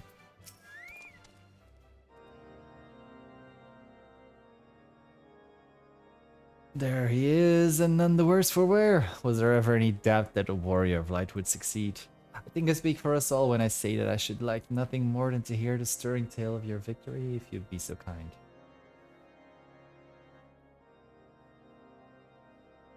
Then we were too late to prevent the summoning. But not too late to prevent further loss of life. An outcome worthy of celebration. One for which we have Tom to thank. Yes, you're right, of course, Sir Emmerich. We should be content with what we have accomplished. I, for one, could not have wished for a better outcome. Shiva is no longer a threat, and the heretics have been routed. Aye, there is a matter of Iceheart's escape, but she cannot run forever. Whether it takes days, weeks, moons, or even years, my knights will find her. In the meantime, Lord Jaimon, is the caravan ready? The supplies that your men recovered have been prepared for transport in accordance with your wishes. Rest assured that my knights will see them safe to Revenant's Toll. Of that I have no doubt. Take it these are the self-same supplies the heretics stole from the house Forton caravan. Less the crystals which comprise the bulk of the shipment. Yes, scarcely a fraction of that which was promised, but a meaningful contribution to your cause all the same. And on another related note, Tom, might I trouble you to accompany me to Camp Dragonhead at your earliest convenience? 'Tis not for my benefit. A certain lord was most distressed when he learned of your intent to risk life and limb to stop Iceheart. It took half a dozen knights to restrain him, I am told. Men give in to their anxieties in myriad ways. Pray do not think less of him. Who was it? Sid? No. Sid would not be a Camp Dragonhead.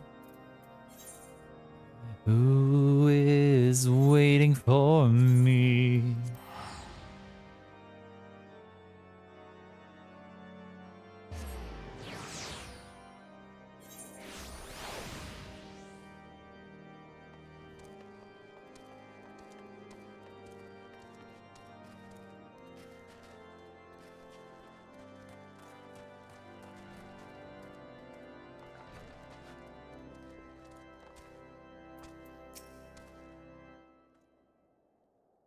Is it you? What were you thinking, Tom? Wagering your very being on a dubious theory which might allow you to enter Iceheart's lair, knowing full well that she could have sufficiently forewarning to complete her ritual to summon Shiva anyway, and then engaging the abomination in mortal combat? He said the thing. He said the title of a different game. By the fury, Tom, 'tis the stuff of ballads, a battle for the ages. Would that I had been there to fight by your side. I'll do other things with you by your side. Yes, there I was, forced to wait, condemned to wonder at the fate of a dear friend of her for a veritable eternity. I would not wish such torture on my most hated enemy. But you're here now, and that's what truly matters. Let's move on. Sir Aymeric wished to have words with you and Master Alfino in private. He awaits us in the intercessory. Wow, first he's like super... kind of like not mad, but like concerned and everything, and then it just quiets down completely.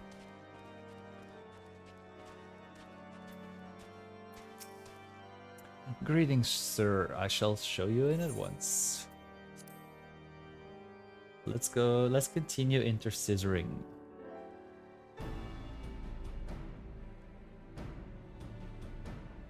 On behalf of the Holy See of Ishgard, allow me to express my deepest thanks. Never before have we been required to contend with a primal. Indeed, there were fears in some quarters that our knights might not be equal to the task. From what we have now learned of these beings, I can say with certainty that we would have lost a great many men had the Scions not intervened. Then the argument for preemptive action should be self-evident. Perchance now you will reconsider my proposal that Ishgard move against Natalan. Ere we first met, a similar proposal was tabled, but the Holy See decreed that we were to observe, and that military action should be taken only in self-defense. All things considered, it was not an unreasonable decision. Since the calamity, 2 vigils have fallen to the Horde, while Garuda has never shown any inclination to storm the gates of judgment. Which is why this unprecedented crisis and its resolution may prompt a change in policy. You who have faced these primals know well the threat they pose. Ishgard did not. not until now. And there is naught like a brush with death to change a man's outlook.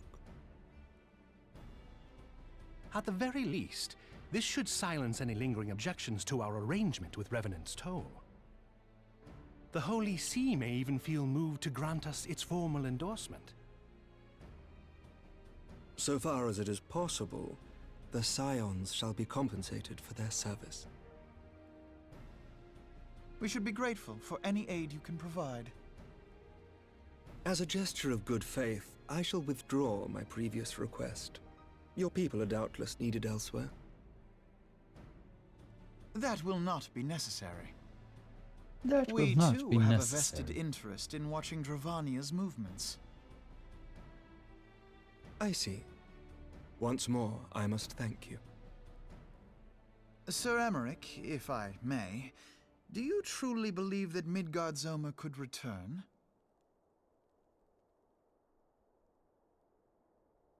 The heavens are a window unto truth, but those who interpret their movements are not infallible. I requested your involvement as a precautionary measure. But of course, you sought an excuse to compensate us from the first, mindful of what would happen if Revenant's Toll were taken by your enemies. Ishgard is not wont to aid its neighbors, but that does not preclude it from manipulating them to serve its own interests. Choose your next words carefully.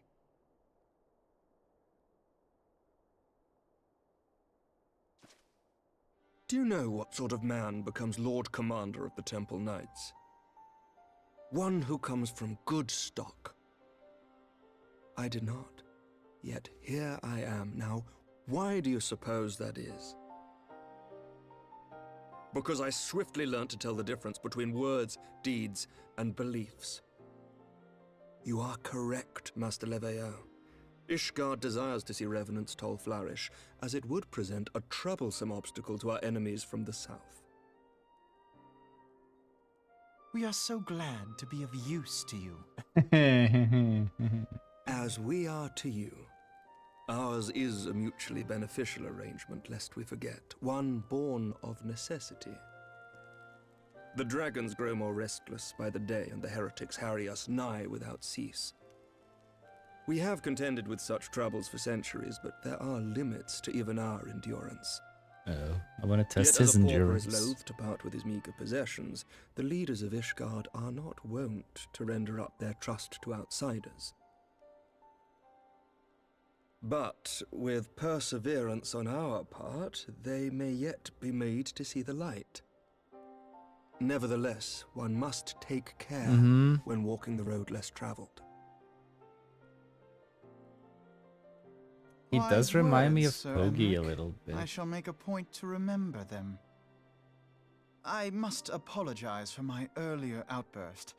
I hope it will not sour our good relations. Not at all. You but spoke from the heart.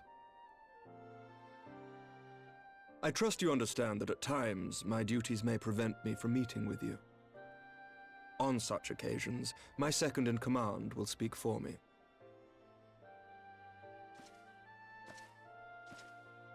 Lucia, at your service. Pray excuse our reticence. We are but wary of speaking too freely, lest our sentiments be made known to our enemies. Know that the Lord Commander and I are of one mind. For the sake of Ishgard, and of Eorzea at large, I pray our peoples can put aside their differences. Those who dwell in the past risk losing sight of their future. Gotta put your behind in the past. Should aught befall one of our shipments, pray inform Lucia immediately. You may also relay to her any words you might have for me alone. Not being of Ishgardian birth, she owes no allegiance to any noble house, making her as near to incorruptible as one can find in my homeland. Suffice it to say, I trust her completely, and so may you. Which reminds me, Lord Orchefort, if you would be so kind. Certainly.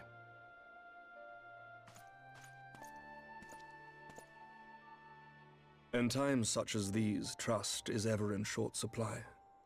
Mayhap this will go some way to rectify the problem. The results of our investigation into the heretics' recent attacks, as well as our interrogation of the merchant you detained. Sir Emmerich, I cannot thank you enough. Think nothing of it. Ishgard may be many things, but it is no friend to Garlemald. Did I not tell you to have faith, my friend?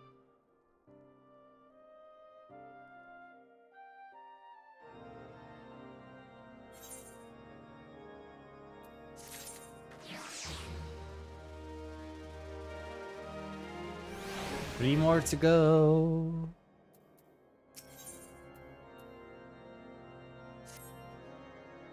It would seem we have much to discuss with our friends at the Rising Stones. If what you say is true, Iceheart's method of summoning Shiva defies all precedent. It necessitates a complete reappraisal of the primal threat and of our approach to combating it. Moreover, there are grave ramifications if word of this incident reaches Imperial ears. Garlean Empire believes the primals are an insufferable menace, that their mere existence is a threat to this very star. As such, they deem any action taken against the beast tribes to be justified by default. Imagine then if it became known that it was not only the beast tribes of Eorzea that could summon primals, but her civilized peoples as well. Any lingering objections to the Eorzean campaign would vanish overnight. Where before we had to contend with a single Imperial Legion, we could well find ourselves facing the combined might of all Garlemald. But I speak unadvisedly. Come, Tom, it's better that we continue this conversation in Mordona. They just want to have me teleport all over the place the entire time, right?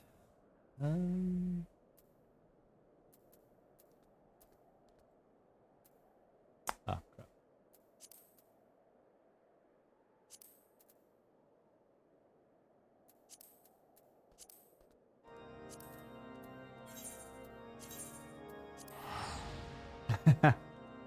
The thing is, in like Genshin or Honkai, you can teleport for free. Here they take your money just to teleport.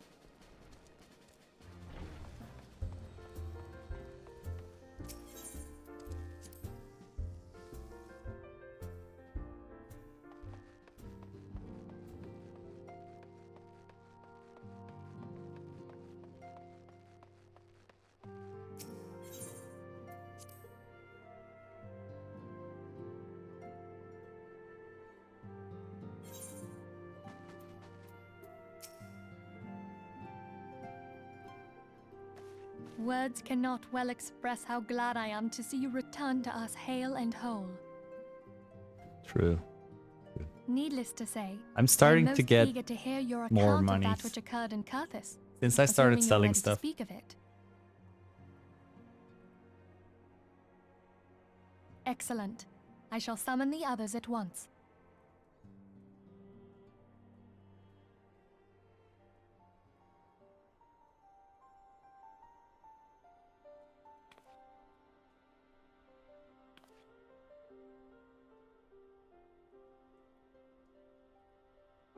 Iceheart used her own body as a vessel for a primal soul? Master Louisoir's writings make no mention of such a possibility. Can we be certain this entity was a primal? As certain as we can Iceheart be that was good just King Mogglmog the Jill 12th was a from primal, I should think. FF16. Both were ostensibly summoned. Let's not quibble over definitions.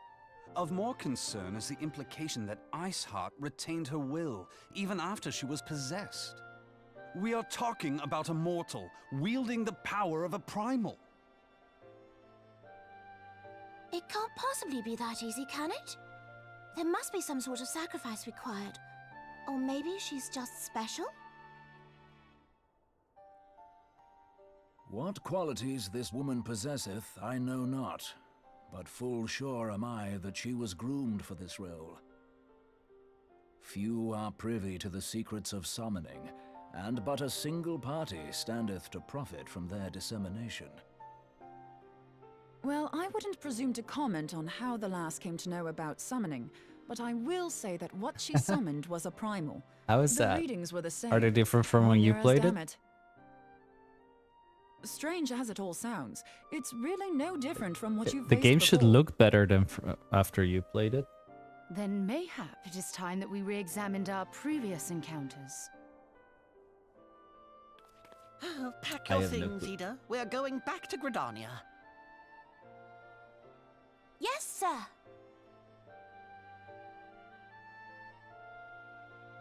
About Iceheart's final words to you. Hear, feel, think. Hydaelyn speaks to her as well. If Iceheart is blessed with the power of the Echo, she will doubtless have used it to further her goals. Or could it be that it was a revelation granted her by the Echo which first set her on this path? She did say that the Ishgardians were blind to the truth. Do you think she has knowledge of the origins of the Ishgardian-Dravanian War? It would do much to explain her unwavering conviction. Did not the Lady Iceheart implore thee to seek the Keeper of the Lake? And did she not imply that in so doing thou wouldst come to see with eyes unclouded? Midgard Zoma was a king amongst kings who reigned for centuries on end. But he is dead and his wisdom lost to the ages. Unless the Ishgardians' fears are well founded. It would seem we have yet another reason to stand watch over the Keeper of the Lake.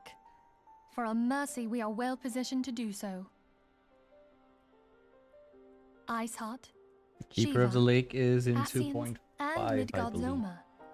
I shudder to think how they're all connected. So I'm guessing we'll be fighting the Midgard Zomer there. Okay, that was Eyes Unclouded. 2 more quests to go and we finished 2.4.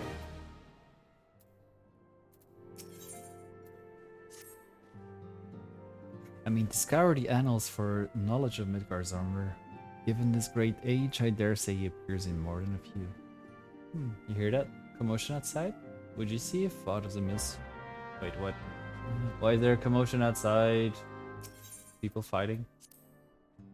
Celebrating? Partying without me? The Bukkake?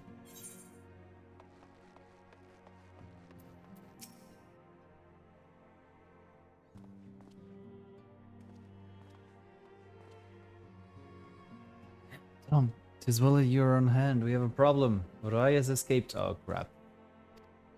It happened shortly after the Immortal Flames took her into custody. She had been placed in a dungeon cell ahead of her incoming trial.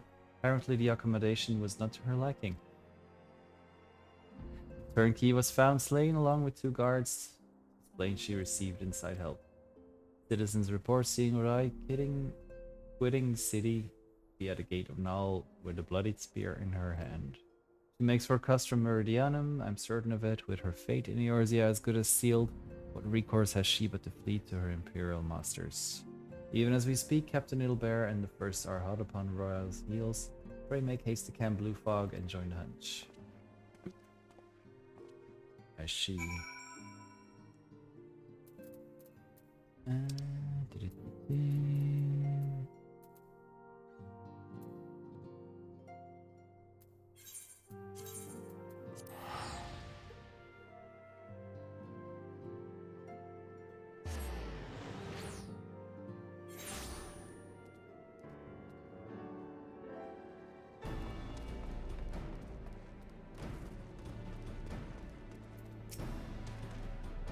My thanks for coming, Sion. I have spoken with the soldiers here. They say that Rai walked through the camp, not a bellico. Aye, she walked right through. You did not mishear. We have Roban's decision to keep the matter secret to thank for that. Bad for morale, he said. As a result, not a single flame in the garrison made any attempt to detain her, and so here we are. Rai must not be allowed to reach Castrum Meridianum. Vamos. How far up is she?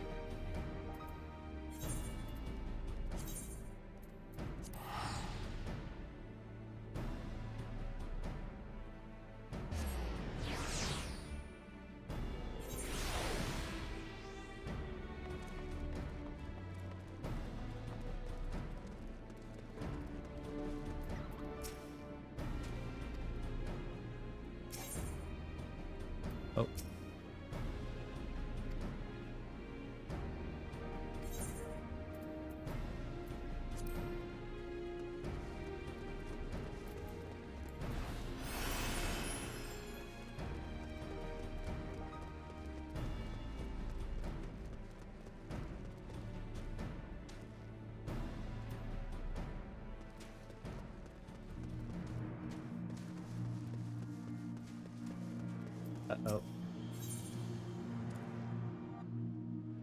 Oh crap. Let's proceed. I'm scared of this. I don't like doing these solo duties.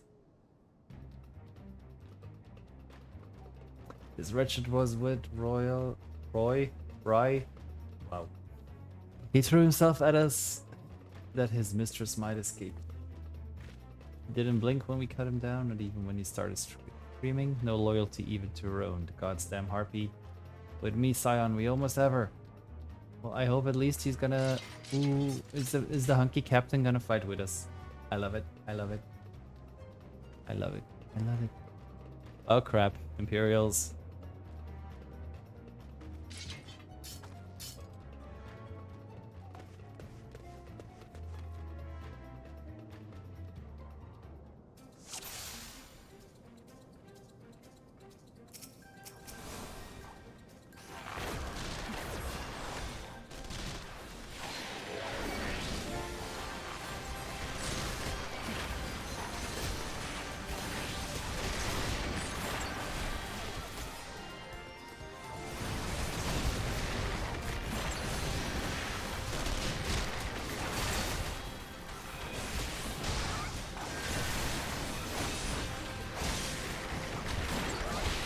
At least I'm not alone.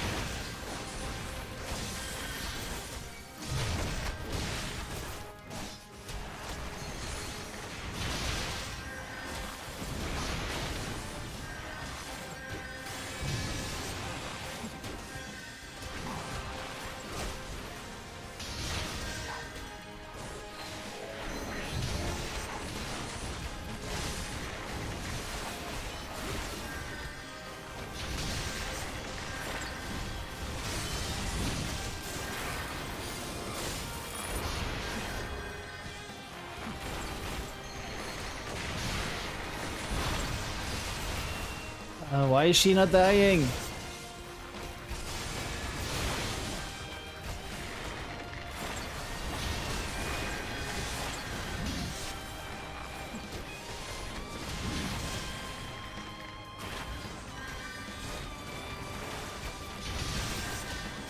Is she alive until all of the others are gone? Maybe?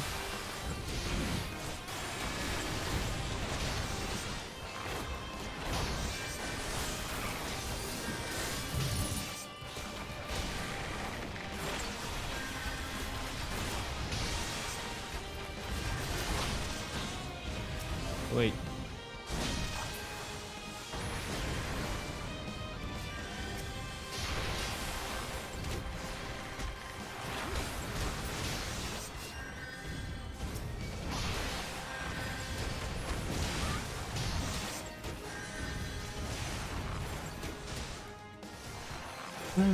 He's chasing me.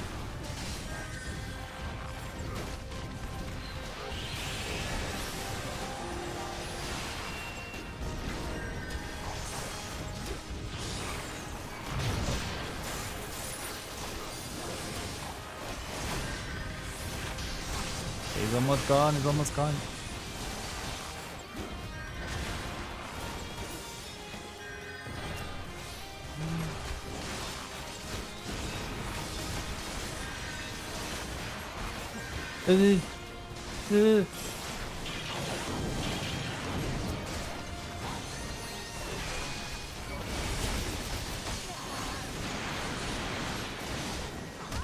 Wait, what? Why did I fail my duty?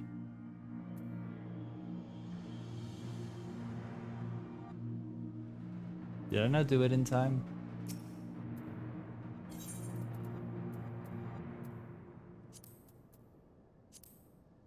I don't care. Let's do it easy. I don't care. I don't care. I just want to get past it.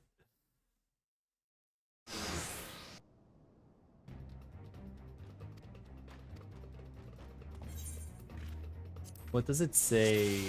Just defeat her and her Imperial allies?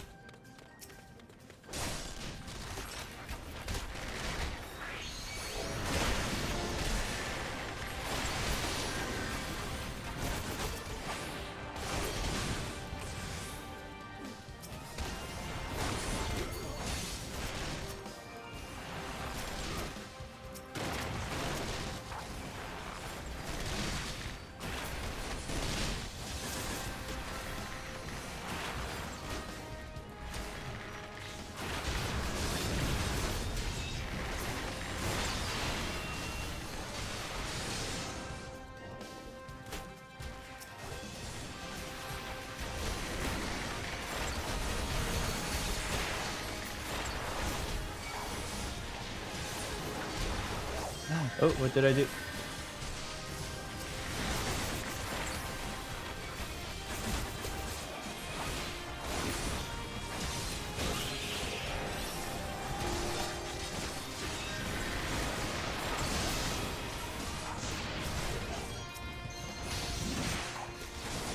Oh, wrong buttons, wrong buttons.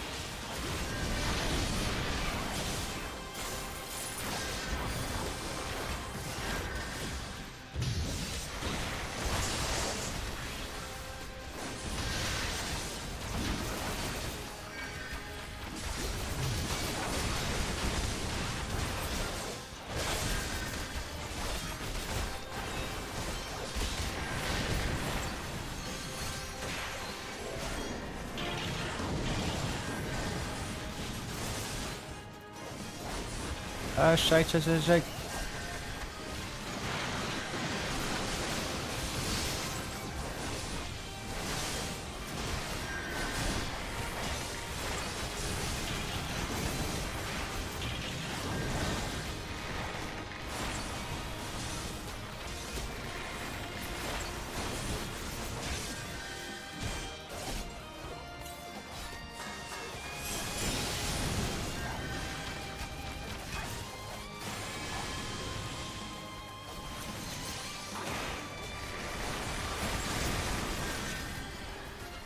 Okay, duty complete. Okay. Here. I don't know what I did different now. Aside from focus on the small fry. Oh.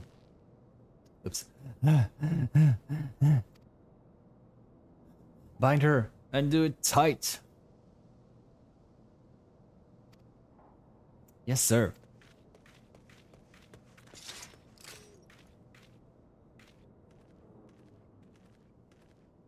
Good work, men.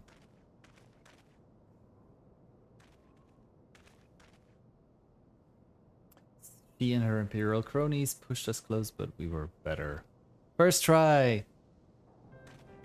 Behold, a respected officer of the Immortal Flames. People looked up to you as one of the Order's founding members, one of its pillars. It saddens me to see you fallen so low.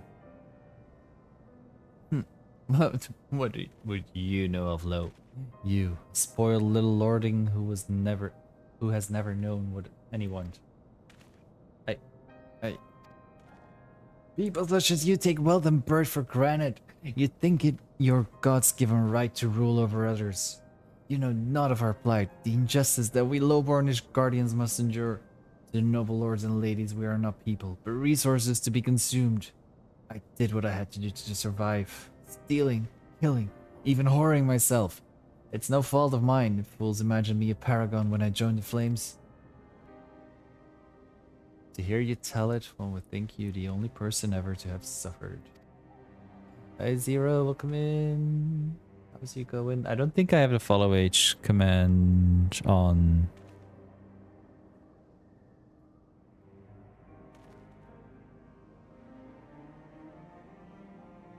But you have been following since December 12th, 2021.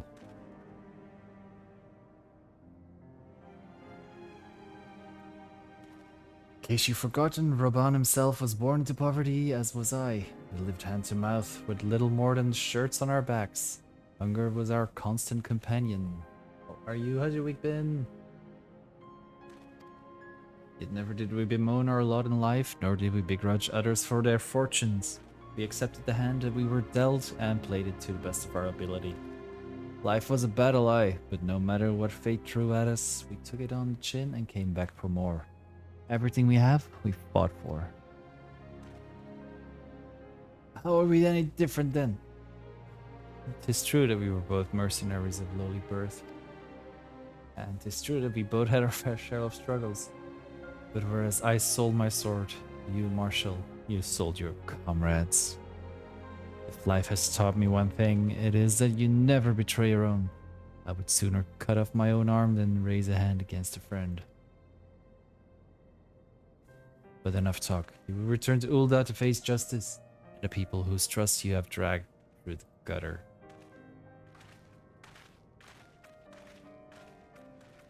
Yeah, give it to her.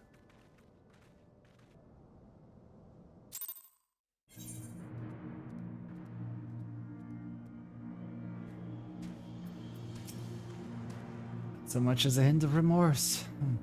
It's well that this sordid business is finally at an end. Friend's betrayal cuts deeper than steel. We must hope that we have chosen our own allies more wisely than Raban chose his.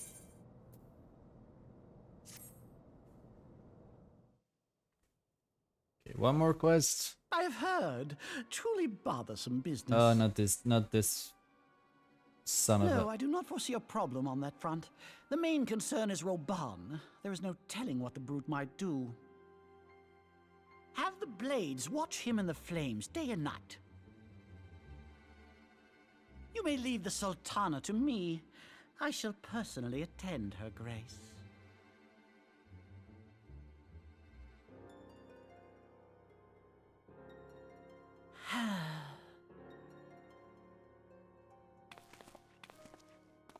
Sever one of the East Aldenard trade routes. That ought to keep Lolorito occupied for a while. This dude is giving very King Joffrey vibes. Nanamo ul Namo. For my sake, pray be a good little Sultana to the last.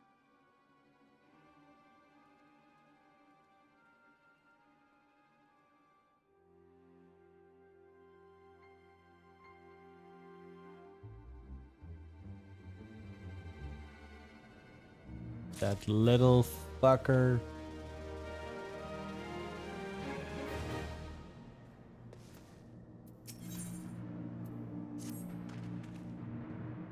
Captain Ilbert and I have a few questions for the Flame Marshal regarding the circumstances of her miraculous escape.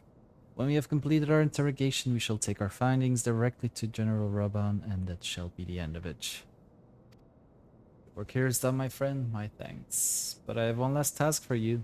Return to Rising Stones and apprise Minfilia of all that has happened. I'm aware that the antecedent held Roy in high regard. For better or worse, she will want to know how this tale ends.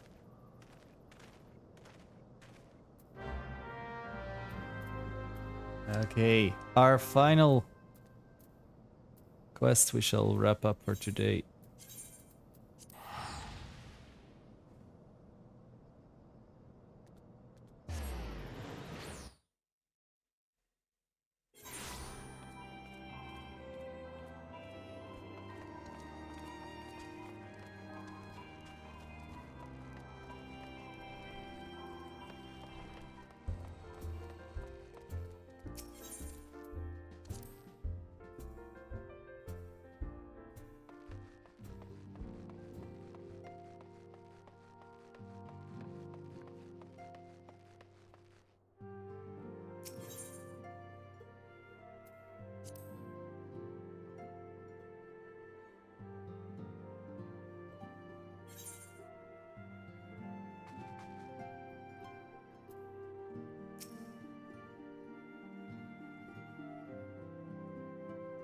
Welcome back, my friend. I have already received word from Alfino. To think that Flame Marshal Huayu was the Garlean agent. I know not what to say. Together with Robon, Eline lent us much-needed aid at the time of our Order's founding. She was particularly passionate about the need to tackle the primal threat. When we discussed the subject, her eyes fairly shone with determination. Whatever else she may have been, I choose to believe that it was her true self with whom I spoke then. But now is not the time to dwell on such matters. I have an important announcement to make regarding our effort to defeat the Ascians. We shall begin as soon as everyone is assembled.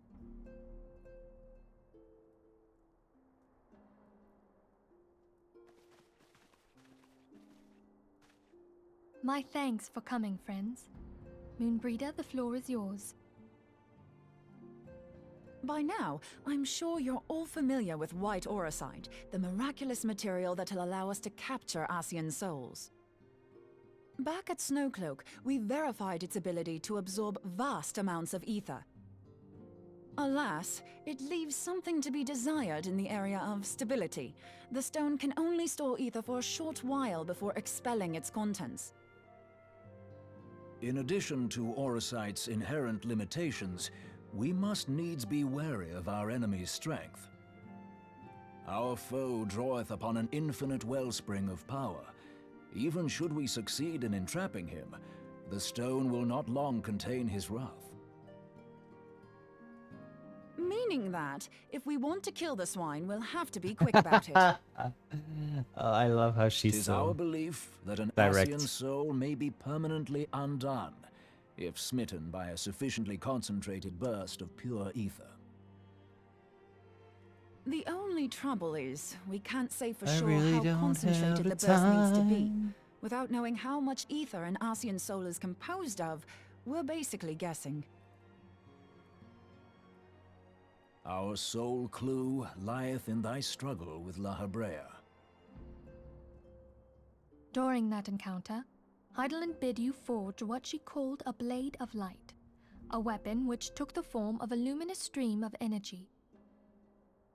Based on your description, we believe the blade with which you vanquished your foe was composed of ether. Admittedly, your victory proved ephemeral, as La Habrea was able to use a crystal of darkness to flee into the space that lies between our world and the void. The fact remains, however, that Heidelin placed the means to destroy the Ascians in your hands. Be that as it may, it would be unwise to assume that she will do the same when we next encounter such a foe. Quite so, my lady. We must needs find the means to forge our own blade of ether, one to equal that which Heidelin did benevolently bestow upon her champion. That is all well and good, but it seems to me that producing such a blade will require a prodigious quantity of ether. Whence will it come, pray tell? Oh, what if we had two pieces of white auracite? One to trap the Ascian, and the other to store the ether for the blade. Oh, nice try. But it's as I said, the stone won't hold ether for any length of time. We'd still need to collect the stuff there and then, sorry to say. And therein lies the rub. Finding a way to create the blade whenever and wherever we choose. We're meant to be It together. would seem more research is in order. I'm going to linger a while, perform a few more tests on the aura site. And I could do with some help. Urianger, why don't you lend me a hand? Mine apologies, but I am required at the Waking Sands. Lady Minfilia hath given me sole charge of the premises. 'Twould be unseemly to leave them unattended. Excuses. Sole charge, you say? So you're basically alone there, then? I knew it. That settles it. I'll just have to come to you. I knew it.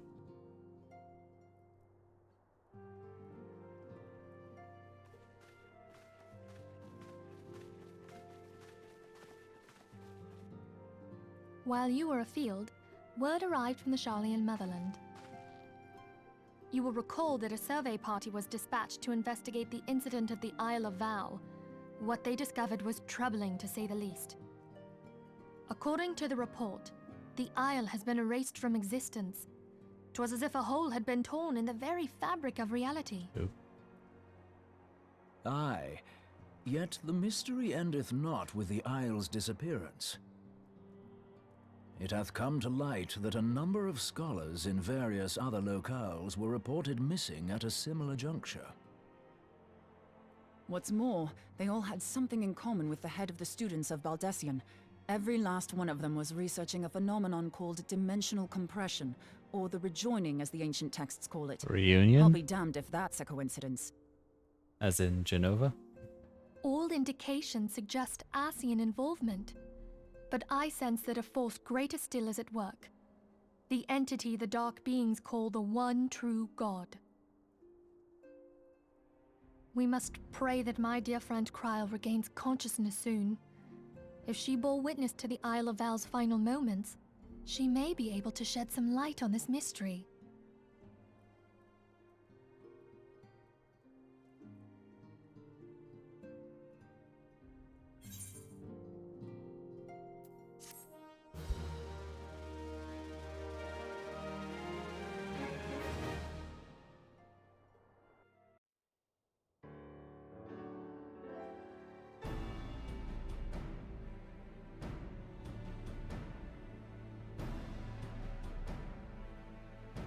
Following the calamity, the forces of the 14th Imperial Legion entrenched themselves in strategic locations across Eorzea. So swiftly did they accomplish this, it was suspected that they had received help. To think that it came from Huayu, my right hand. There is more.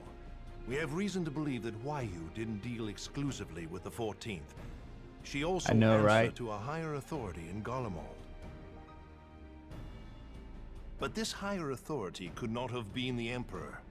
By consenting to the media project, Solus Zos Galvus showed himself to be more concerned about preventing the spread of primal influence than claiming Eorzea for the Empire. He would happily have seen the lot reduced to ash. We believe a number of high-ranking figures within the royal household were against the decision, but that they knew better than to oppose the Emperor openly. Of course, this didn't prevent them from making clandestine provisions, in which Huayu played a part.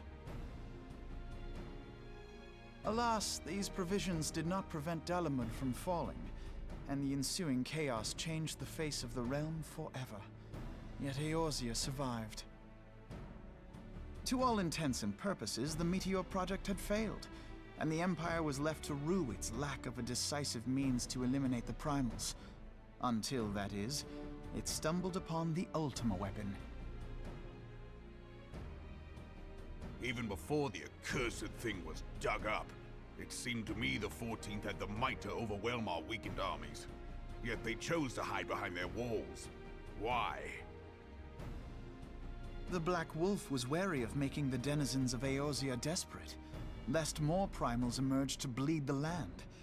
The discovery of the Ultima weapon, however, emboldened him to resume his war of conquest in earnest. But there was one in Garlemald who believed that Van Belsar's actions were premature. One who stood higher I in the would love Imperial Army's chain of command. a Robon and He Ilbert ordered the legatus to halt his sandwich. advance, only to find that the Black Wolf had slipped its leash, and that the 14th now acted alone.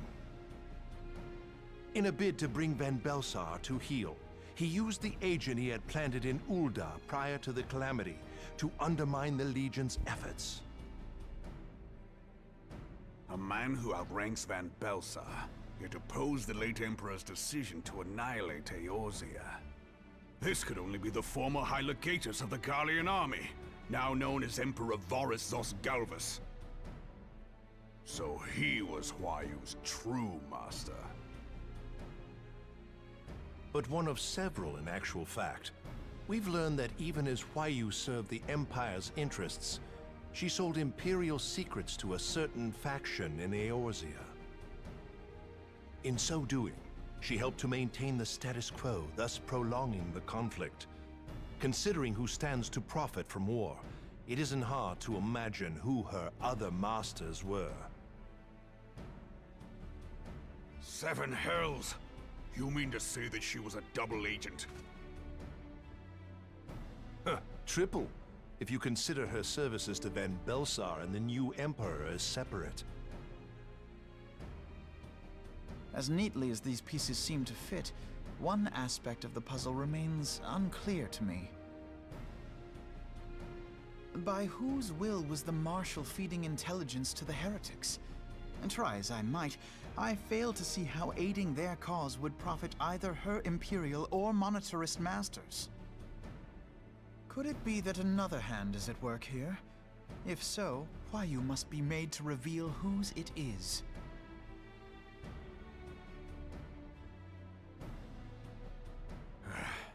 Not only have I lost a trusted friend, now I must interrogate her as a stranger. Oop.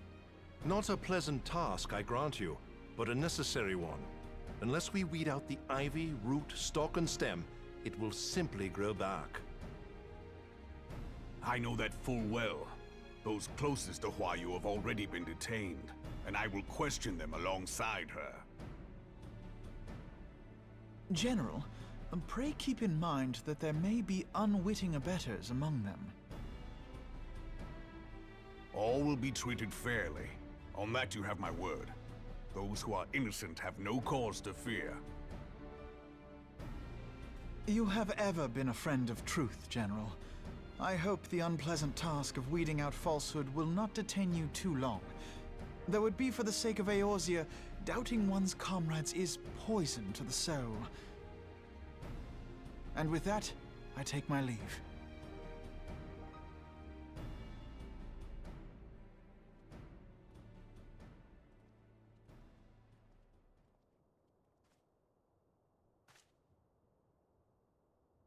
All these years, I've been made to dance to their tune. How could you, Huayu? How could you side with them? Those cankers who take from this land and give naught in return, who use their power to disempower and grow fat while the people starve. I know you can hear me, monetarist scum! Your crimes will not go unpunished! One day I will purge this land of your sickness! Before the eyes of the 12, I swear it!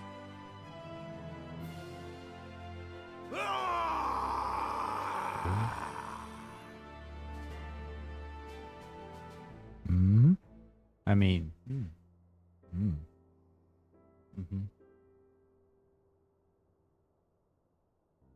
I shall have no further need of you this day. I'm Your scared. Grace.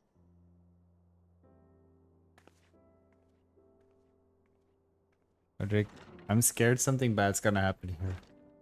Like, gonna try to I fear kidnap that her not even or mine own chambers shall remain private for long. Has the situation grown so grim?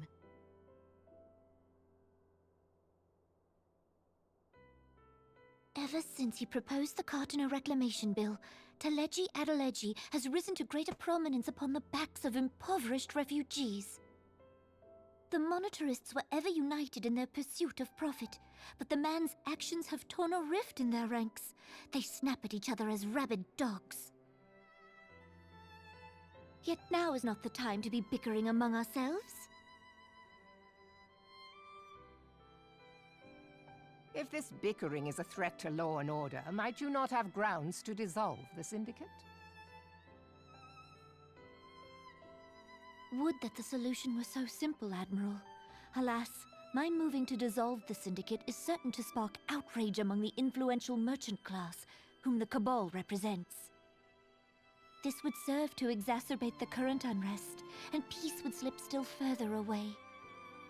Be they rich or poor, natives or refugees, all who reside in Ul'dah have a right to pursue happiness. It is the duty of a ruler to protect this right. If I am to perform my duty, I must needs tread warily. It would not do to make enemies heedlessly. Were Lord Lolorito here, he would doubtless say that I have my head in the clouds. A ruler is required to take a wide view. Try as we might to cater to all needs, some will inevitably be overlooked. As such, there shall ever be citizens who feel aggrieved. It cannot be helped. But as you have informed us, the monetarists take no view but their own. They hunger for power while the masses starve. In the absence of a common cause, it seems beyond any one individual to make Ul'dah whole. And the presence of a Garlean agent within the Immortal Flames only makes matters worse. Even accounting for Ul'dah's historic reliance upon mercenaries, such a grievous breach of security is unprecedented. I fear this business will provide the monetarists with a rod to beat Rauban.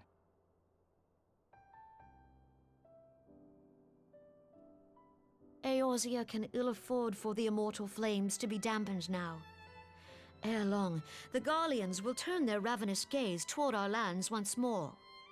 If we are to resist their might, our nations must stand together. Yet for this to happen, our nations must be whole. Cannot be done to improve the situation in Ul'dah.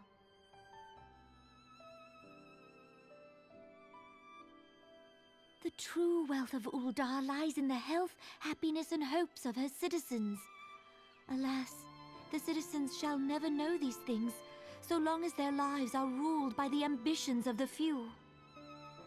The monetarists claim to represent the best interests of the people, but in sooth they desire only to manipulate them for their own selfish ends.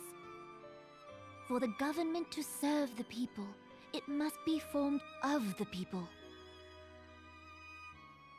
For Ul'dah to move forward, it is not only the Syndicate that must be dissolved. Nay, you jest.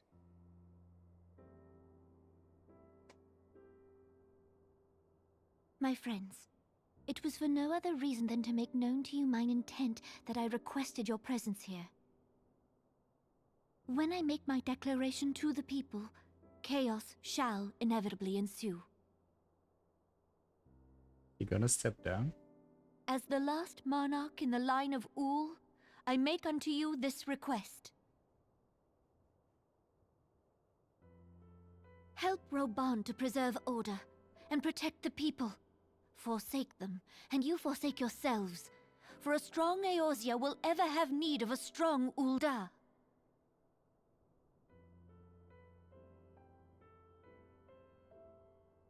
Your Grace, are you certain of this? There is no other way. When the time is ripe, the nation shall become a true republic. Both royalists and monetarists shall cease to be. Ul'dah will no longer belong to kings or queens or merchant princes, but to her people.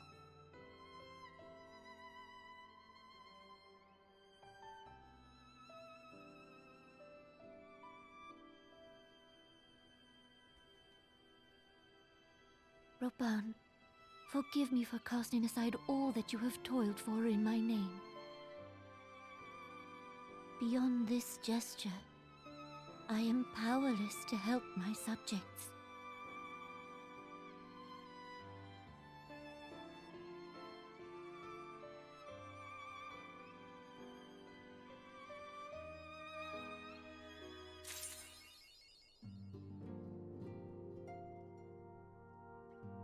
Done.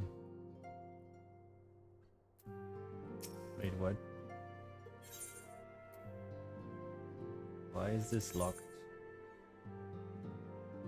Dungeon requirement enable.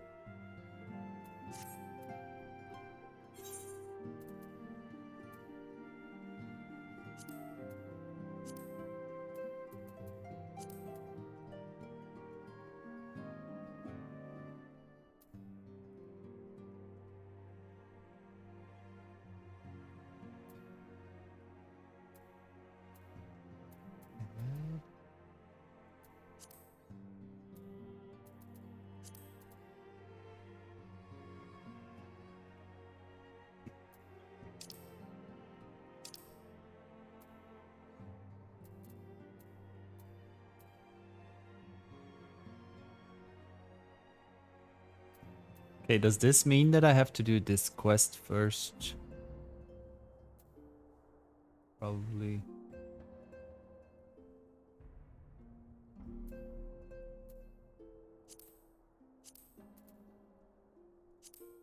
Ah, yes. Okay, then we're gonna do that tomorrow. Let's quickly return.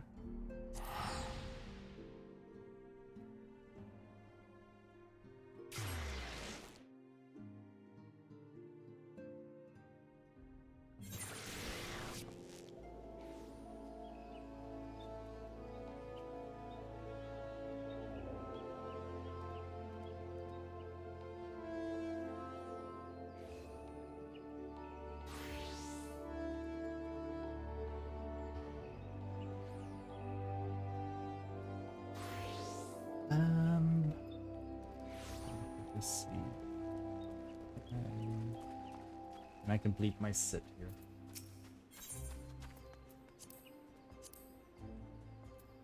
Nope. I don't know.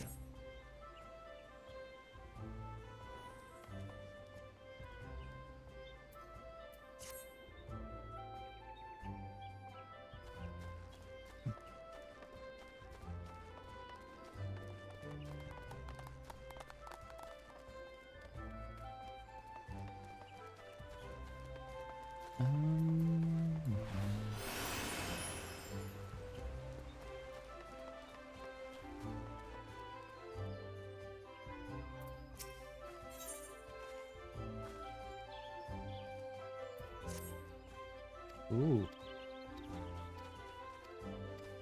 Rommel.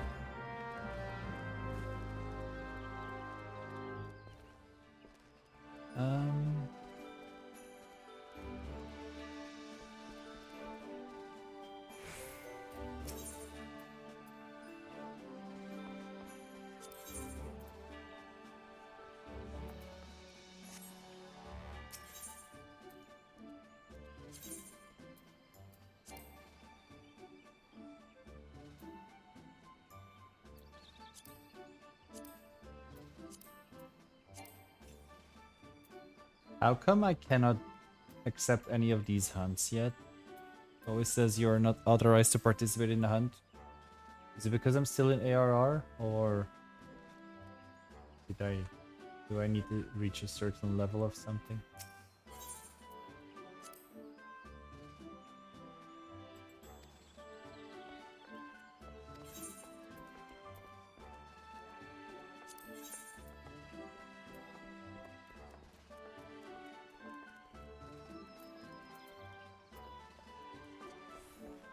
Okay.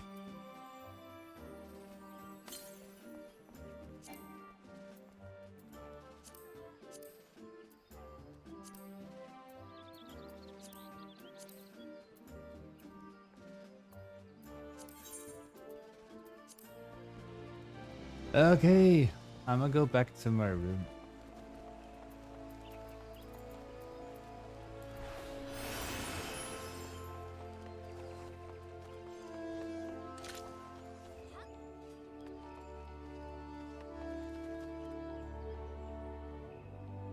Or not.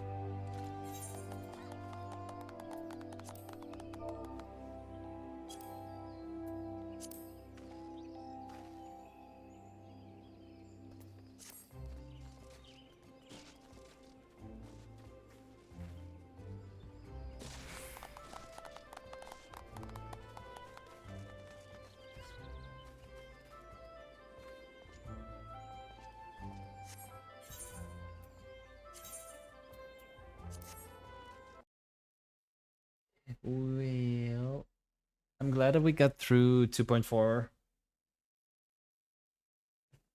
Tomorrow we'll do 2.5, and if we're lucky, we might even do 2.55, 2.55, whatever you want to call it. And then that's the last part of ARR. And then next week, I want to learn Astro before we really dive into Heaven's Word. We're getting there. We're finally getting somewhere. We're getting somewhere. For now, let's see where we shall drop us off for a cheeky raid. Let's see who's on.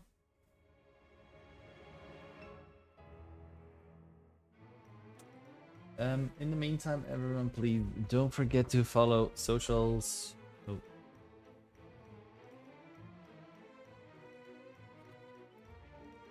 Go live messages on Instagram stories and on Twitter, or X, whatever you want to call it. Everyone's still calling it Twitter anyway. You can still rewatch all my old streams on YouTube and clips on YouTube and TikTok. Voldane, thank you again so much for dropping in for the raid. Guys, please, everybody, go follow the lovely Voldane. Hello,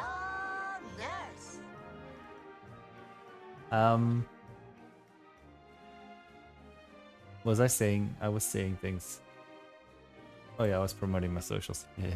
I'll be back tomorrow earlier than I was today, so we'll have more time as well for more FF14. Who's on?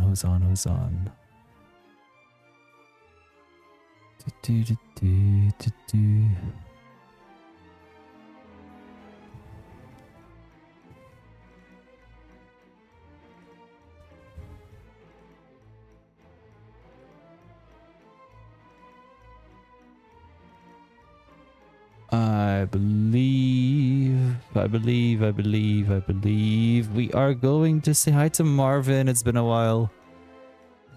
So everyone, please stick around for the raid. Copy the first raid message if you are not subbed. Copy the second one if you are subbed. Myself. There we go. And we are going to raid the lovely Marvin, aka Stoner Cat Dad, is currently playing Elden Ring. And to be honest, watching so many people play Elden Ring again is kinda making me think about giving it another try, but I know I'm gonna be rage quitting again. So I don't know yet. Maybe for my 3-year stream anniversary next month. I don't know. But anyways, thanks again, everybody, for hanging out, for the resubs, for the follows, for everything, for the lurks, for the chats. Hope to see you all again tomorrow. And as usual, in the meantime, don't forget to never spread hate, only spread love and legs. And I will see you all again tomorrow. Good night for now. Have a nice rest of your day, week, month, year, night, time zone, whatever. As long as you enjoy. Bye.